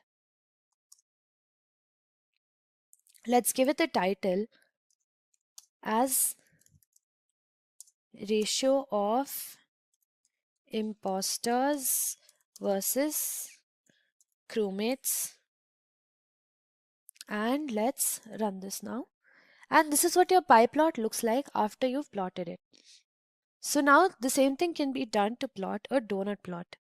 The first thing that we want to see is if there are more crewmates or imposters murdered or not in the game. To do this, we will add two more features, angle and color, which are going to be used in the chart. So to get angle, we're going to be importing pi from math, and we're going to be converting our angle in the form of radians. And as for the color feature, we're going to be having 3 different shades of blue. So this is basically what our murdered data frame looks like. So over here you have not murdered, the total value counts of which is 894, and the angle that this gives us is 2.522302, and this is the corresponding color. The same goes for murdered, which is 867 values, and we've converted that into an angle in radians and given it its own color. And finally we also have missing values, of which there are 466. The angle is 1.314756 and it has its own corresponding color. So this is a data frame that we're going to be using to plot our donut chart. So from bokeh.transform we import cumulative sum, and the cumulative sum is what we're going to be using to find the start of our angle, or basically to find how much portion of our donut chart is going to be occupied by the angle. So the donut chart can be plotted using the angular wedge function from figure. So the x-axis here is 0 and the y-axis is 1. The inner radius is the radius that you are going to be giving to the inner smaller circle, and that we've given as 0.15. The outer radius is the radius of the bigger outer circle, and the direction in which our data is going to be plotted is in the anti-clockwise direction. So let's run this. And this is what our donut chart looks like. So the not murdered is this dark blue color portion of our donut chart, and when you hover over it, you can see how many values are present in the not murdered column. The same goes for murdered, and because we've plotted our data in the anti-clockwise function, this is how it's being plotted. So murdered, not murdered, and then finally you have the missing values. The way that you can interpret this graph is that you can say that most of the people were murdered during the game, but most of the data is missing. So we can't say for certain whether the majority of the people were murdered during the game or not, because the number of missing values can make a huge difference. And the number of people who were not murdered and the number of people who were murdered are very close to each other. Like their total values are very close to each other. Next, we will create a data frame of sabotages fixed and minutes and change the column name and add T in them. So this is basically what we're doing. We've created a data frame which has the number of sabotages fixed and the minutes. Now let's just take the 3 sabotages which were fixed, which is 0, 1 and 2, and create a data frame out of all of these. So each of these individual data frames just contains these individual columns. To make a simple scatter plot with only one legend, we can pass the data and use scatter to make the charts. So basically we're just plotting the scatter chart in Bokeh here. And this is what our minutes scatter chart looks like. Now we're plotting this for 1t. We're plotting the minute at which one sabotage was fixed. And another cool thing about bokeh charts is that you can always zoom into them or zoom out of them to better see where your data is plotted. So this is a scatter chart which has only one variable, which is 1t, and the minute at which it was plotted. To make a scatter chart with more variables, we are going to need to use circle, which is a method of figure object which we've already seen before. The circle is one of the many plotting styles which are provided by Bokeh. You can also use triangles or many more. You don't have to make each point a circle. So we're gonna be plotting the sabotages fixed and the minute at which they were fixed. And we're gonna be plotting 3 different circles of 3 different colors. I mean, each of them correspond to how many sabotages were fixed at what time. 0 sabotages at what time, 1 sabotage at what time, and 2 at what time. So let's run this. So as you can see here, when 0 sabotages were fixed, these were the times. When 1 was fixed, this was the time at which it was fixed. And when 2 was fixed, this is the time that it was fixed at. Now the x-axis is our minutes and the y-axis is the sabotage. When you hover over it, you can see various information about where each circle is plotted. So this has an index of 10. The data xy will tell you the exact x coordinate and the y coordinate, and the screen xy will tell you the screen pixels on which it is plotted. So now we've taken a look at pie charts. Let's move on to histograms. So what exactly is a histogram? Histograms are used to plot numerical data according to the range that they fall into. The data is plotted in the form of bins or rectangles, and the y-axis corresponds to the amount of data present in a certain range or at a certain point. So this is what a histogram looks like. This is a histogram of the distribution of minutes. So the x-axis has the range within which this data falls. Like over here, the first range is from 0 to 2.9 and the second one is from 2.9 to 5.8. Each range has a value of 2.9 and the corresponding y-axis or the height of the bins tells us how much data is present within this range. So this is how you can read histograms. Now let's see how we can plot them using Python Bokeh. Now let's see the distribution of minutes in the Among Us game.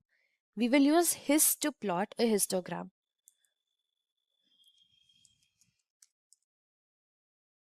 So basically just going to be plotting the minutes of our game. We're going to be using the df min column for this, and we're going to be converting it into an integer. So this is the column that we're going to be plotting. Let's plot this.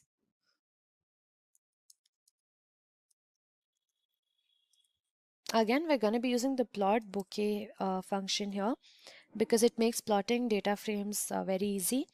The kind of data frame that we're going to be using is the histogram or hist, and the title of our graph is going to be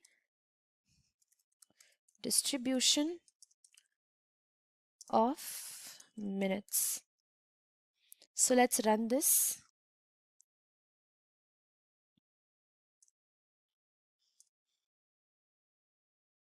Now this is what our histogram looks like. Now this is when we've only plotted one variable, which is minutes. Yeah, so another thing that you can plot is a stacked histogram. A stacked histogram is when you plot various histograms on top of each other. So let's see how this works. For a stacked histogram, we want to see if the game length has a correlation with the amount of imposters and crewmates in our game. So to do this, we're going to be creating a small data frame which has the game length and the team columns combined. So let's do that.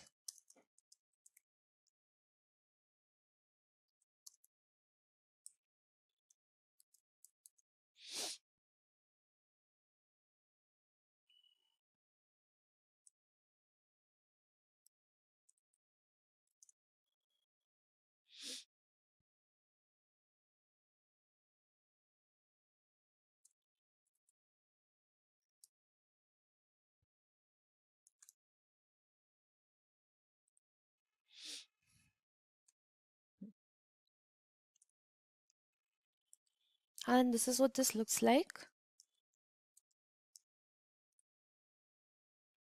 So all you have to do to plot this in the form of a stacked histogram is use the hist function again. So let's see how that is done.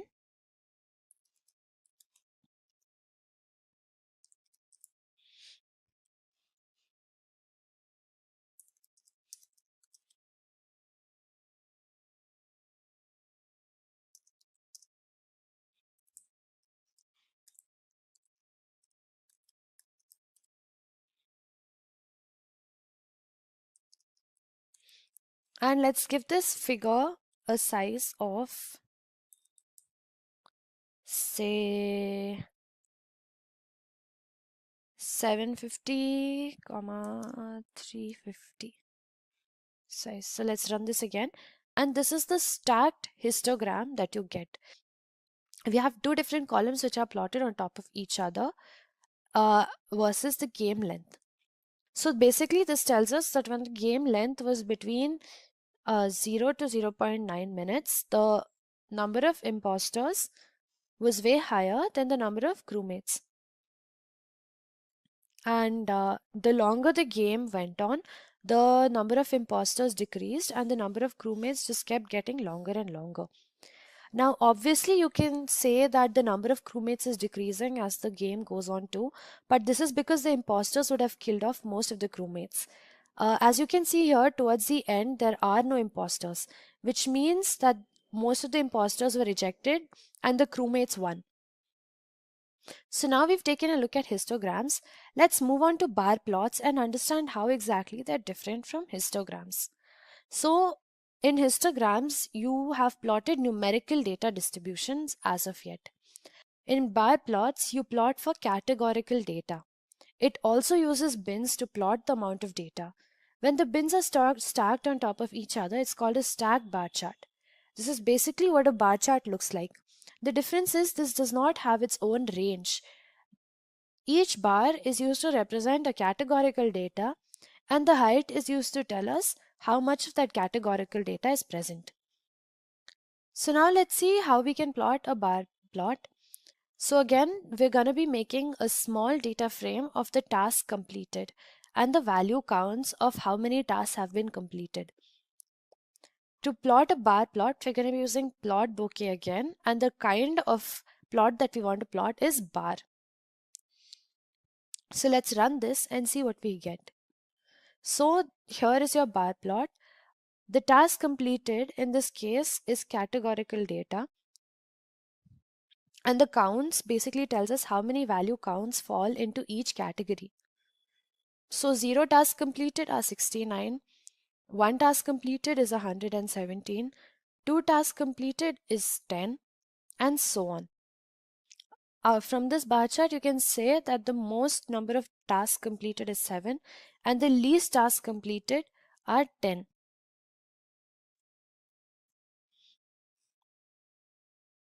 Now let's create a stacked bar chart and let's see who wins, imposters or crewmates.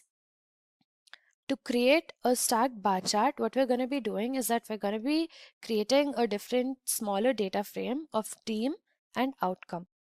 To make sure that the bar chart is stacked, all you have to do is include a stacked attribute in your bar function and change its value to true.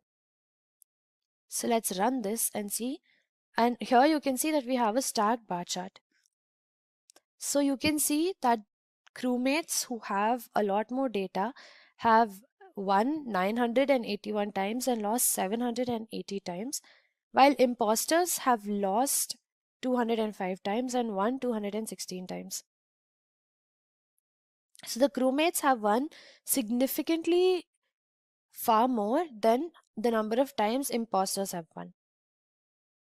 Now let's take a look at stacked vertical bar charts. So far the bar charts that we've been looking at have been horizontal, which means that the data goes upwards. For a vertical bar chart, we're going to be seeing if all tasks have been completed or not. So in the data frame column, all tasks completed, we're going to be replacing the values of yes and no with tasks completed and tasks not completed. We're also going to be creating a smaller data frame of the outcome column and the task completed column. To plot a stacked vertical bar chart, you are going to be using Python bokeh.barh function, and you're going to be changing the stacked attribute to true. This is what a stacked horizontal bar chart looks like. So over here we can see that the missing values is represented by blue, task completed by orange, and task not completed by green. Here you can see the total outcome. You can see how many wins, how many tasks are completed, and how many tasks are not yet completed. And the same goes for losses. You can see how many losses have occurred, how many tasks were completed, and how many tasks were not completed. This is a very good way of representing a lot of data in a relatively smaller area. Now, the way we can interpret this graph is that we can say that finishing the task will automatically ensure that the crewmates have won. So there's a higher number of people who need to complete the task to win the game. Another very unique type of bar chart that you can have is a bidirectional bar chart.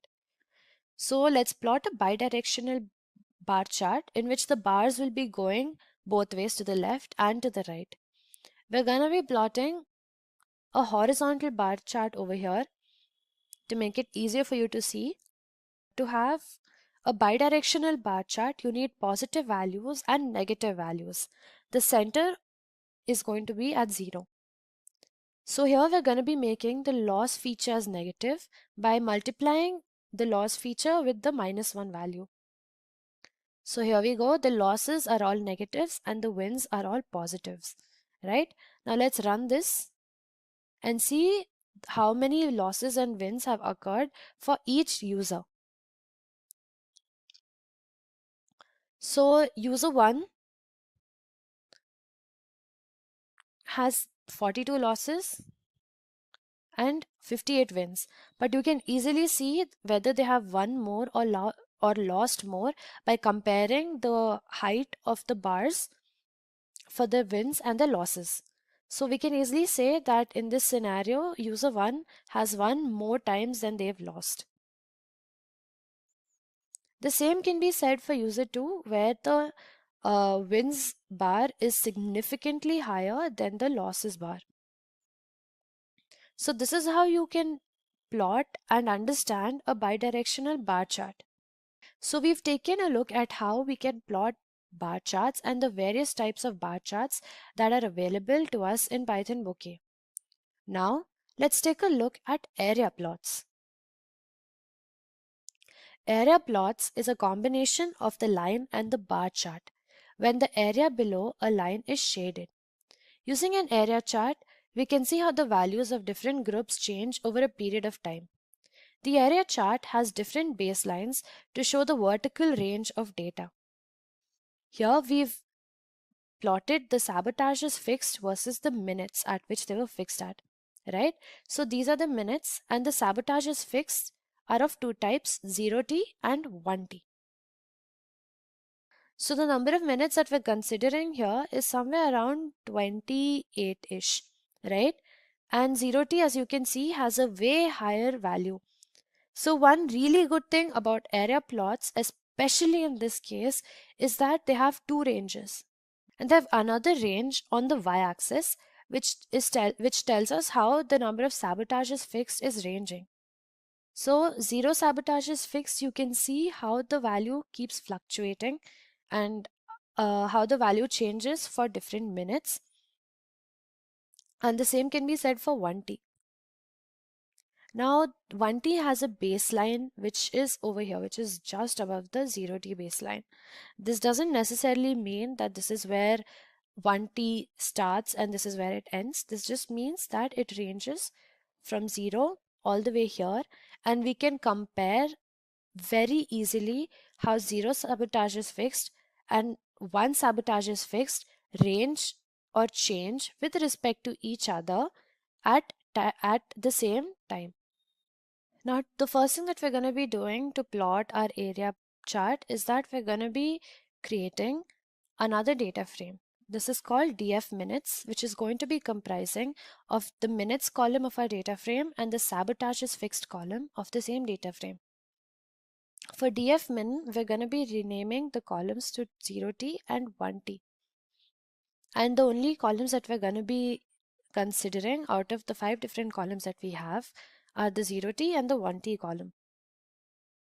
We're going to be combining all of these together in a format which can be plotted by using Bokeh, and column data source helps us do this. It helps us convert our various data frame columns into lists. Next, we're going to be using the figure function, and we're going to give our figure a width of 400, a height of 400, and the title of sabotage is fixed versus the minutes at which they were fixed at. To plot a stacked area graph, you're going to be using vArea underscore stack function from the figure module. You're going to be passing in your y parameters, which is y0 and y1, because we have two different y parameters here, and the x parameter, which is df minutes. The color that you're going to be using is gray and light gray. The legend labels are the names that you've already put here, which is 0t and 1t, and the source of your data is going to be this column data source. Now let's run this and see how our area chart looks. So this is our area chart. We've gotten two different sabotages here and two different times at which they occur, which is 0t and 1t. The minutes tells us how many sabotages were fixed at each time, basically how long it took to fix a sabotage, and the minute during the game at which they occurred. Now let's take a look at the layout function of our Bokeh library. The layout function will let us build a grid of plots and widgets. We can have as many rows and columns or grids of plots in one layout. Using the layout function, we can see various graphs at the exact same time. Mainly used for designing dashboards, it lets you build grids of plots. So this is basically what your layout function will help you do. This is going to look very good in a website because it's going to arrange our plots in a way that we can easily see all of them and understand all of them without any loss of data. This is also arranged very neatly, which is exactly what the layout functions allow us to do. So now let's take a look at how the layout function can be implemented in Python Bokeh. Now of the layout functions, there are many different layout options which are available. You have the column function which allows you to display plots vertically, and you have the grid function which lets you display plots in the form of grids. Now for example, let's say that we want to make a dashboard layout in Bokeh. We are going to be considering three different charts. The first one that we're going to be considering is a lollipop chart, which is done here. The next one that we're going to be considering are two pie charts. So this is how you plot a lollipop chart, and I'll show you what exactly a lollipop chart is in just a minute. The first thing that you need to know is that the first graph that we're going to be plotting is going to be a graph which has the user ID versus the outcome of the games plotted on it. So what we're going to be doing here is that we're going to be creating a single data frame which has all of the user IDs present in it along with the user and the wins that the user has obtained.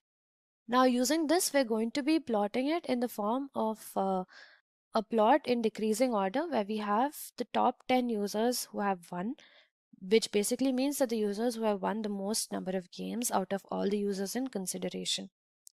So figure 1 segment will basically help you plot a line which has a width of 2, and a circle will be at the very top of this segment.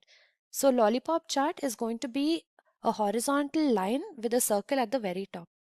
Sorry, the next graph that we're going to be plotting is going to be a murdered and not murdered and missing values pie chart. And the last thing that we're going to be plotting is a donut chart of the teams. and the values within them. So these are the three different graphs that we're going to be plotting, and these are just us creating the graphs and plotting them. The main logic is over here. The main logic is that you want to set a layout in Bokeh as to how you want to see the charts. So the layout that we are going to be looking at is that we're going to be having a lollipop chart at the very top and two smaller pie charts at the bottom, right? So we have three figures here. And the first thing that we're going to be doing is that we're going to be giving these figures a line color of none. The axis is not going to be visible and the axis labels are not present for these figures. This is the main function that you're going to be looking at. This is your layout. Using the grid layout function that you've imported here from bokeh.layouts, you're going to be creating a grid. And how does the grid know where the figures are? So you've divided the grid into two. This is evident because you have two main figures here, which are separated by a comma. So this tells the grid that the page is going to be divided into two. The first figure, which is on top, is going to be figure 1, and the figure at the bottom are figure 2 and 3. This means that the bottom half is going to be further split into vertically. Let's run this and see what our layout looks like. So here you have it. Your entire page is divided into two. The first one has the figure 1, which is the lollipop chart, and the bottom half of our page has two figures, which are the two donut charts. The bottom half is divided exactly into two, as you can see here. This is because that is the grid layout that we wanted. So this is how you can use the layout function in Python Bokeh. It is extremely easy. All you have to do is create a layout by using the grid function, or you can also use the column function. The column function will plot it in the form of a single column vertically. Using the grid function, you can plot figures vertically as shown here. So when you separate them by commas with respect to each other, they will be plotted vertically, and when you group them together and separate them with commas internally, they will be plotted horizontally. So now we've taken a look at how we can use a layout function. Now let's see how we can make interactive graphs with the help of Bokeh. Over here, we're going to be using Bokeh to design a dashboard which is used to represent the horsepower in cars. We are also going to make our graphs interactive and see how maximum information can be conveyed with the help of a single graph. So here we have multiple different cars, and along with the cars we're also going to be given their horsepowers, a little bit of other information about them, and their images. And over here, as you can see, we have a very simple vertical bar chart. But let's see how we can make it interactive and convey all the information that we have in our single data set on this one bar graph. So the first thing that we're going to be doing is importing all of our important necessary modules. We're obviously going to have the Pandas modules, which is going to be imported to work with the data frame that we've given. Apart from this, we're also going to be importing figures, output file, show, save, and column data source from bokeh.plotting. We already know that the figure function is used to plot different types of graphs which are given. Output file is just used to see our file. The show is used to display our graphs, and save will help you save your graph. Now, the column data source is the core of most Bokeh plots. It provides the data to the glyph of your plot. When you pass sequences like Python lists or NumPy arrays to a Bokeh render, Bokeh automatically creates a column data source with this data for you. So this is basically what you're going to be using to pass data onto your Bokeh glyphs. Apart from this, we're also going to be using a hover tool function, and from the transform function, we're going to be importing factor CMap. We're going to be importing a palette color, which is going to be various shades of blue. And we're going to be importing components from the embedded function of Bokeh. Let's just see how we can use all of these and the different things that they do.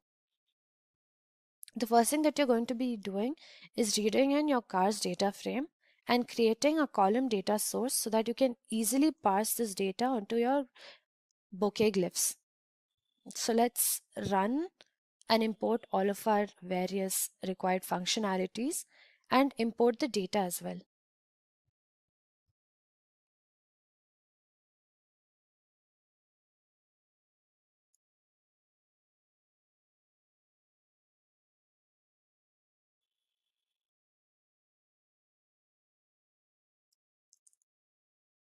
So this is what your data set looks like.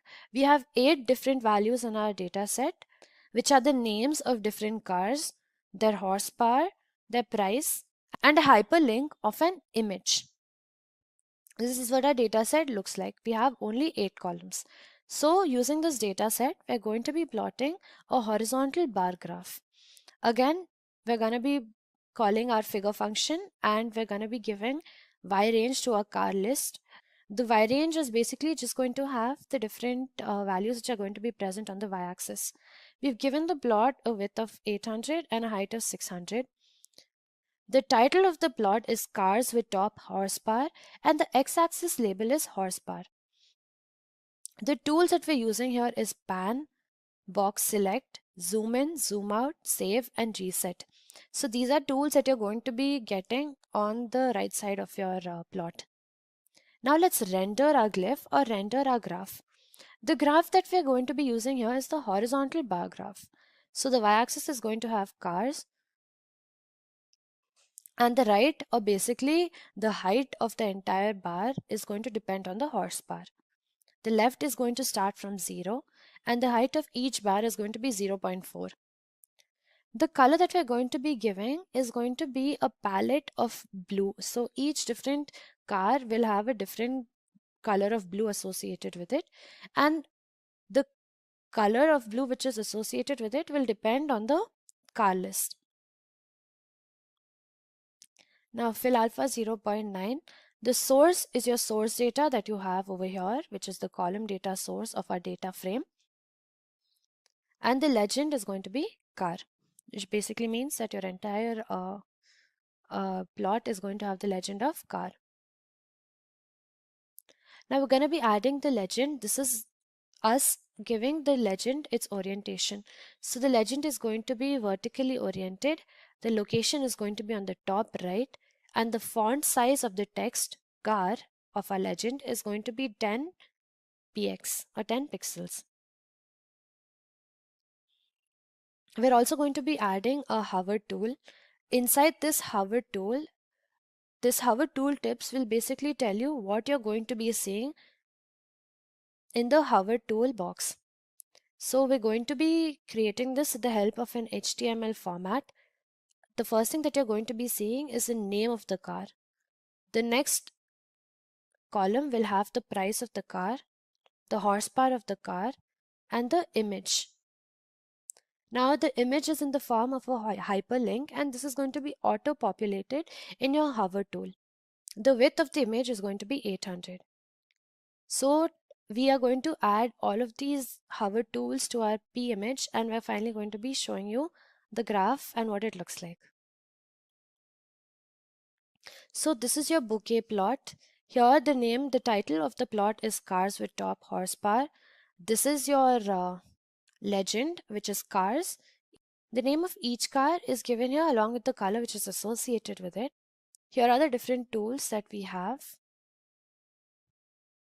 You can save this, you can reset it, you can zoom out, you can zoom in, you can select the boxes, and you can pan your image.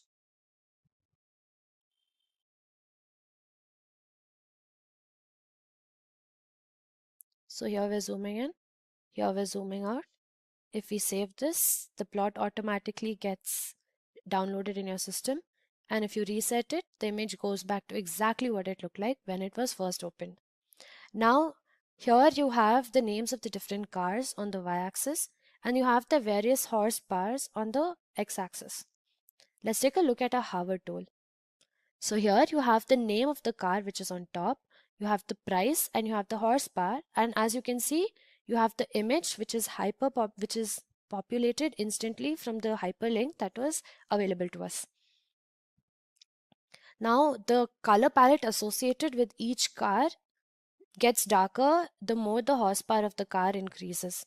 So here we have cars with top horsepowers which are arranged in an ascending order from the top and a descending order from the bottom. So this is another way that you can use Bokeh to create extremely interactive and informational graphs. Here in just half a page, and this is us making a huge plot, right? We can also decrease the size of the plot if you want to. But basically in half a page, we've conveyed all the information ranging from the name of the car to its model to the horsepower that it has, its price, and also its image. And this is also a very good way to compare it. So these are just some functionalities which are provided in Bokeh itself. No other data visualization library will let you work so well with graphs and will let you customize your graphs to this extent. In this video, we are going to perform a really interesting data analysis using Python on the Spotify music streaming service platform dataset. I'll also be asking you a few questions related to Spotify during our discussion. Please make sure to answer them in the comment section of the video. So now let's get started. Spotify is a Swedish audio streaming and media services provider founded in April 2006. It is the world's largest music streaming service provider and has over 381 million monthly active users, which also includes 172 million paid subscribers. The total number of downloads on the Spotify app in the Android store exceeded 1 billion in May 2021. So millions of people listen to music all day. Even I am hooked to music. As an analyst, what's better than exploring and quantifying data about music and drawing valuable insights? Before I move ahead, I have a quiz question for you people. The name Spotify comes from a combination of two words. So which are those two words? Please let us know your thoughts in the comment section below. I would like to repeat the question again. The name Spotify comes from a combination of two words. So what are those two words? We would love to hear from you. So please put your answers in the comment section below. Now let's use Python libraries and functions to analyze and visualize our dataset. First, I'll show you the two datasets that we'll be using. So here is the first dataset that we'll be using for our demo, and then I have my second dataset called Spotify features, which is essentially about the genres of the different soundtracks. Now these datasets have been downloaded from kaggle.com. Now the links to the datasets have been provided in the description box. Please go ahead and download them. Now let me just go ahead and brief you about the columns that are present in our first dataset, which is about tracks. We have our column A, which is ID. This is the unique ID for each of the songs. Then we have the name column, which is essentially the name of the song. Then we have a column for popularity. So the popularity ranges from 0 to 100.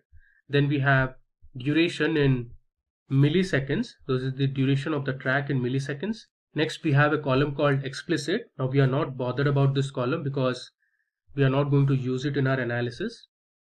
Then we have artist. So the name of the artist who has composed or sung the song. Then we have ID of the artist. Then we have a column for release date, which is basically the date on which the song was released. Then we have a column for danceability.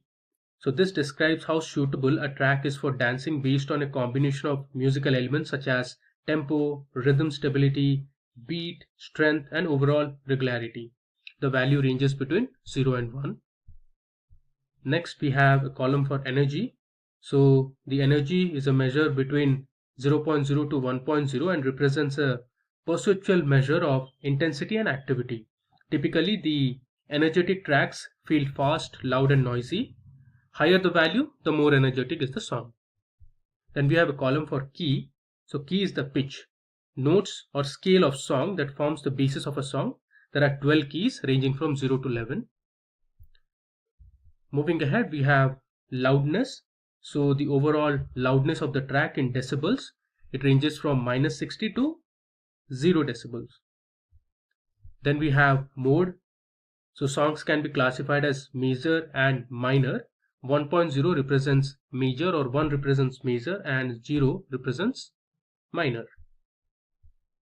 Next we have speechiness. So speechiness recognizes the presence of spoken words in a track. More exclusive speech like the recording, example talk show, audiobook, or poetry, the closer to 1.0 the attribute value. Then we have a column for acousticness. So a confidence measure of 0 to 1 of whether the track is acoustic or not. So 1.0 represents high confidence the track is acoustic. Then we have other information about instrumentalness. Then we also have a column for liveness. So liveness detects the presence of an audience in the recording. Then we have a column for valence. So valence is a measure between 0.0 to 1.0 and describes the musical positiveness conveyed by a track or a song. And finally we have the columns for tempo and time signature. Now even in the second data set we have almost the same columns, just that we have an additional column that is about the genre of the songs present in the data set. Cool. Now let's head over to our Jupyter notebook and we'll start with our analysis. Okay, so one more thing to remember, our data has information from 1922 onwards, so all the songs from 1922 till 2021. Cool. Okay, so I'm on my Jupyter notebook. So you can see I have a few cells that have already been filled up. So we'll start with our analysis. First of all, let's go ahead and import the necessary libraries. So I'm importing NumPy, Pandas, Matplotlib, and Seaborn for my analysis and visualization. I'll hit Shift Enter to import the libraries. Alright. And in the next cell, I'm going to load my dataset using the pandas read_csv function. I have my location already put here. Let me show you the location where the data files or the data sets are located. So this is my location. Under Chrome downloads, I have a folder called Spotify datasets. Okay, so let's import and check the first 5 rows in the dataset. So for that I have used the head function. There you go. So here you can see I have my first 5 rows of information from the dataset, and on the top you can see the different columns. You have ID, name, popularity, artist, then we have the release date, danceability, energy, key, loudness, liveliness or liveness, valence, tempo, and other information. Cool. Now let's check for null values in the dataset. I'll just give a comment as null values. Every time when you download a dataset from an open repository, there are chances that the dataset would contain null values, so it's better to check them beforehand. So I'm going to use the isNull function present in the pandas library. PD I'm using because I had imported pandas as PD. So pd.isNull. Then I'm going to use the variable name df_tracks because I imported my dataset and stored it in the variable df_tracks. So I have my data frame under df_tracks variable, and then I'll use the sum function to check the total number of null values present in the dataset for each of the columns. If I run it, there you go.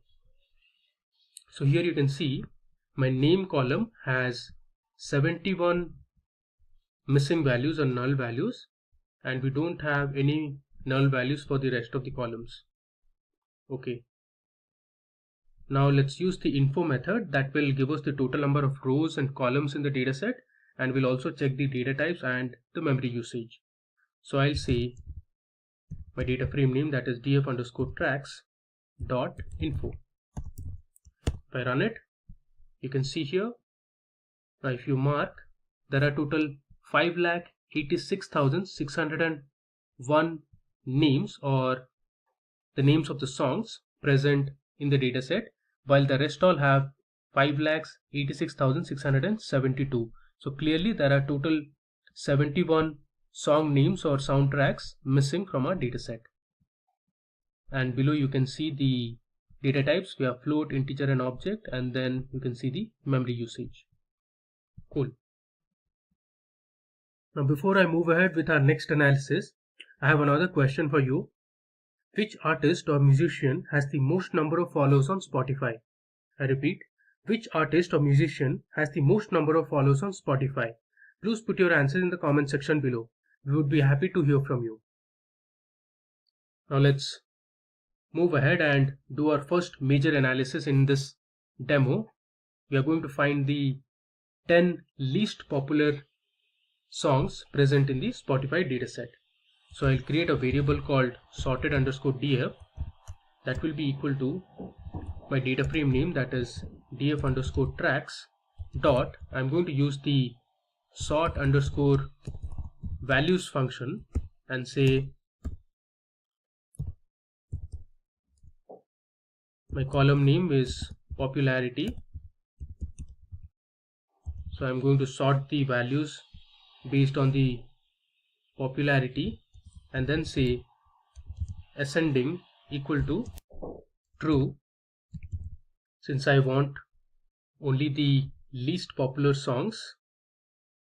And then I'm going to say head of 10, which means I want the top 10 least popular songs.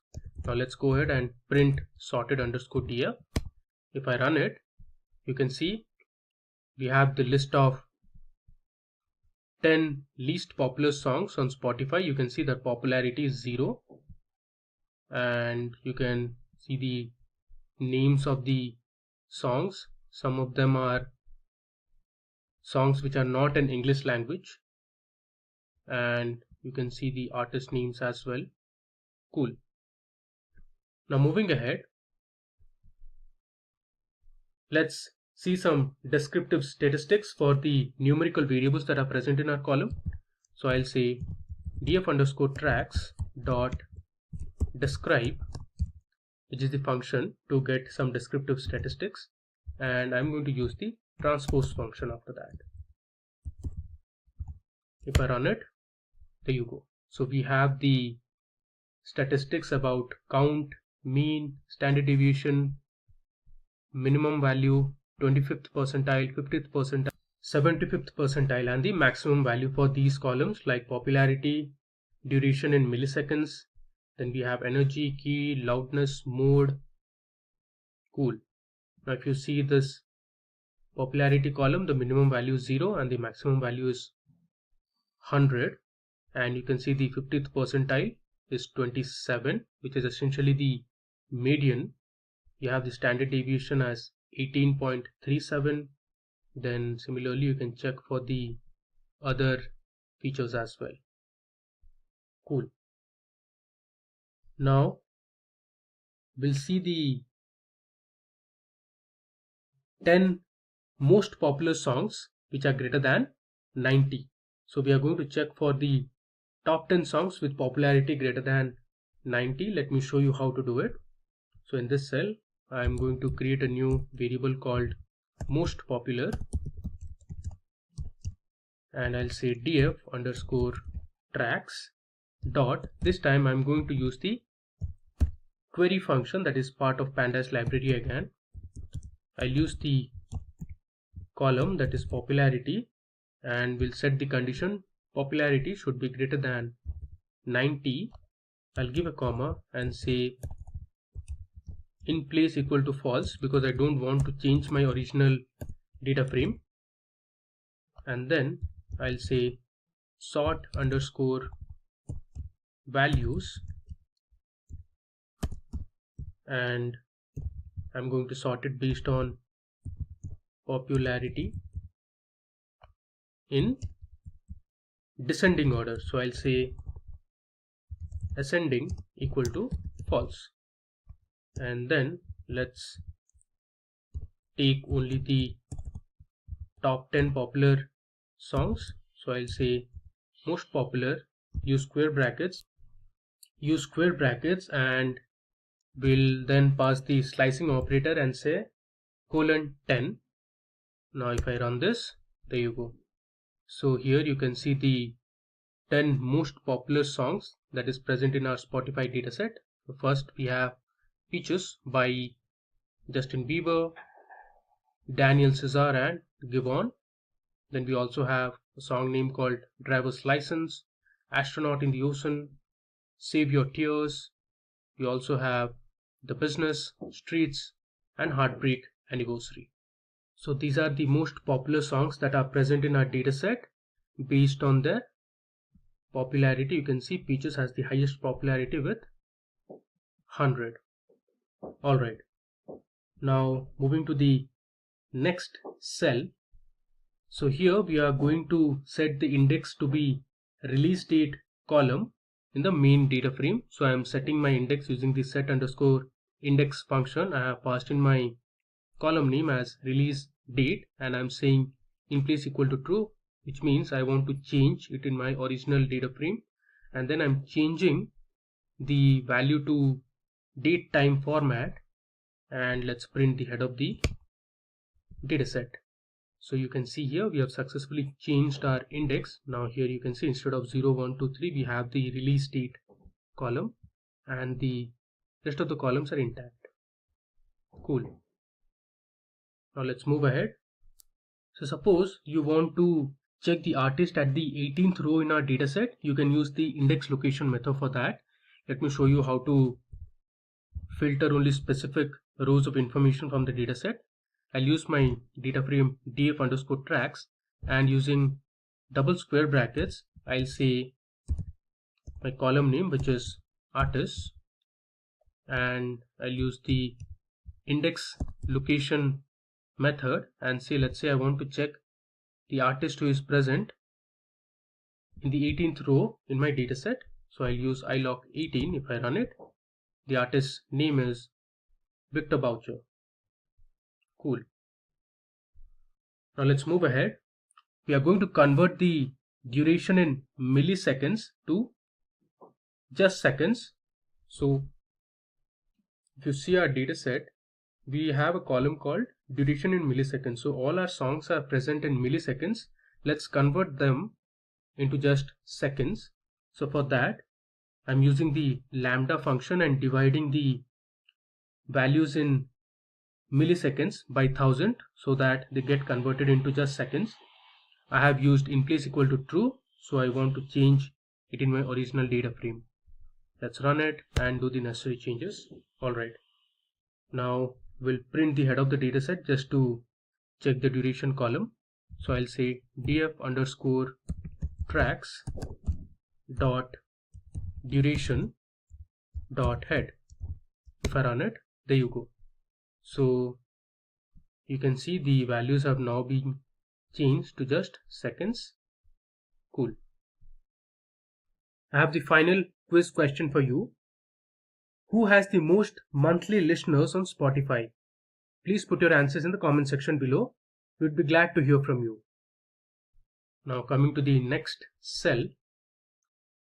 So here we are going to create our first visualization that is going to be a correlation map. We are going to drop 3 unwanted columns, and those are key, mode and explicit, and then we are going to apply Pearson correlation method. Now I have set my figure size to 14,6, and then we are using the Seaborn heat map function to create our correlation map. I have put the variable that is correlation_df. You can see above we had created this, and then I'm setting annotation equal to true. So this will write the data value in each cell. I have set fmt equal to .1g. So this is a string formatting code to use when adding annotations. Then I have set my vmin and vmax. So these are the values to anchor the color map. Otherwise they are inferred from the data and other keyword arguments. CMap here stands for color map. You can just search for SNS CMap. You will get the documentation. So you can choose whichever color palette or the color map you want. Here I have used Inferno, and I have set my line widths and line color. Finally, I am giving a title to my correlation map, and I have set the X-tick labels. Let's go ahead and run this to get our first visualization. If I scroll down, there you go. We have got a nice correlation map. So here on the right side, you can see the scale. It ranges from -1 to +1.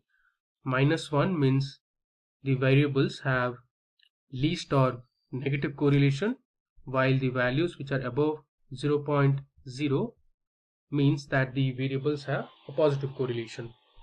Now here you can see there are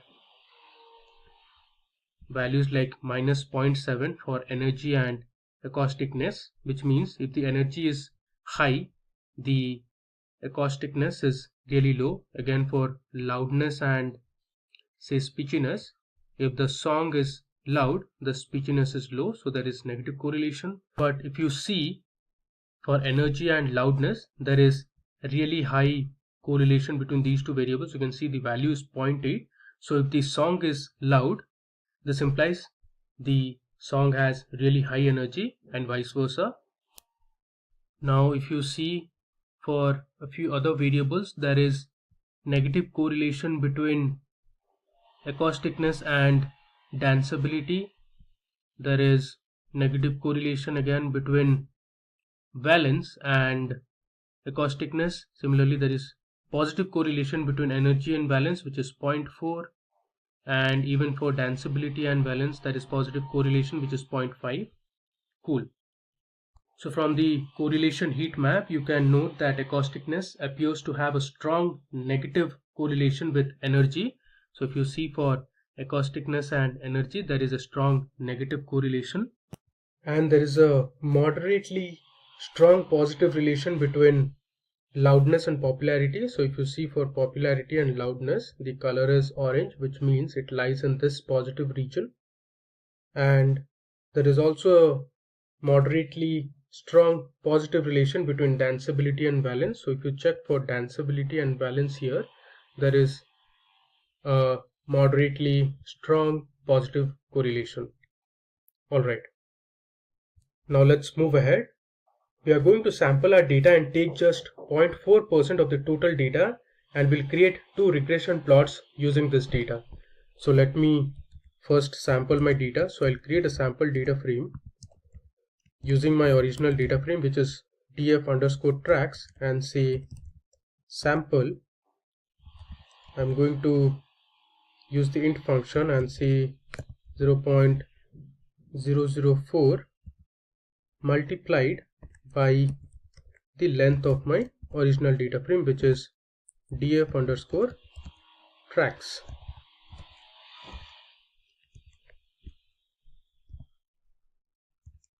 Alright, now let's run this, and we'll print the length of my sample data frame. If I run it, you can see 0.4% of my total data set is 2346 rows. Cool. Now we are going to create a regression plot between loudness and energy. Now in our correlation map, we saw there was a positive correlation between loudness and energy, which was 0.8. Let's plot it in the form of a regression line. So I'll use plt.figure. I'll set my figure size equal to, let's say, 10,6. I'll say SNS dot regression plot. So I'm using the function called regplot, and I'll use my data as sample_df, give a comma, and say in my y-axis I'll have my column loudness, and in the x-axis we'll have energy. I'll give a color to my data variable. Let's say the color is C. Then I'll set my title to loudness versus energy. Let's say correlation. Alright.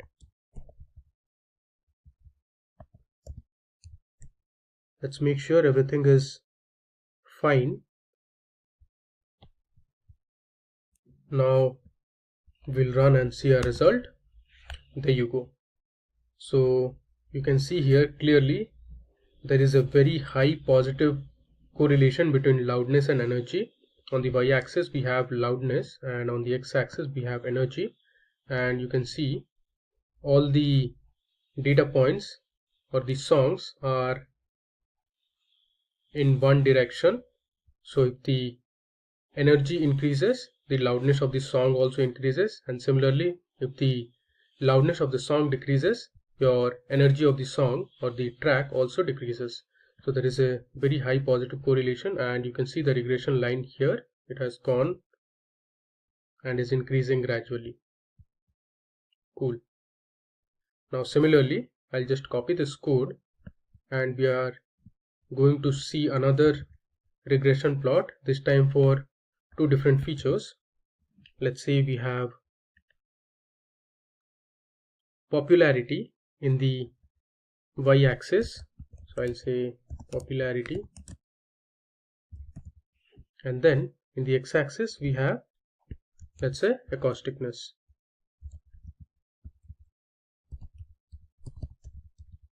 I'll change the color to, let's say, B, which stands for blue, and will set the title to popularity versus, I'll have acousticness correlation. Just scroll down and we'll run it to see the result. There you go.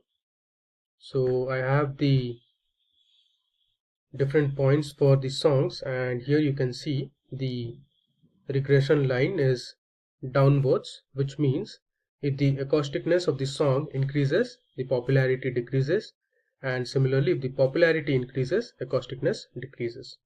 You can see the downward trend of the regression line. Alright. Now in the next cell we are going to create a new column called year from our release date column, and I have changed this to date time format. Let me just run it. Cool. Now after that we are going to create a distribution plot to visualize the total number of songs in each year since 1922 that is available on the Spotify streaming app. So I have used my Seaborn library and dist plot function. Now one thing to remember, you need to update your Seaborn library to this version if you haven't done it. So use this command pip install --user Seaborn and the version. So here in the distribution plot we are going to plot a histogram. So I have used kind equal to hist, which stands for histogram. Let's run and see the result. Okay, so here you can see I have my distribution plot. So the plot tells us that the number of songs for each year in the dataset according to their release date have increased in the recent years since music became more accessible to people globally with technological advancements. So earlier you can see there were very few songs available in the 1920s. Later on the number of songs increased rapidly, and now you can see we have a lot more songs available for people to listen. Cool. Now we are going to see the duration of songs over the years. For that again we are going to create a bar plot. So I'll first create a variable called total duration equal to df underscore tracks dot, I'll use the duration column that we created with seconds, and then I'm going to set my figure dimensions. So I'll use figure underscore dims for dimensions equal to 18,7. After that I'll have my figure axis defined. So I'll use the Matplotlib subplots function, and I'll set the figure size equal to my figure dimensions, and then I'll say figure equal to SNS dot, I'll use the bar plot function and say my x-axis to be years, my y-axis will be total duration or total underscore dr that we created here. I'll set my axis equal to ax, and then I'll set error width equal to false. Let's set the title for my plot as title equal to year versus duration, and finally I'll say plt dot xtix, I'll rotate it by, let's say, 90 degrees. Alright, let me just recheck once if everything is fine, and then we'll go ahead and run it. I have my axis, error width, title. Okay, let me just run it. We'll see the result in a moment. If I scroll down, you can see we have the bar plot for the different years and the duration of the songs in seconds in the y-axis. So earlier in the 1920s, you can see the duration of the songs were less, and later it increased around late 1930s, and this remained consistent until 2010, where the duration was high. But after 2010, you can see the duration of the songs have started decreasing. Now in the next cell, I'm going to create a line plot to analyze the average duration of the songs over the years. It is going to be similar to our bar plot, just that now we are going to visualize it in terms of a line. So I have my code ready. You can see here I've used my Seaborn library and the line plot function. In the x-axis I have years, and in the y-axis I have total duration. I've set my title to year versus duration, and I'm rotating my x labels by 60 degrees. Let's run it and we'll see the output. There you go. Now if I scroll down, you can see we have a nice line plot, and on the x-axis you have the years, and on the y-axis we have the duration. You can see that the songs from 1920s to 1960s have comparatively shorter duration, since most of the songs tended to be more singing based rather than instrument based. After 1960s, you can see the duration of the songs started increasing until, I would say, 2010, and in the present day the duration of the songs have started declining, since the attention span of the average listener is also declining. Alright, now let's move to our second data analysis project, which is based on genres of the songs. So I am importing my dataset using the Pandas read underscore CSV function. I have given my location, and here I have my dataset name followed by the extension of the type. So this is a CSV dataset. Let's go ahead and run it. Okay, now let's print the first 5 rows of the dataset. I have stored my dataset in a data frame called df_genre. I'll use the head function to get the first 5 rows of information. I'll hit Shift Enter to run it. There you go. You can see here I have my genre column, artist name, track ID, popularity, acousticness, duration in milliseconds again, and we have the rest of the other columns that we saw in our first dataset. Just one thing to note, here key is present in terms of C, D, E, C minor, F minor, and not in terms of numbers between 0 to 11. Now we'll see the duration of the songs for different genres. For that, I'm going to create a bar plot. So I'll start with setting the title for my plot as duration of the songs in different genres. I'll use the Seaborn library and I'll set my color palette to, let's say, rocket. I'll give a comma and say as CMap equal to true. This would be color palette.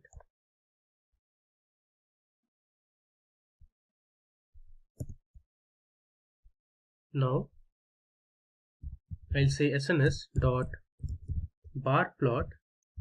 In the y-axis I'll have genre, and in the x-axis I'll have my duration column, which is in milliseconds, so duration underscore ms, and then I pass my data frame using the data argument. So I'll say data equal to df dot genre.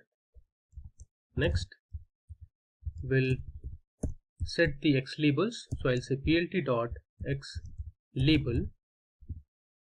Let's say my x label is duration in milliseconds,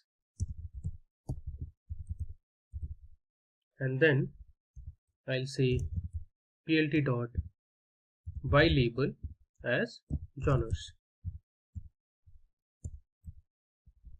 Now let's go ahead and run this.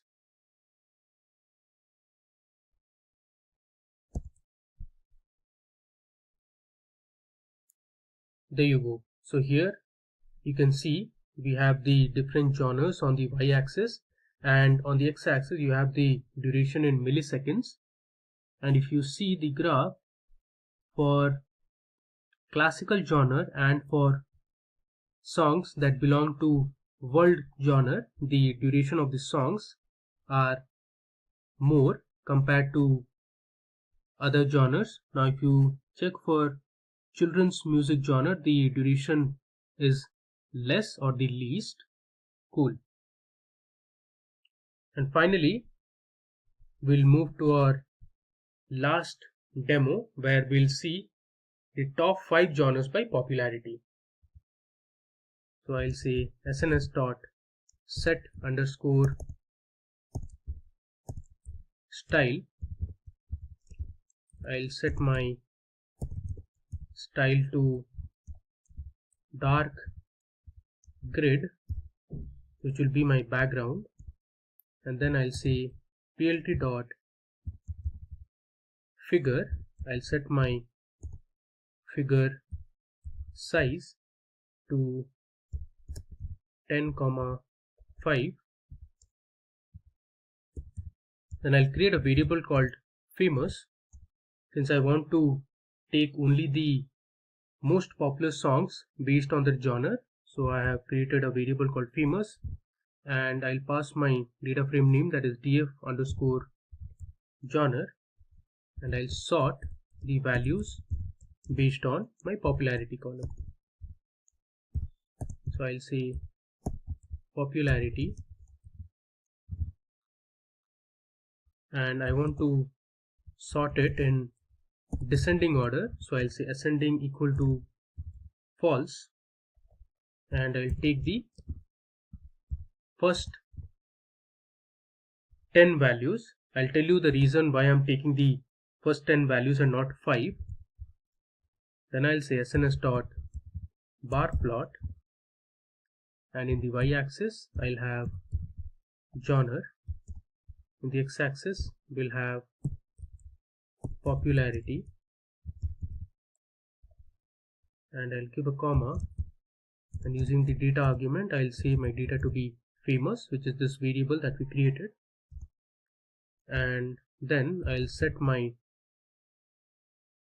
title as top 5 genres by popularity. Alright, now the reason why I took head of 10 is because there are a few genres which are repetitive. So if you see this, we have children's music appearing twice, so hence we have taken 10 instead of 5. Let me just go ahead and run it. There you go. So here if I scroll down, you can see I have my top 5 genres based on the popularity. So we have dance, pop, rap, hip hop and reggaeton. So these are the 5 genres which are most popular based on the data that we have collected from Spotify. Alright. We are going to perform 2 hands-on projects on COVID data analysis using Python and Tableau. This is going to be a really interesting and fun session where I'll be asking you a few generic quiz questions related to coronavirus. Please make sure to answer them in the comment section of the video. We'll be happy to hear from you. COVID or coronavirus is an ongoing global pandemic of coronavirus disease that emerged in 2019 and was first identified in Wuhan, China. It is defined as an illness caused by a novel coronavirus called Severe Acute Respiratory Syndrome Coronavirus 2, commonly known as SARS-CoV-2. On March 11, 2020, the WHO declared COVID-19 a global health emergency. The virus has so far infected over 22 crore people and killed more than 4.5 million innocents. In India, there have been over 3.3 crore confirmed cases and nearly 4,41,000 deaths have been reported so far. This data is according to official figures released by the Union Ministry of Health and Family Welfare. As the world tries to cope up with this deadly virus, we request all our viewers and their family members to follow all the necessary precautions to avoid getting infected. Quiz time. Now let's see our first quiz in this project. What does corona in coronavirus mean? Here are the options. Is it A. beer, B. respiratory, is it C. crown, or is it D. sun? This is a very generic question. I'm sure a lot of you may already know, some of you may not. Please let us know your answers in the comment section of the video. We'll be glad to hear from you. Now in this video, we will use 3 different COVID-19 datasets and perform data analysis using Python and Tableau. The project will give you hands-on experience working on real-world datasets and how you can use the different Python libraries to analyze and visualize data and draw conclusions. You will learn how to create different plots in Tableau and then make a dashboard from the visuals. The project will give you an idea about the impact of coronavirus globally in terms of confirmed cases, deaths reported, the number of recoveries, as well as active cases. We will also see how India has been affected since the pandemic started and dive into the different states and union territories to learn more about the COVID-19 influence and the vaccination status. First, let me show you the 2 datasets that we'll be using. So for our first project using Python, we'll be using the first 2 datasets, COVID-19 India and COVID vaccine statewise. Let me open the 2 datasets. Okay, so this is the first dataset. You can see here we have the date, we have the time, then we have the different state names, If I scroll down, you can see we have Kerala, Tamil Nadu, Delhi, Haryana, Rajasthan, this Ladakh, Punjab, Telangana and other states. Then we have something called as confirmed Indian national. So actually this two data sets, confirmed Indian national and confirmed foreign national, we won't be using. So in the demo itself, we'll be dropping these two columns. What we are concerned about are the last three columns, the cured cases or the recoveries, the number of deaths reported, and then we have the total number of confirmed cases. Let me just sort the B column, that is the date column, so that you have an idea about the recent data we have. I'll continue with the current selection and sort it. You can see here, this is till 11th of August 2021. So this data was collected from Kaggle. It has some discrepancies that we will see in the demo. The data is available for free. We will provide the link to the datasets in the description of the video, so please go ahead and download them. The visualizations and results that you will see in the demo are based on the datasets that we'll be using. We haven't pre-processed the data to remove outliers or any missing values. Now before I jump into the demo, let me show you the second dataset that we are going to use. Okay, so COVID vaccine state-wise is my second dataset. Let me open it. There you go. So this is the second dataset that we'll be using in the Python project. You can see we have a column called updated on, then we have the state. Again, you can see here there are a few discrepancies here. It has taken the country name and not the state name. Below you can see there are the different state names, and you can also see we have information about the total doses administered. We have the sessions, sites, first dose administered, then we have the second dose, then we have information about male and female doses. You can see here the different vaccines administered, Covaxin and Covishield. You have Sputnik V, and here are the different age groups as well. And finally, if you see, we have male individuals vaccinated, the total number of female individuals vaccinated for a particular day. We have information about transgender individuals vaccinated, and finally we have the total individuals vaccinated each day. Alright, before we jump into the hands-on part, let's have a look at the second quiz in this project. So here is the second quiz question. Which is the first country to start COVID vaccination for toddlers? Is it A, Japan, B, Israel, C, Portugal, or is it D, Cuba? This is a very recent development that took place. If you watch daily news updates on coronavirus, you will be definitely able to answer the question. Please give it a try and put your answers in the comment section of the video. It is really important for our viewers to know the right answer. Alright, so now let's begin with our demo. So I am on my Jupyter notebook. So the first project we are going to use Python Jupyter notebook. I'll just rename this notebook as COVID Data Analysis Project. I click on rename. Alright, so first and foremost, we need to import all the necessary libraries that we are going to use. So first I'm importing Pandas as PD. This is for data manipulation. Then we have NumPy as NP. NumPy is used for numerical computation. Then we are importing Matplotlib, Seaborn and Plotly. These three libraries will be used for plotting our data and creating interesting visualizations. Finally, I'm also importing my datetime function. Alright, so I'll hit Shift Enter to run the first cell.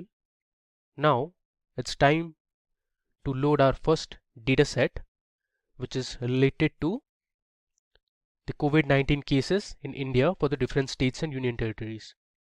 So I'll create a variable called COVID_df. df is for data frame. I'll use my pandas library and then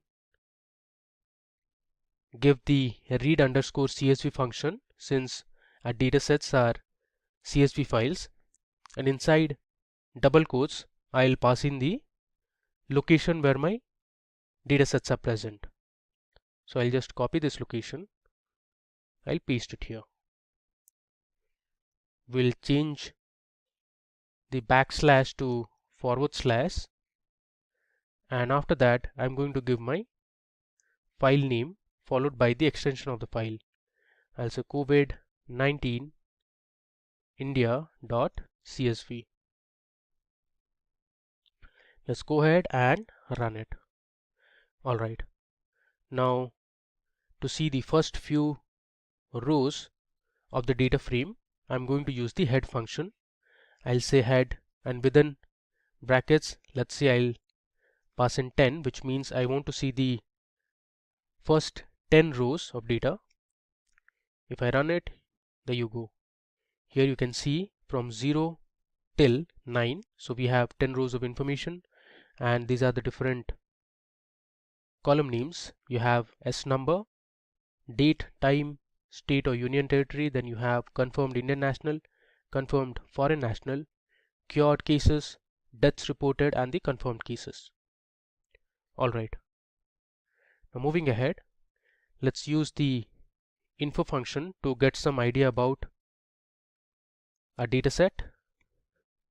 If I run it, you can see here it gives us the total number of columns. We have 9 columns. The total number of entries or the rows, we have 18,110 rows of information starting from 0 till 18,109. You see here the different types of variables or column names that we have. Then it has information about the memory usage as well. And this side you can see the data types. Cool. Now we'll use another very important function, which is to get some idea about statistical analysis, the basic statistics about your data set. For that I'll be using the describe function. Okay, so if you can see here, the describe function is for numerical columns only, and you have the measures such as count, the mean, standard deviation, maximum, minimum, the 25th percentile, 50th percentile, and the 75th percentile value.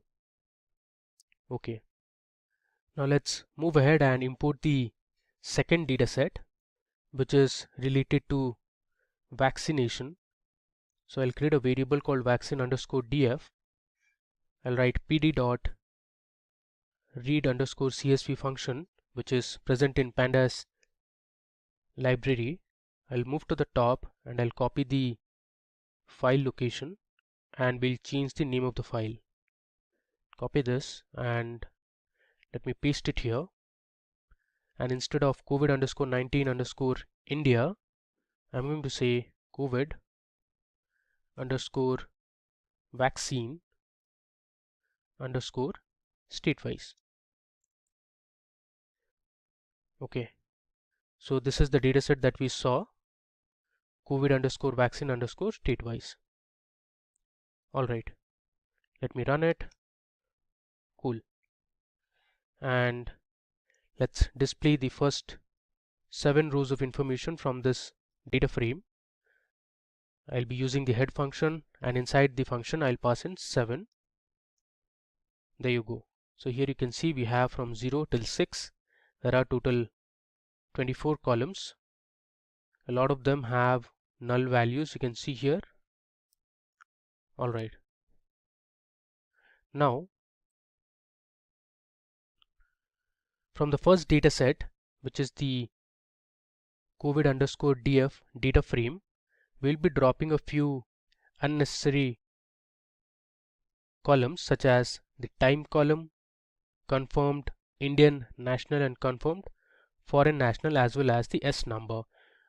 We don't need these columns, so it's better to learn how to drop the columns for our analysis. So I'll say COVID_df dot, I'll use the drop function, and within square brackets I'll pass in the column names. The first is S number. I'll give a comma. Within double quotes I'll say the next column is time. My third column that I want to drop is confirmed Indian national, give another comma, within double quotes I'll say confirmed foreign national. Outside the square brackets I'll give another comma and pass in my next argument, that is in place equal to, I'll say true. I'll give another comma and say axis equal to 1. Let's run it. Okay, it has thrown an error. Let's debug the error. Says confirmed Indian. Okay, it should be Indian national and not Indian nation. I'll just mention it as national. We'll run it again. Okay, now we have removed these 4 columns. Let me show you the dataset now. There you go. So we have only the date column, state or union territory, cured, deaths and confirmed.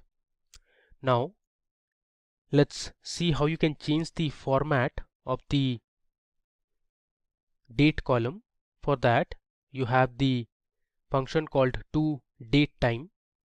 I'll say COVID_df. I'll pass in my column name, that is date. I'll say equal to pd dot. I'll use the pandas function, that is to_datetime. I'll say COVID_df, which is my data frame name. Pass in my variable, which is date. Give a comma and I'll use my argument, that is format equal to, I'll say %y, give a dash, say %m, give another dash and say %d. Let's run it and I'll print the head of the data frame. Cool. Now moving ahead, now we will see how to find the total number of active cases. So active cases is nothing but the total number of confirmed cases minus the sum of cured cases plus deaths reported. So let's find the active cases. I'll give a comment. Okay, I'll first write my data frame name, that is COVID_df. Within square brackets I'll give my new column, which is active_cases. I'll say equal to COVID_df, and my first column would be the confirmed cases column minus, I'll say COVID_df. Then I'll pass in my cured column plus, I'll again say COVID_df and add my deaths column. This time let's print the last 5 rows from the new data frame that we have created. Okay, let's run it. Okay, it has thrown an error. Let's debug it. Says data frame object has no attribute tails. This should be tail. There you go. You can see here we have added a new column called active cases, which is the confirmed cases minus the sum of cured and deaths reported column. Now we will learn how to create a pivot table using the pandas library. So in this table we'll be summing all the confirmed deaths and cured cases for each of the states and union territories. So we'll be using the pivot_table function for this. I'll create a variable called statewise and say pd dot. I'll use the pivot_table function. I'll pass in my data frame that is COVID_DF, and then I'll give my values parameter. Inside the square brackets, I'll pass in my columns confirmed, deaths, and then we'll have the cured column. I'll give a comma, and next argument would be index, which is going to be my state slash the union territory column. Let me bring this to the next line so it is more readable. I'll say union territory. I will give a comma now and pass in my last argument, which is agg function, that means aggregate function, and this function would be max. Alright, let's run it. Okay, now I'm going to find out the recovery rate. So recovery rate is basically the total number of cured cases divided by the total number of confirmed cases into 100. So I'll say state-wise, and within square brackets I'll pass in my variable that I want to create, which is recovery rate. This will be equal to the cured cases multiplied by 100 by the total number of confirmed cases. Within square brackets I'll give my column as confirmed. Let's run this. Okay, I'll just copy this column, paste it here. So this time we are going to find out the mortality rate. So mortality rate is nothing but the total number of deaths divided by the total number of confirmed cases into 100. So I'm just going to replace the names. Here I'll say mortality. Alright, and then instead of cured I'll say my deaths column into 100 divided by the confirmed cases. Let's run it. Okay, now we are going to sort the values based on the confirmed cases column, and we'll sort it in descending order. So let me show you how to do it. I'll say state-wise equal to, I'll use the function sort_values. So I'll pass in my variable state-wise dot and use the sort_values function. I'll say by, I want to sort it by my confirmed cases column. Give a comma and I'll say ascending equal to false. Let's run it. Now we are going to plot our pivot table using a nice visual. So for that I'm going to use my background_gradient function, and inside that function we'll pass in our CMap parameter. I'll show you how to do it. I'll say style dot background underscore gradient, and inside this we'll pass in a parameter called CMap. So CMap stands for color maps. This is present inside the Matplotlib library. So here you can see there's a nice documentation on choosing color maps in Matplotlib. This is provided by matplotlib.org. If I scroll down, you can see there are a number of CMaps that you can use. Purples, blues, you have something called reds. There are other things like magma, you have summer, autumn, spring, winter, cool. all these. You can use whichever color map that you want, and here you can see the different shades or the gradients.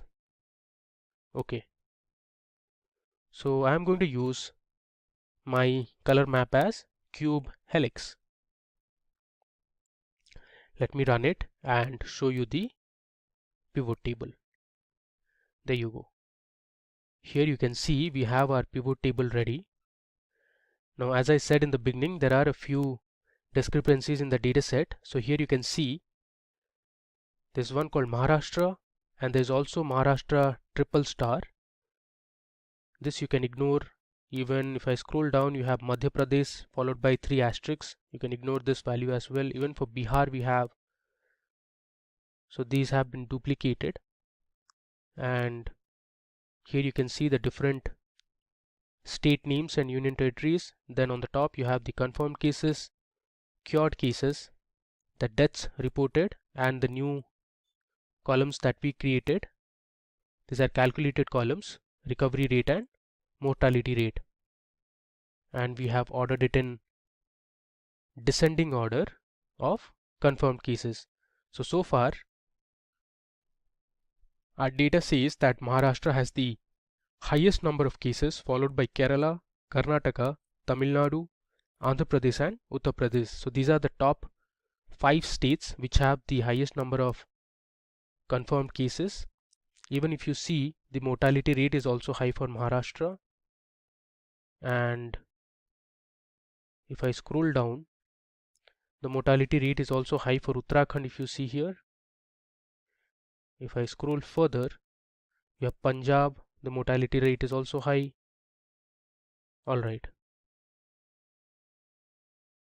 so this was our first visual that we created in the COVID data analysis project. Now moving ahead, we'll see the top 10 states based on the number of active cases. So we'll start. I'll give a comment, top 10 active cases states. Okay, so we are going to explore another very important Pandas function in this, which is known as group by. So I'll first pass in my data frame, which is COVID_df dot followed by the group by function. I'm going to group my data based on state/union territory column.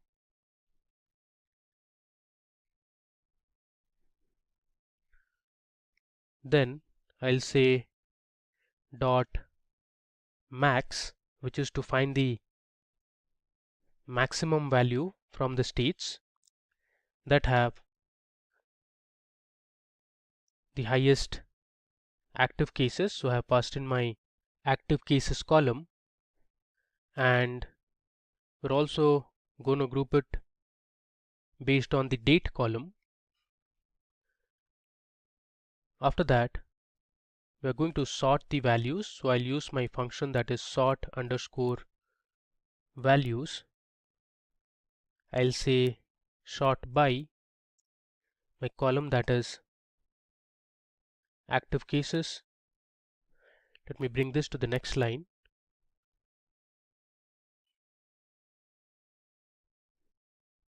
Underscore cases. I'll give a comma and say ascending equal to false, say dot, and then reset my index. For that I'll use reset underscore index function. Okay, let's check if everything is fine. I have missed a square bracket here. Let me give another square bracket here. Okay, and all this we are going to store in our variable called top underscore 10 underscore active underscore cases. Okay, now let me go ahead and run this cell. Okay, there is a syntax error here. Now let's run it. Okay. Now I'll create another variable called fig. Here we'll pass in the plt, which is for Matplotlib library, and we'll give the figure size using the fig size argument. It's equal to, and within a tuple and passing the size, let's say 16,9. We'll run it. Okay, and let's give a title to our plot. So here we are going to create a bar plot. So using plt.title, we'll pass in the title, let's say top 10 states with most active cases in India. I'll give a comma and pass in the size of my title, let's say 25. Okay, you can see we are slowly being able to create our graph. The most important thing is to pass in the x-axis and the y-axis. I'll say ax, which is for axis. To pass in the axis, I'm going to use the bar plot function that is present inside the Seaborn library. I'll say sns.barplot. I'll say data equal to my variable, which is top underscore 10 underscore states. This is actually active states. Alright, and now I'm going to use the iloc function and take the first 10 states. So I'm using a colon and then giving 10 as my value. ILOC is for index location. I'll give a comma and say my y-axis to be active cases. Give another comma and say my x-axis to be state slash union territory.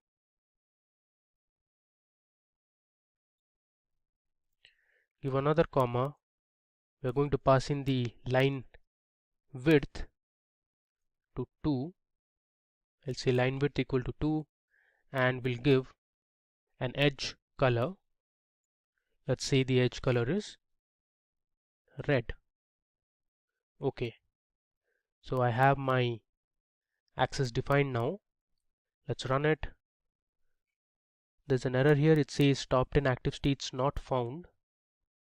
Let's go to the stop and see the exact. Okay, so this is top 10 active cases. Let me change it to cases here. Now run it. Okay, the x-axis also has a mistake. This should be state slash union territory. Now let me run it. There you go. We have our plot created, but as you can see here, the labels of the different states and union territories are overlapping. So for that, let me first pass in the x labels. I'll say plt.x label, and my x label would be states. Then I'll say plt.y label. My y label will have the total active cases. And finally, I'll write plt.show. Before I run it, let's collate all the lines of code that we have written for our top 10 states for most active cases in India into one cell. So what I'll do is I'll just copy this and we'll keep adding in this cell itself. Okay, I'll go to the top. Next, we'll copy my figure size and we'll paste it here. Next, let's take the title and put it here. Give a space, and we are going to copy this cell and I'll paste it here. Alright, now it's time to run it. There you go. You see it here. We have a nice bar plot ready. On the top you can see the title, top 10 states with most active cases, and you see the edges are in red color for all the bars. On the x-axis you have the different state names: Maharashtra, Karnataka, Kerala. You also have Andhra Pradesh, Gujarat, West Bengal and Chhattisgarh. So as you can see, Maharashtra has the highest number of active cases based on our data, followed by Karnataka, Kerala and Tamil Nadu at second, third and fourth place respectively, and in the 9th place we have West Bengal, in the 10th place we have Chhattisgarh. On the y-axis you can see the total active cases, which are in lakhs. Okay, now moving ahead, now we'll see the top 10 states based on the total number of deaths reported. So I'll give a comment: top states with highest deaths. Okay, so I'll first create my variable saying top 10 underscore deaths. This will be very similar to what we did here, just that we need to change a few column names. So instead of active cases we'll be using deaths. Okay, so I'll start with my data frame, that is COVID underscore df, followed by using the group by function, and I want to group my data based on the state slash union territory column.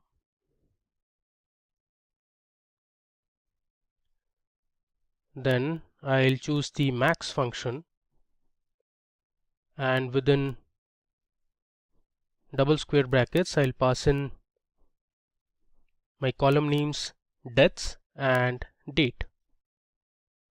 Let's make it consistent. I'll be using single quotes. Okay, I'll say dot, I'm going to sort my result, therefore I'm using the sort underscore values function. I want to sort it by deaths column.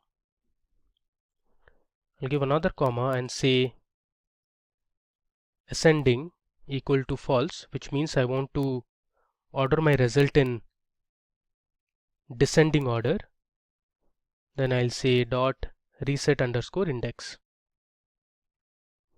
Okay, after that I'll give my figure size. I'll say plt dot figure, and within brackets I'll pass in my argument, which is fig size equal to, using a tuple I'll say 18 comma let's say 5. Now let's give a title. For that I'll use the title function which is present in the Matplotlib library.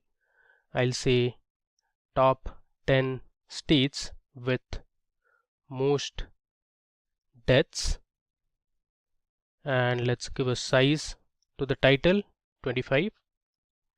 Now it's time for us to give the access labels. I'll just scroll down.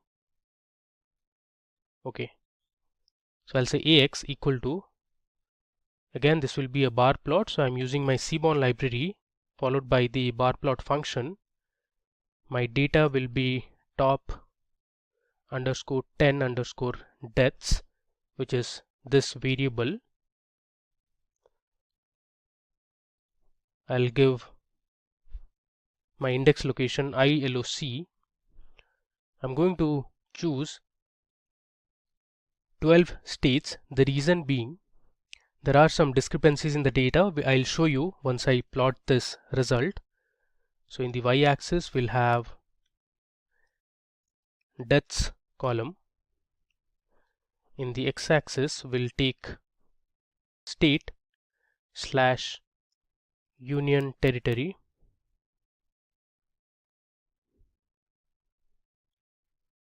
Okay, I'll give another comma and say line width equal to 2, and we'll give an edge color to our bars like we did here. So I'll say edge color equal to, let's say, black. Okay, now finally we'll give the X label, the Y label. So I'll say plt dot X label. X label would be states. My Y label will be total death cases. Then I'll write plt dot show. Now let's run it. There you go. You can see here we have a nice bar plot. On the top we have the title, top 10 states with most deaths. Now what I specifically wanted you to see was these discrepancies in the data. You can see here Maharashtra is repeated twice, even in our data that we collected from Kaggle. Karnataka spelling has an error. You can see here we have a few rows of information where Karnataka is spelled as K-A-R-A-N instead of K-A-R-N-A. Alright, so to remove these two results, or to ignore these two results, I had given my index location till 12. So we have Maharashtra, Karnataka, Tamil Nadu, Delhi, then Uttar Pradesh, West Bengal, Kerala, Punjab, Andhra Pradesh and Chhattisgarh with the states that have the most number of deaths reported. Okay, now we'll create a line plot to see the growth or the trend of active cases for top 5 states with most number of confirmed cases. So the states are Maharashtra, Karnataka, Kerala, Tamil Nadu and Uttar Pradesh. I can show you.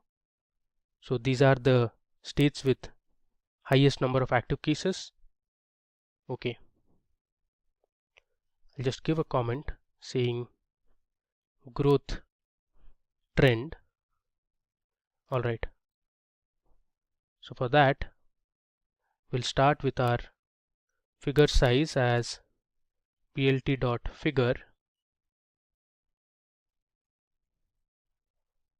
I'll use my parameter fig size equal to 12,6. I'll say my axis as SNS dot. This time we are going to create a line plot. My data would be my original data frame, that is COVID_DF, and within square brackets I'll say COVID_DF, and we are going to pass in the state or the union territory column. I'll give a dot and use the isIn function. So the states should include Maharashtra,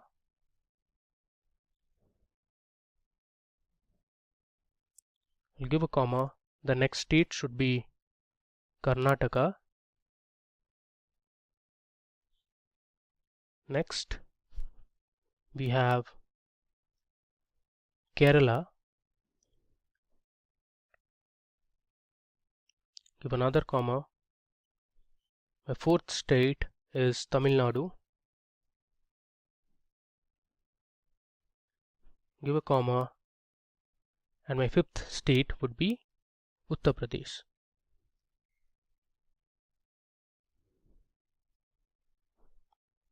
Alright, so I'll give a comma here and then say X equal to the date column, Y will be active cases column,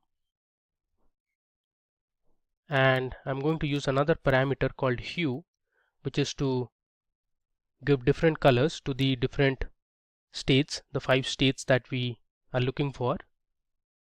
So hue will be my state/union territory column. Okay. After this, I'll say ax dot set title.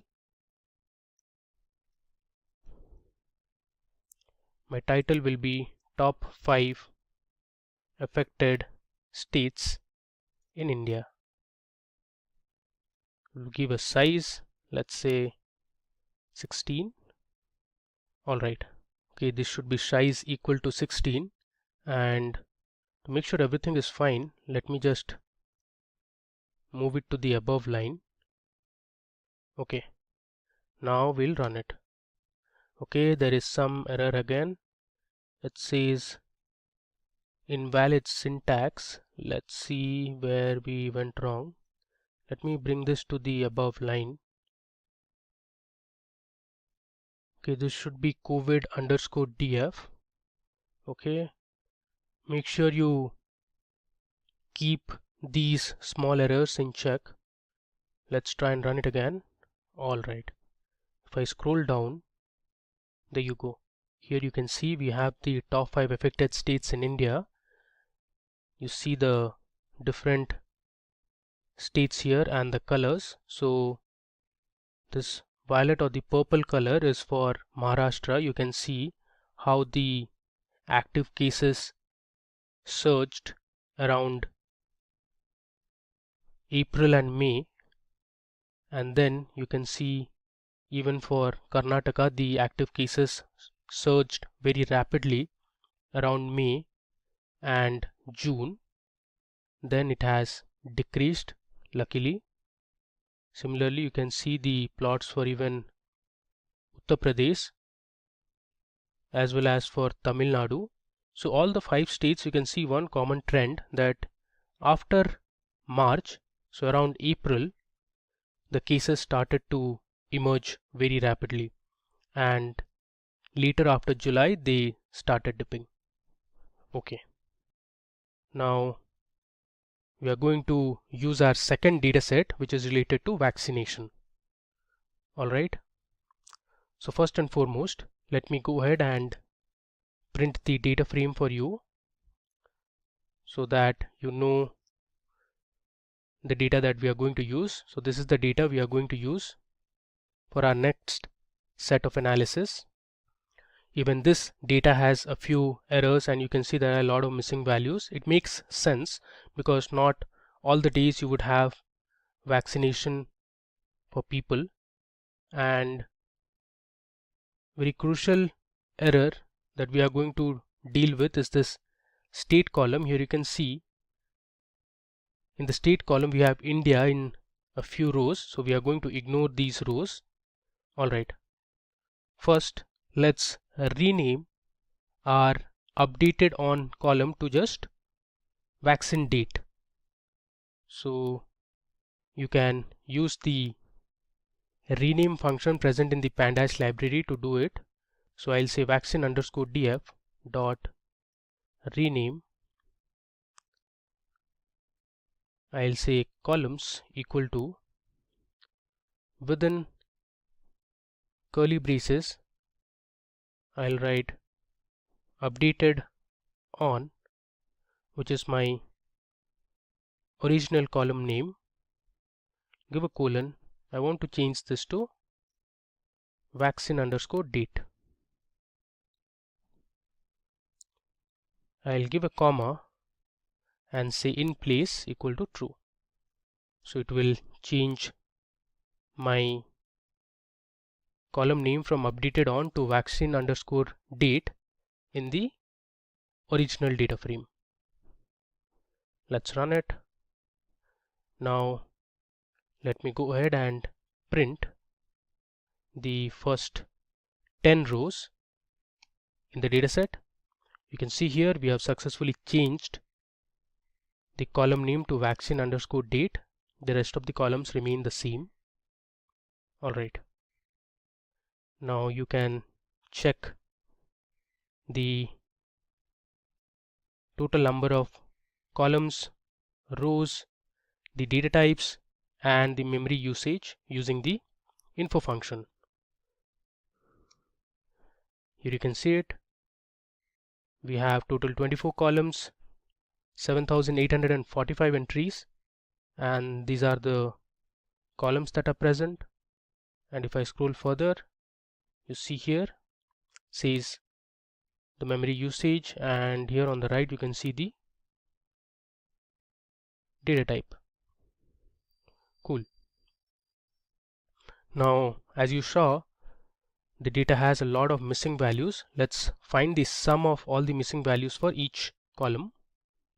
So I'll say vaccine underscore df dot is null, and then I'm going to use the sum function over it. If I run it, there you go. So almost all the columns have missing values, but columns such as male individuals vaccinated, female individuals vaccinated, even for columns like the age groups, there are a lot of missing values. Now in the next step, we are going to drop a few missing value columns. So I'll say a new variable called vaccination. I'll give the data frame name vaccine underscore df and use the drop function. And inside the drop function, we are going to write columns equal to, I'll pass in the column names that I want to drop. I'll say doses administered. So this is the column that I want to delete, Sputnik V doses administered. I'll give a comma. The second column is AEFI. The next column is 18 to 44 years. Within bracket, it has doses administered.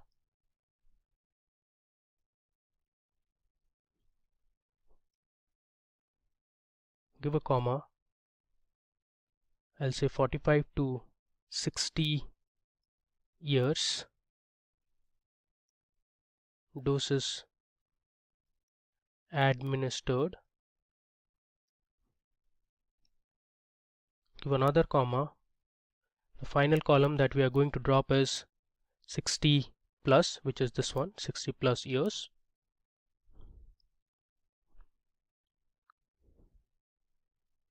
Doses administered.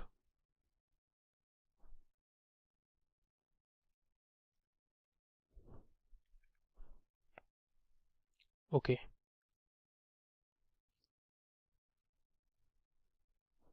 So these are the columns that we want to drop.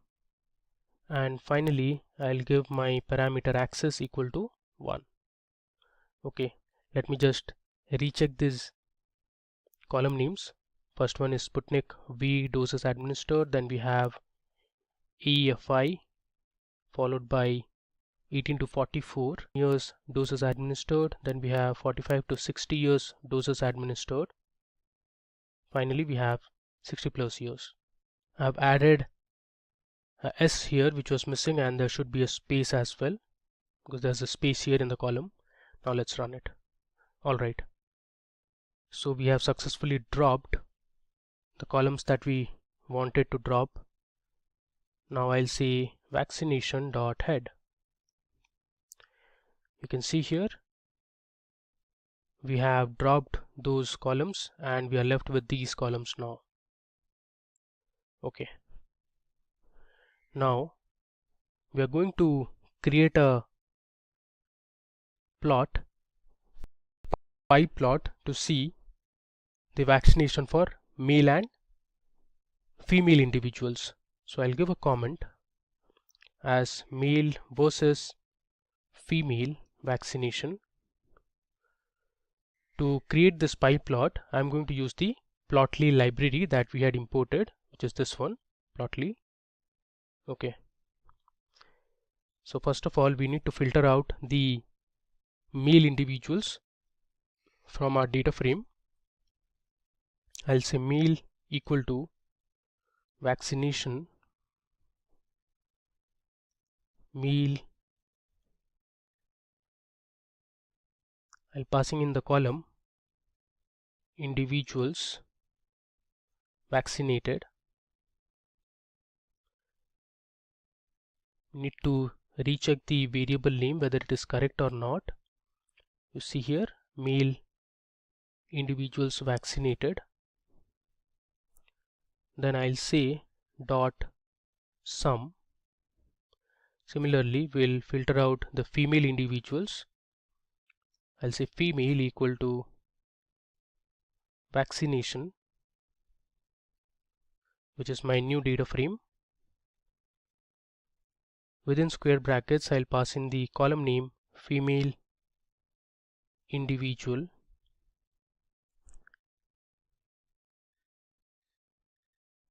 Vaccinated.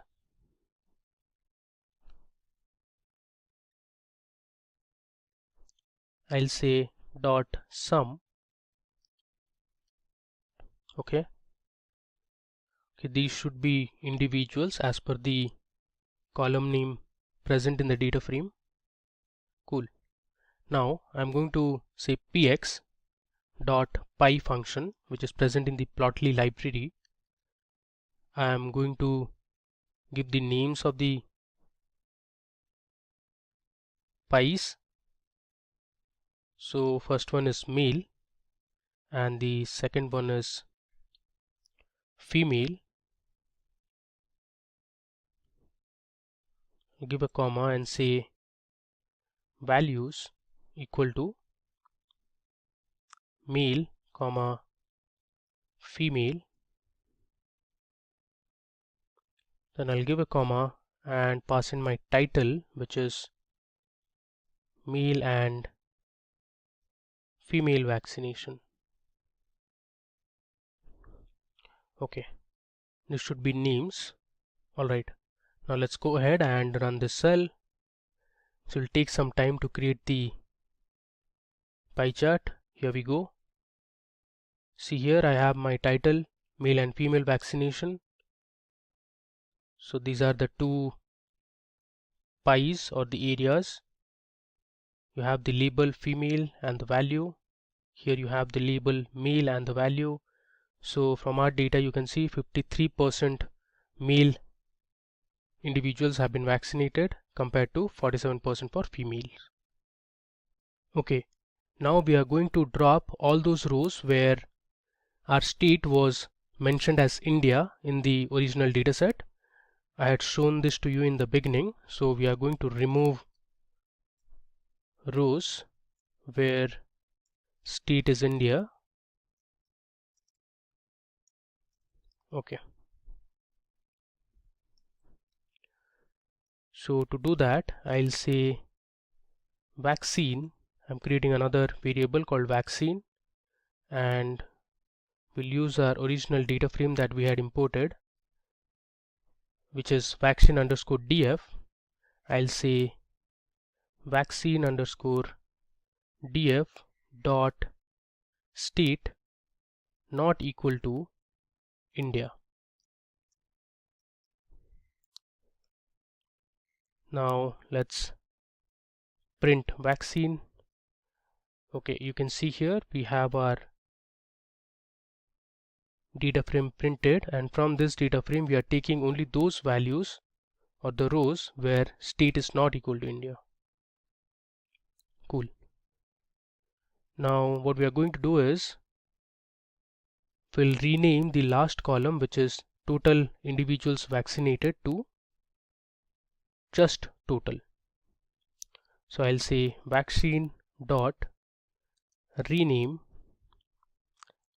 We'll use the parameter columns equal to, within curly braces I'll say total individuals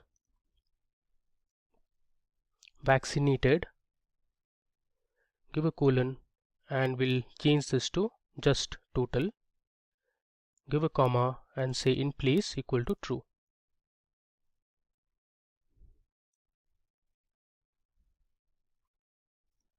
And finally I'll print my head of the new data frame.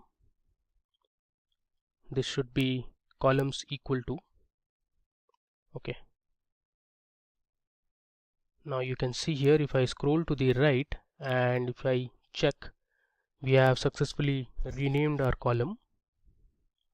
Alright. Now moving on to the last two visualizations that we'll see in this first project using Python, that is to find the states with most number of vaccinated individuals and the state with the least number of vaccinated individuals. Okay, just give a comment, most vaccinated state. Okay, for this I'll first create a variable called vax underscore VAC, which is for maximum vaccination. I'm going to use my data frame vaccine followed by the group by function. I want to group it by state column, and we'll find the total sum of vaccinated individuals for each state. I'll convert this to frame. There should be a dot, 2 underscore frame, and I'll pass in my column name, which is total. After that I'll say max underscore VAC equal to max underscore VAC dot sort underscore values. I'm going to sort it by my total column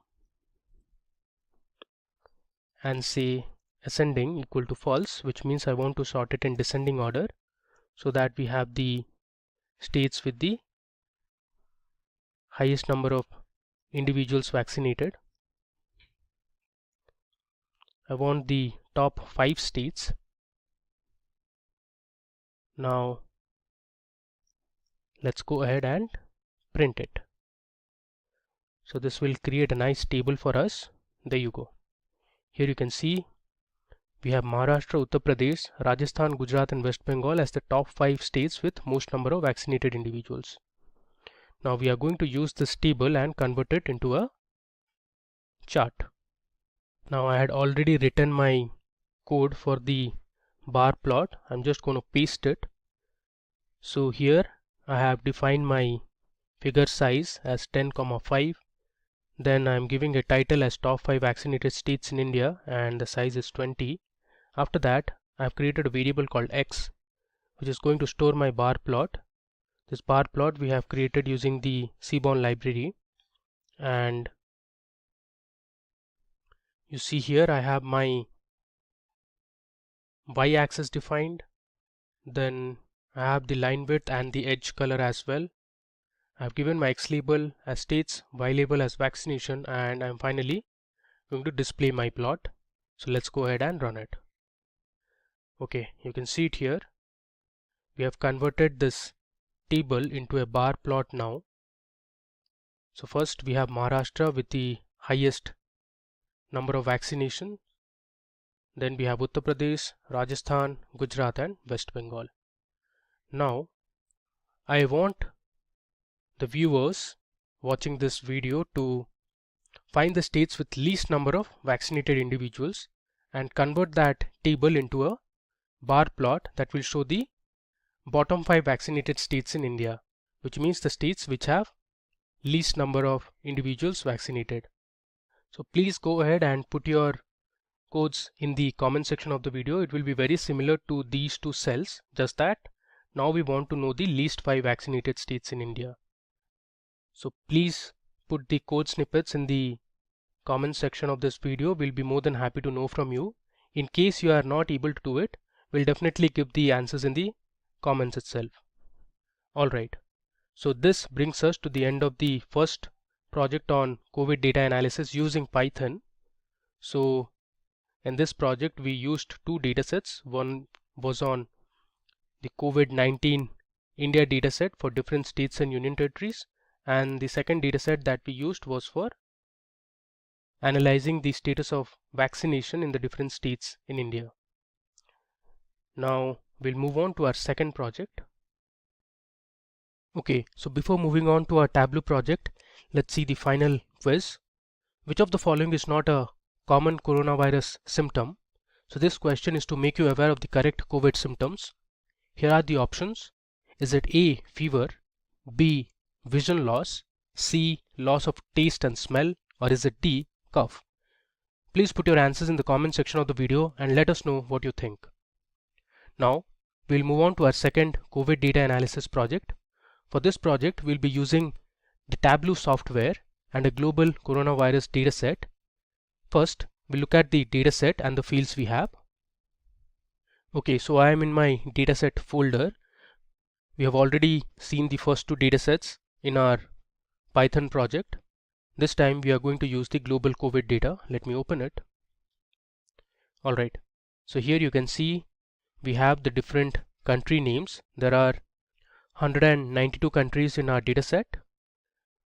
Let me go to the top. So we have country or region. We also have the code for each of the countries. Then we have a column called last updated. So here you can see our data is still 12th of March 2021, and there are two columns which don't have any information, that is people hospitalized and people tested. Then we have a column called active cases. Then we have a column for confirmed cases in the different countries. We have the number of deaths, and then we have the incident rate, the latitude and the longitude for the countries. Then we have the mortality rate. This is in fractions. Then we have the number of recovered cases, and finally we have a column called UID. So we'll be mostly using the country column, active, confirmed, deaths, and the recovered cases column. And we'll be using the Tableau software to create interesting visualizations, and we'll convert those visuals and put it in the form of a dashboard towards the end of the project. Okay, so let me close this file, or let it be open. I'll search for Tableau public. You can see here I have Tableau public installed. You can use the desktop version of Tableau or the public version of Tableau. So for this project we are going to use the Tableau public edition. So here you can see I have created a few visuals already. If you want, you can clear them out. Okay. Now the first thing we need to do is to connect our CSV dataset to Tableau. For that, under connect we have to a file. I'm going to use text file, and under Chrome downloads I'll search for my folder COVID-India, and here I have my global COVID data file. Let me open it. This will take some time to load. There you can see. So on the Tableau you can see the view here. It shows the country or the region. You have the last update. You have columns like active, confirmed, deaths, mortality rate, and recovered. And here you can see the symbols for the different columns. So this is a globe, which means this field is a region or a geographic field. ABC means it's a text field. Then we have the calendar, which is for a date field. ABC are text field, and this hash represents numeric fields. Alright, so now that we have loaded our data, let me just click on sheet 1. So this is the canvas where we are going to create our different reports. Alright, so on the left you can see there are two panes, the data pane and the analytics pane. In the data pane you can see the name of the dataset, global COVID data, and here you can see the different columns that we have in the dataset.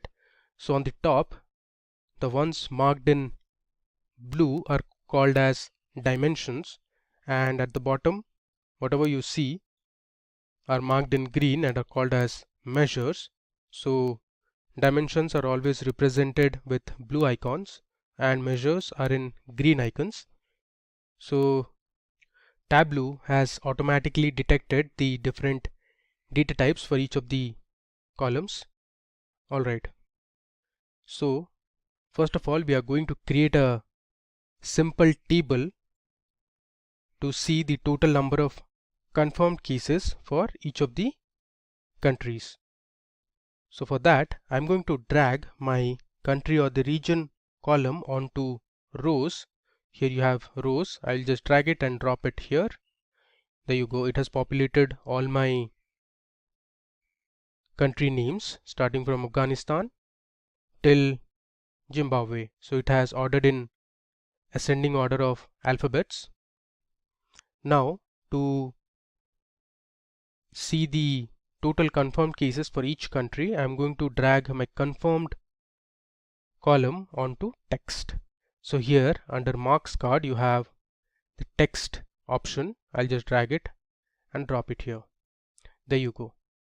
So Tableau how easily has shown me a table where you can see the different country names, and on the right you have the total number of cases that have emerged from these countries. Now this is not the most recent data. As I told you, this data was till March 2021. Cool. Now you can go ahead and sort the table based on the total confirmed cases. Here on the top you can see here there are two options to sort in ascending order or in descending order.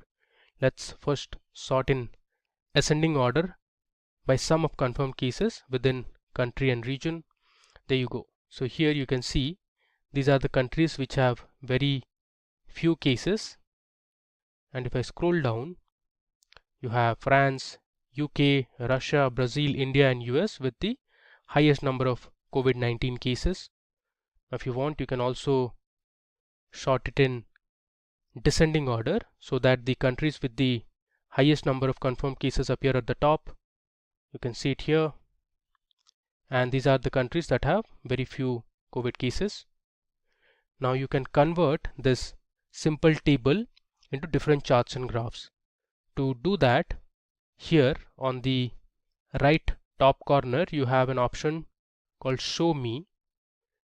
Now I can just click on this horizontal bar graph, so that will automatically convert my table into a bar graph. Again you can go ahead and sort the data. There you go. So here you have US, India, Brazil, Russia, UK, France, Spain and Italy. This is a horizontal bar graph sorted in descending order of confirmed cases. Now suppose you want to display only the top few countries with the highest number of confirmed cases. For that you can select these bars. So I'll select till, let's say, Germany, or let's say till Argentina. Okay, and I'll click on keep only. You can see it here, it says 12 items selected, that is the sum of confirmed cases. I'll just click on keep only. There you go. So this horizontal bar graph has information only for these few countries that have the highest number of confirmed cases. Now you can go ahead and play with the color formatting. So here under colors, let me choose a green color. Okay, now you can mark here, since we selected only the top 12 countries with the highest number of confirmed cases, so what we did was we just filtered it to the top 12 countries. So Tableau has automatically added country region in the filters card. Now if you want, you can go ahead and edit this filter as well. Suppose you want to remove Argentina, you can just uncheck this, click on apply and OK. You see here Argentina has been removed. I click on undo, so Ctrl Z to get it back. Cool. Now you can convert this horizontal bar plot into a vertical bar plot. Let me show you how to do it. I'll just remove these fields from my chart. Now what I'm going to do is I'll drag country or region onto columns, and I'll have a confirmed column under rows. There you go. Here you can see we have a vertical bar plot now, and again you can use the axis now to sort your data. This is in descending order. Similarly, you can sort it in ascending order. Here you have the option to sort your data. Okay, cool. And below you can see the different country names. Alright, now you can go ahead and give a name to this sheet. Let's say top 10 confirmed countries. Just apply and click on OK. You have the title to this plot. Similarly, you can change it here as well. Top 10 confirmed countries. Okay. Now let's move on to our second visualization, where we will create a global map. So this global map will show the different countries present in the map and the cases that they have. So to create the map, first I'll drag my longitude generated field onto columns, and then I'll drag latitude onto rows. You see here we have the map ready, and now I'll drag country region onto detail. So this will give you the different country names. You can see here we have Canada, the United States, Mexico. Here you have India, Sri Lanka, there's Australia, this is Brazil, and similarly we have Spain, France, Belgium, there's Italy here, we have also Greece.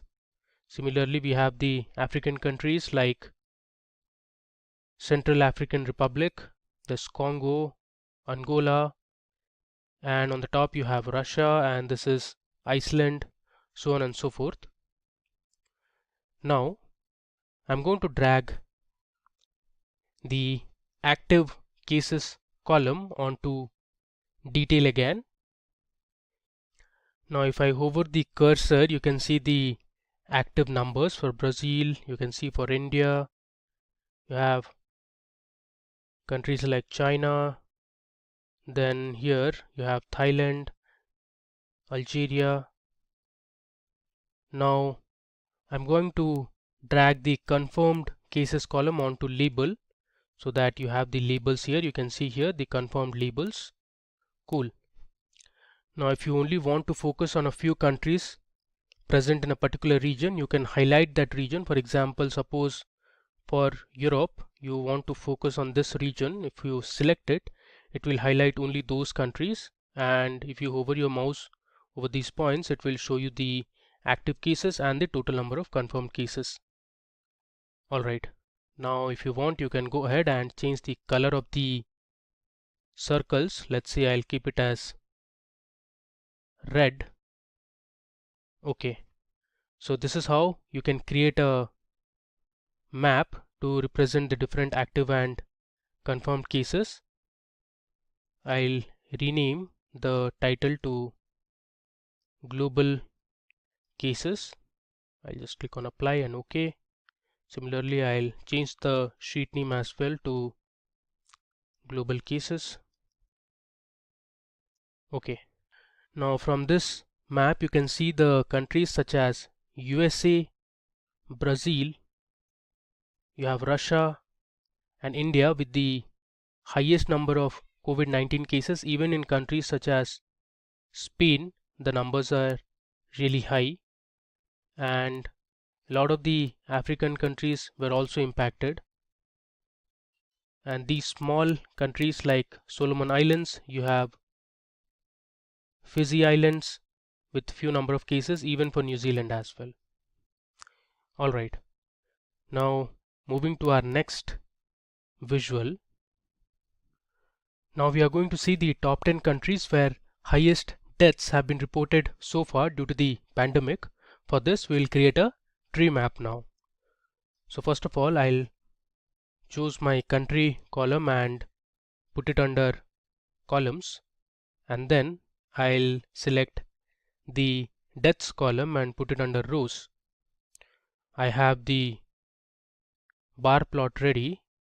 Next, I'll go to show me, and here I have the option to select a tree map. You see here, for a tree map you need one or more dimensions and one or two measures. So I'll just click on this tree map. Okay, here you can see I have my tree map ready. So Tableau has automatically adjusted my fields. So it has removed my fields from rows and columns and put it under size, color and label.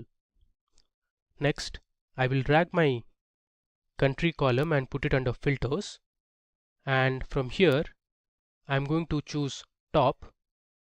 I'll filter by field. I'm going to select the top 10 countries based on the total number of deaths. Just click on apply and click on OK.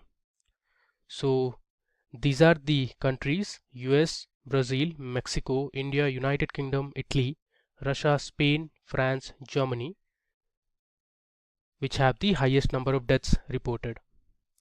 Now you can also give the label. I'll put the deaths column under label so that you have the labels here. Alright, so this was a tree map that we created to show the top 10 countries with the highest number of deaths. I'll just change the title top 10 deaths cases. Now you can also edit the title in terms of the font, color and everything. Let's say I'll keep it Tableau bold and I'll choose this as 14. Click on apply and OK. There you go. Similarly, let's rename the sheet to death cases. Cool. Now moving to the next visualization, where we'll see about the recoveries. So before we move on to create a visualization for the top 10, or let's say the bottom 10 countries in terms of recoveries, let me show you how to change the color of this tree map. So here by default Tableau selects the automatic palette. If you want, you can change it to different palettes. Let's say I'll go with gold, purple, diverging. Click on apply and I'll click on OK. If this is not looking that great, you can select another one. Let's say red, green, white, diverging. Cool. Now let's go to our fourth visualization, which is about top 10 recoveries.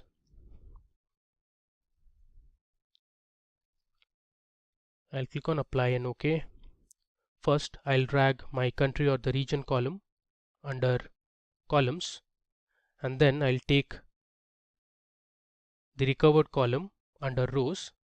This time, instead of sum, we are going to choose average. Okay. And here I'll select my packed bubble chart.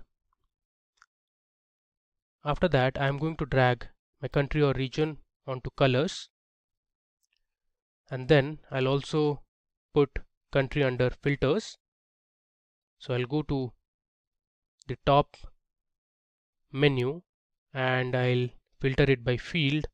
I want to show the top 10 countries based on the average number of recoveries. So click on apply and OK. You can see here these are the countries that have the highest number of average recoveries. You have India, Brazil, Turkey, Italy, Argentina, Germany, Colombia, Russia, Poland and Mexico. I'll just rename this sheet to recovery cases. Cool. Now let's move on to our next visual. Okay, so here we are going to create a scatter plot to analyze the total confirmed cases versus the total number of deaths. So whenever you have two numeric fields, it is better to create a scatter plot to visualize the cases. So for that, I'm going to drag my confirmed cases to columns, and then I'll drag my deaths column onto rows. Okay. So by default, the shape is a circle, and to see all the countries, I'm going to drag country under color. I'll say add all members. There you go. Here you can see the legend for the different countries, and the top you have US with the highest number of confirmed cases and the highest number of deaths as per our data set. Then you also have Brazil here, which has the second highest number of deaths. Then you have Mexico followed by India. So this data is not a very recent data. This data was last updated on March. Now from this we are going to filter out the top 10 countries with the highest number of confirmed cases and the deaths. So for that, I'll drag my country column onto filters, and I'll go to top, I'll filter by field, I'll say top 10, and I'll click on apply and OK. So here you can see we have Siberia, Sweden, Belgium, Netherlands, Spain, Italy, France, Russia, UK, and you have Brazil. So these are the countries which have the highest number of active cases. So instead of active, let's select deaths, click on apply and OK. Okay, now if you see, we have US here, Brazil, India, then Mexico, UK, Russia, France, Italy, Germany, and Spain, which have the highest number of deaths reported so far. Now if you want, you can change the size of the circles based on the highest number of active cases. So I can just drag my active column under size. So you can see here Spain, France, UK have the highest number of active cases. Now let's say instead of active, I'll just have my confirmed cases under size. Okay, and then you can also change the shape from circle to any other shape, let's say square or this asterisk. Okay, let's go with the triangle. Cool. I'll rename this sheet to confirmed versus deaths. Click on apply and OK. I'll rename this to confirmed versus deaths. Alright. Now moving on to our next visualization, where we will see the mortality for each of the countries and figure out which countries have the highest mortality rate. Okay. So first I'll drag mortality rate onto column, and then I'll have my country column under rows. So there you go. Now let me go ahead and sort it in descending order. So you can see here you have Yemen, there is Mexico, Syria, Sudan, Egypt, Ecuador, China, and other countries which have the highest mortality rate. And you can also select the country region under colors. Let's go ahead and edit the color. Instead of automatic, let's select summer, or you can go for some other palette, let's say Tableau Classic Medium. I'll assign this palette, yes, I'll apply and OK. Alright. Finally, we'll move ahead to our last visualization where we'll create a dual axis chart. So the dual axis chart in Tableau will have one column and two different visualizations on the rows. So here you have one column, and on the right also you'll have one column with their own axis values. So this dual axis chart will be for recovered cases and the death cases. Let me show you how to do it. So I'll drag my country field onto columns, and then I'll choose recovered column onto rows. So here I have got my line chart, and the second column I'm going to choose is the deaths column. I'll hold my cursor and I'll place it when I get this green color rectangle. I'll place it here. There you go. So now we have created two measure names, deaths and recovered, and here you have the axis values. You can synchronize the axis values if you want. The recovered cases are in millions and the deaths are in thousands. Now let's go ahead and change the recovered line to bars, and we're going to short it.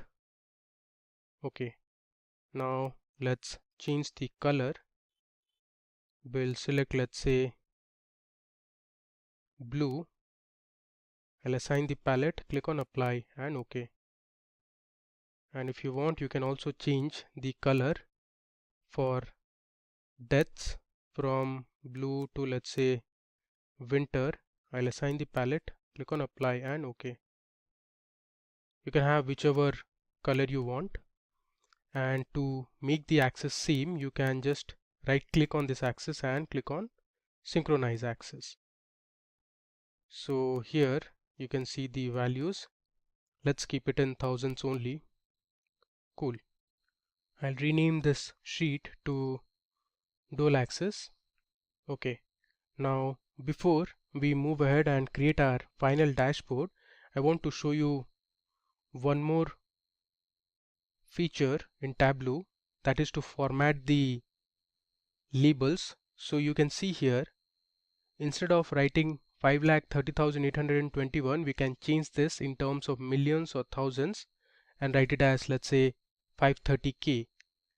To do that, what I'll do is I'll go to format, and here we have the option to select font, and in font I'll go to fields and click on sum of deaths, and here in this pane I'll choose number custom.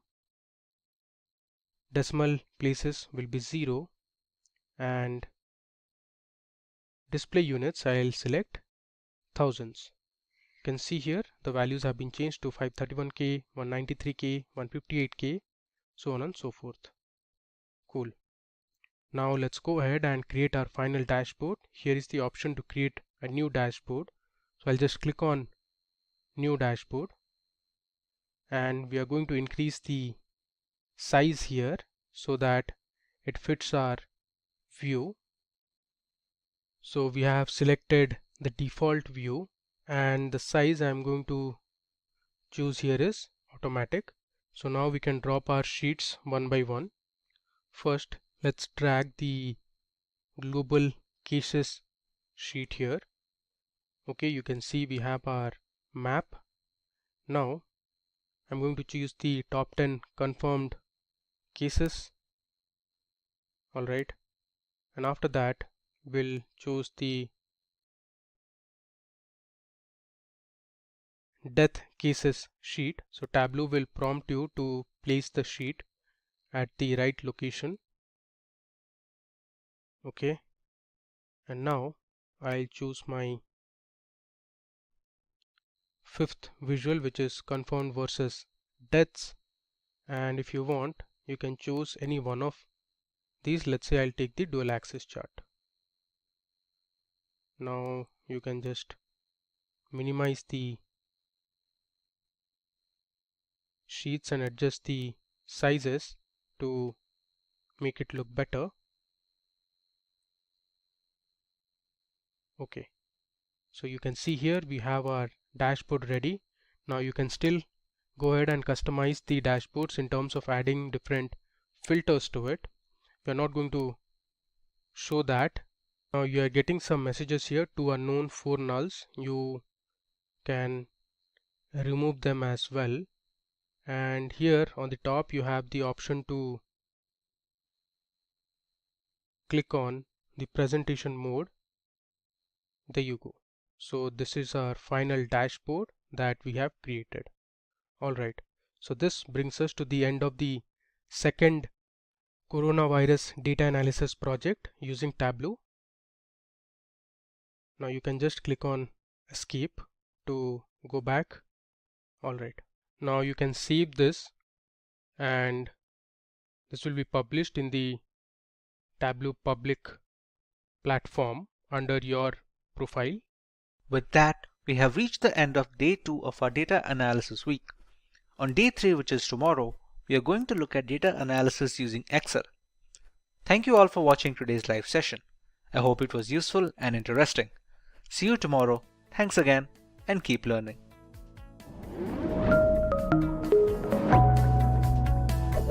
Hi there, if you like this video, subscribe to the Simplilearn YouTube channel and click here to watch similar videos. To nerd up and get certified, click here.